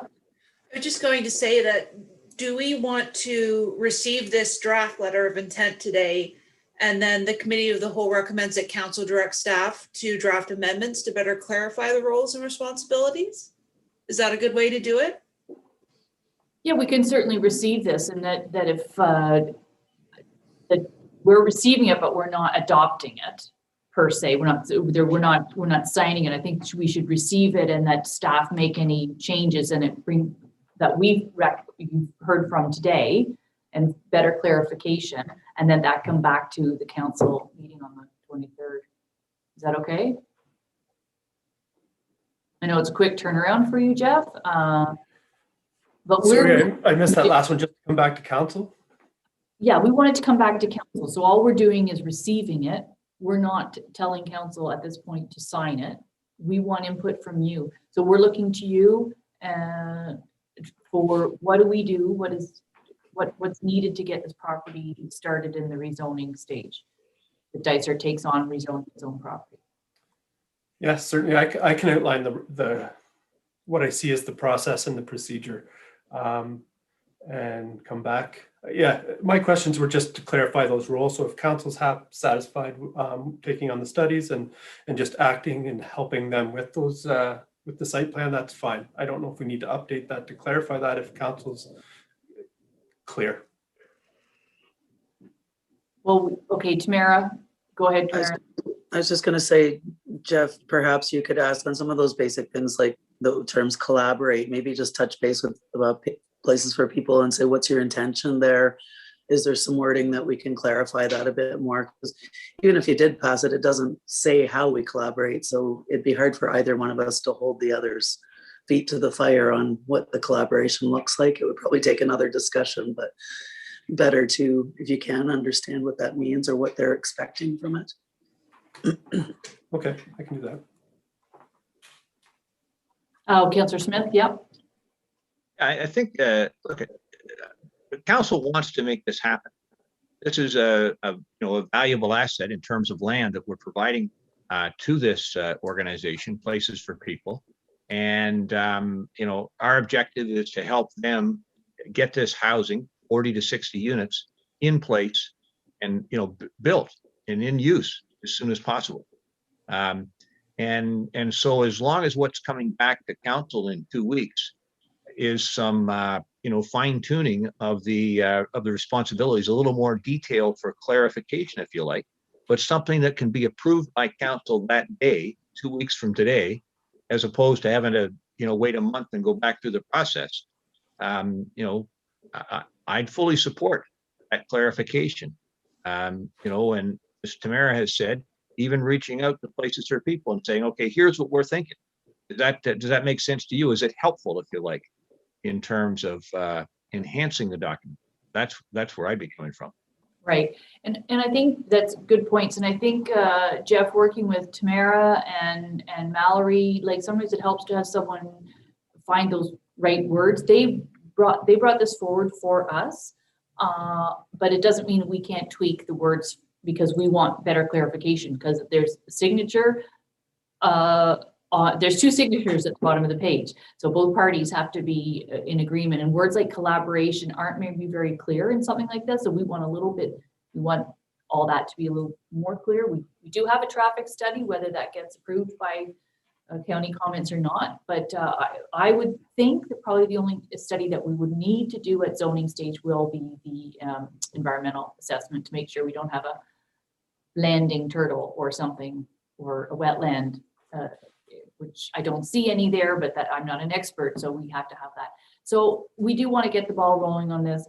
Places for People, they're just been so far absolutely fabulous to work with. They have people on their working group for this project that are ready to go and build an absolutely spectacular green, energy efficient buildings. Yeah, I'm really impressed with how professional they are. So hopefully we want something back in 2 weeks that we can sign. Clear? Councillor Smith? Unrelated to that specific aspect of this agreement, I raised the same point here that I did with respect to the college. This is a municipal asset. The land belongs to our taxpayers today. Places for People is a wonderful organization. They got, as the mayor has said, they've got great people, talented people, committed people, and so forth. But one can never predict the future. And they're going to get financing to build this place. And not to pick on the Bank of Montreal, but there's one in town. What if the Bank of Montreal provides a mortgage to them, and things don't work out, and the bank ends up taking possession of that building because there was a default? We need to make sure that our agreement with Places for People, whatever restrictions we put around it, that some private developer doesn't end up owning the building and the land at some point in the future.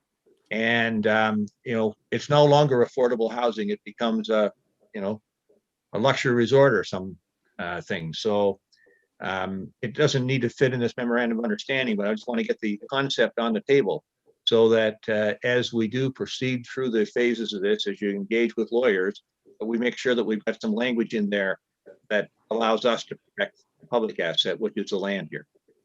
Absolutely, and the intent is that it's for affordable housing, and so maybe Pat or myself, we can reach out to Jody Curry and find out, like, in the event something like that ever happened, then would it then go to City Court, like to the housing, be under the Housing Corporation of City Court Lakes, Haliburton County, that type of thing? Because you can't affordable housing can't switch to a resort, can't switch to condos. So it would go somewhere, but we can find out the language of that. Yeah. If the organization of Places for People no longer became, was still an entity, then would it go under the other? Which is okay. So are you okay, Jeff? Are you clear? Yep, I'll bring something back at the end of the month. Okay, so just let me read the resolution. Mayor Roberts, I wrote a different one because that one worked. Yeah, no, So I know. do you want me to read it? Yes, I do, please. Okay. Be it resolved that the Committee of the Whole receives a draft letter of intent between Dysart et al. And Places for People regarding Rawlings Road. And further that the Committee of the Whole recommends that Council direct staff to draft amendments to the letter for the March 23rd Council meeting to clarify responsibilities and roles for the development planning process. You're good, Mallory. Do I have a mover and a seconder for that? Okay. Deputy Mayor Kennedy, Councillor Clark. So you've heard the resolution. I'll ask for a vote. All in favor? Excellent, and that carries. Okay, one more thing before we go into closed, which is also under Places for People, which is the municipal contribution, and we asked this to come back to Committee of the Whole after it was at there was a delegation at our last council meeting. And in between that time, Deputy Mayor Kennedy and myself met with the delegate, Michelle, and also Hope Lee from City of Kawartha Lakes Housing, and got some clarification. And I've spoken with Tamara. I've also spoken with Mike Rutter at the county, and in the package, I asked that to be included, the detailed report about affordable housing target program and how all that works. I think the gap happened that it's unfortunate that we didn't have policies in place before now. And I take some responsibility for that, because as I sit on county council, this was the report came to county council last June. I should have asked Mike Rutter to do a presentation, or hopefully to do a presentation to this council and explain the program. And so in the meantime, actually just late yesterday, she sent me templates for policies to have in place for what municipal contributions can or should be. I haven't had time to look at them or pass them on to anybody yet. But my goal and our goal here at Dysart would be to have those policies in place to almost make it non-political, so that if somebody under this new program owns a home and they want to turn just one unit into an affordable housing unit, they can look and see right in there, okay, Dysart provides this, this, and this. Oh, Minden Hills provides this, this, and this. And they'll be able to see what incentives are there. That's what this program is all about, is incentives to provide affordable housing. So in some ways, they wouldn't even need to come to council. So that would be much better than debating whether a motel is turning into affordable housing. As I answered an email from a resident, that's not even on our table for discussion. The motel was for sale and an organization wants to buy it. We're not able to have the authority to say whether we like that or we don't like this. All we can do is, are we willing to waive fees that every other municipality waives, which are building permit, zoning, minor variance if needed, and all those types of things. So that's what's on the table right now. And I'll turn to Tamara to see if I've left some stuff out, and see if there's anything there to clarify. Okay, no, I think you've covered most of it. The report that you have here provides some background into how the municipalities handled these types of requests in the past with social housing. I think we're being fairly, even with the lack of policy, we are being fairly consistent. We've gone back and forth with the ERUs a bit over time, but with a policy, we'll clarify moving forward. That isn't even an issue with the current proposal. The ERUs they have currently will be adequate for what they need. So basically that's it. So it's up for council to decide whether they would like to waive the fees as outlined within the report.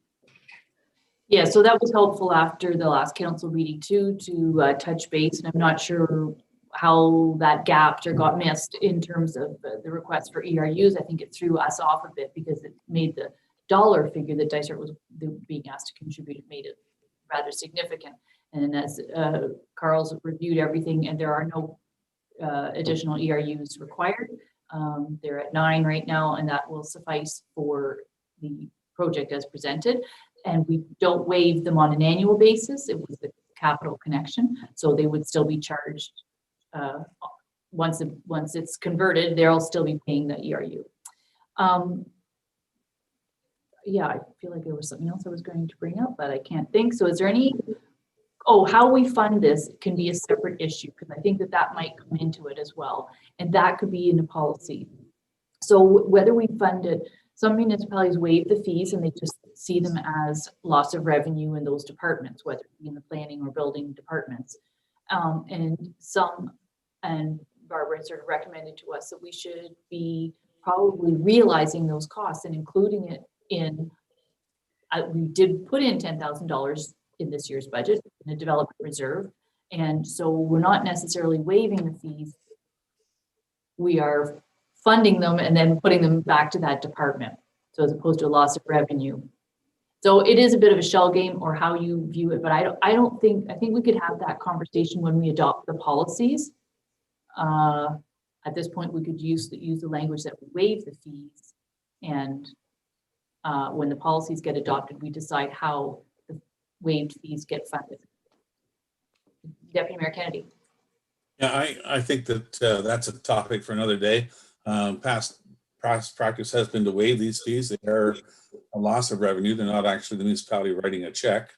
That, in my own personal way, that's where I was thinking the development fees would be if we had to commission an environmental study, for example, that the fees for that would be taken from that development reserve. To me, this is part of our housing requirements we have for the county and with city through the City of Kawartha Lakes. It's something we've signed on to, but I fully support having a policy outlining exactly what we're going to be doing in the future, as was recommended to us last year when I got reading that report in detail. I went, oh, they told us to do this.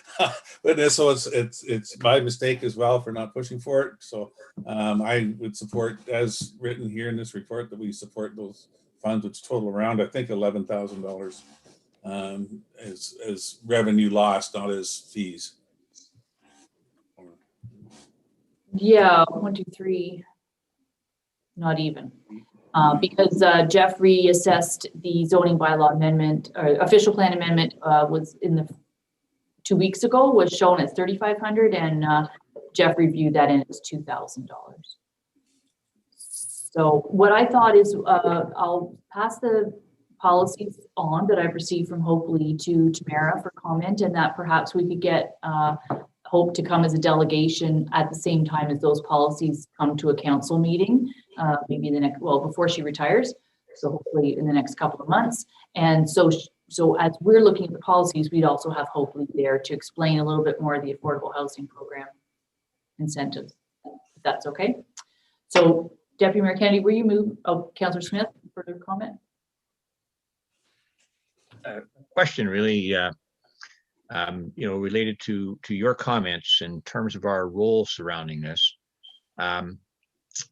So yes, I guess, any organization can, decide to buy the Lakeview Motel if they've got the money, and they can, have a desire to convert it into affordable housing.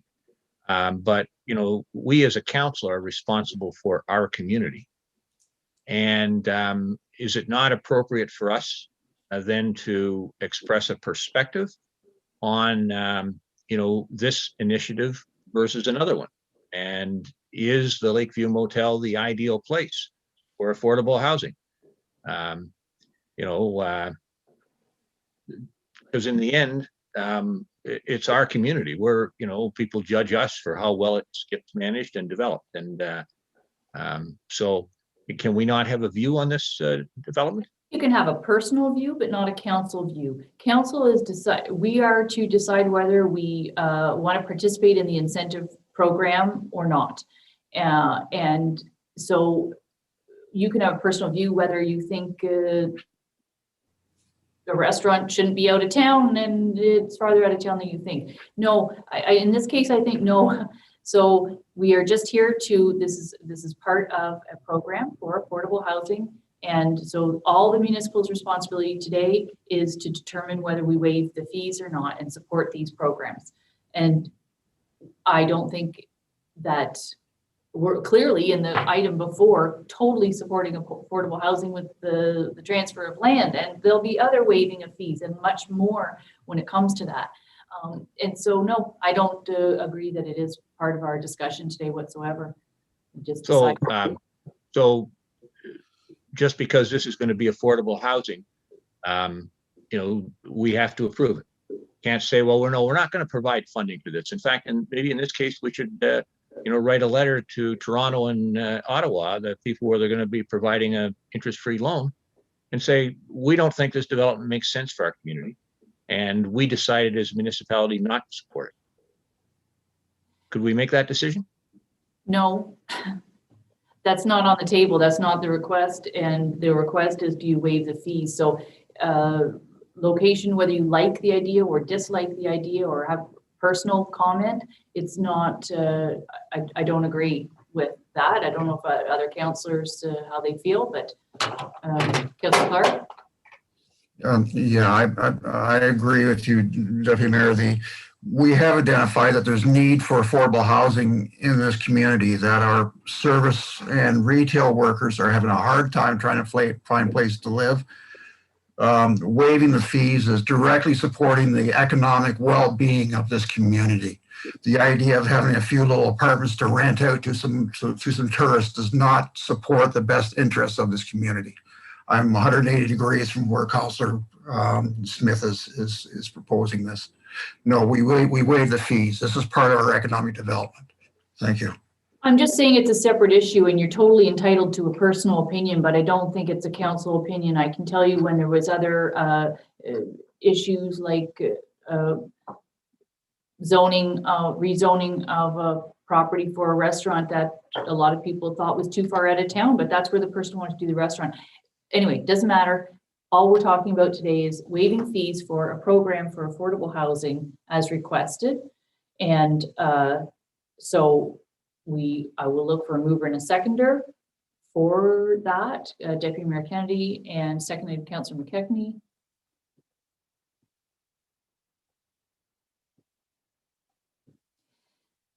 And I think it'll be a little more clear when hopefully, and if she can't come, then Mike Rutter can come as well. But Hope has passed the template to the policies on. So I would suggest it'll probably to the April council meeting if we're able to get her for that.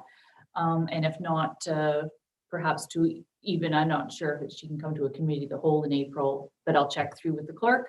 Normally we have our delegations come to council meetings, but she's going to be on a tight time frame as she, I was going to say gears up to retire or gears down. If we're asking her to come, it's a briefing. So yeah, that's okay. Okay. I think it would be really helpful when we're looking at these policies to have her speak to them. She knows this like inside and out and understands the program and what things you have to consider when you're considering these and what things you're really not allowed to consider. So, or shouldn't be considering. Moved by Councillor or Deputy Mayor Kennedy, seconded by Councillor McKechnie. Be it resolved that the committee of the whole recommend to council that they waive planning application fees, building permit fees, security requirements for construction, as well as administrative fees related to the site plan agreement application for purposes of providing a municipal contribution toward the development of the Places for People Affordable Housing Project at 4951 County Road 21. All in favor? Okay, and that passes. And that concludes our open portion of the meeting. And so now we need a mover and a seconder to go into closed session. And moved by Councillor Wood Roberts and seconded by Councillor Clark. Be it resolved that the committee of the whole adjourn its meeting at 1:58 p.m. to discuss matters pursuant to Section 239 of the Municipal Act 2001 as amended pertaining to a trade secret or scientific, technical, commercial, financial, or labor relations information supplied in confidence to the municipality or local board, which, if disclosed, could be reasonably be expected to prejudice significantly the competitive position or interfere significantly with the contractual or other negotiations of a person, group of persons, or organizations. And this is under Public Works. All in favor? Okay, so we are now in closed. So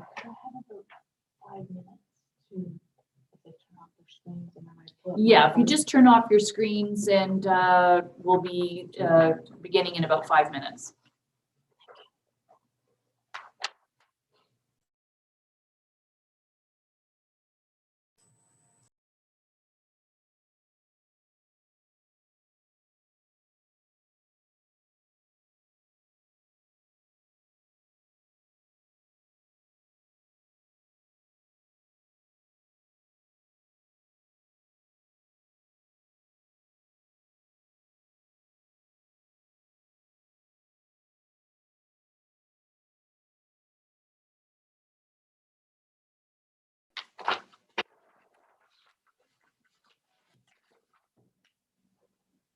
Okay, yep, you back? 2 seconds.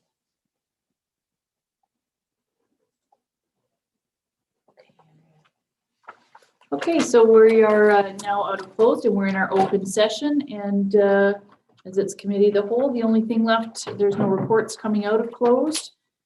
And so the only thing is to have a motion to adjourn for today. So I need a mover seconder, Councillor Donaldson and Deputy Mayor Kennedy.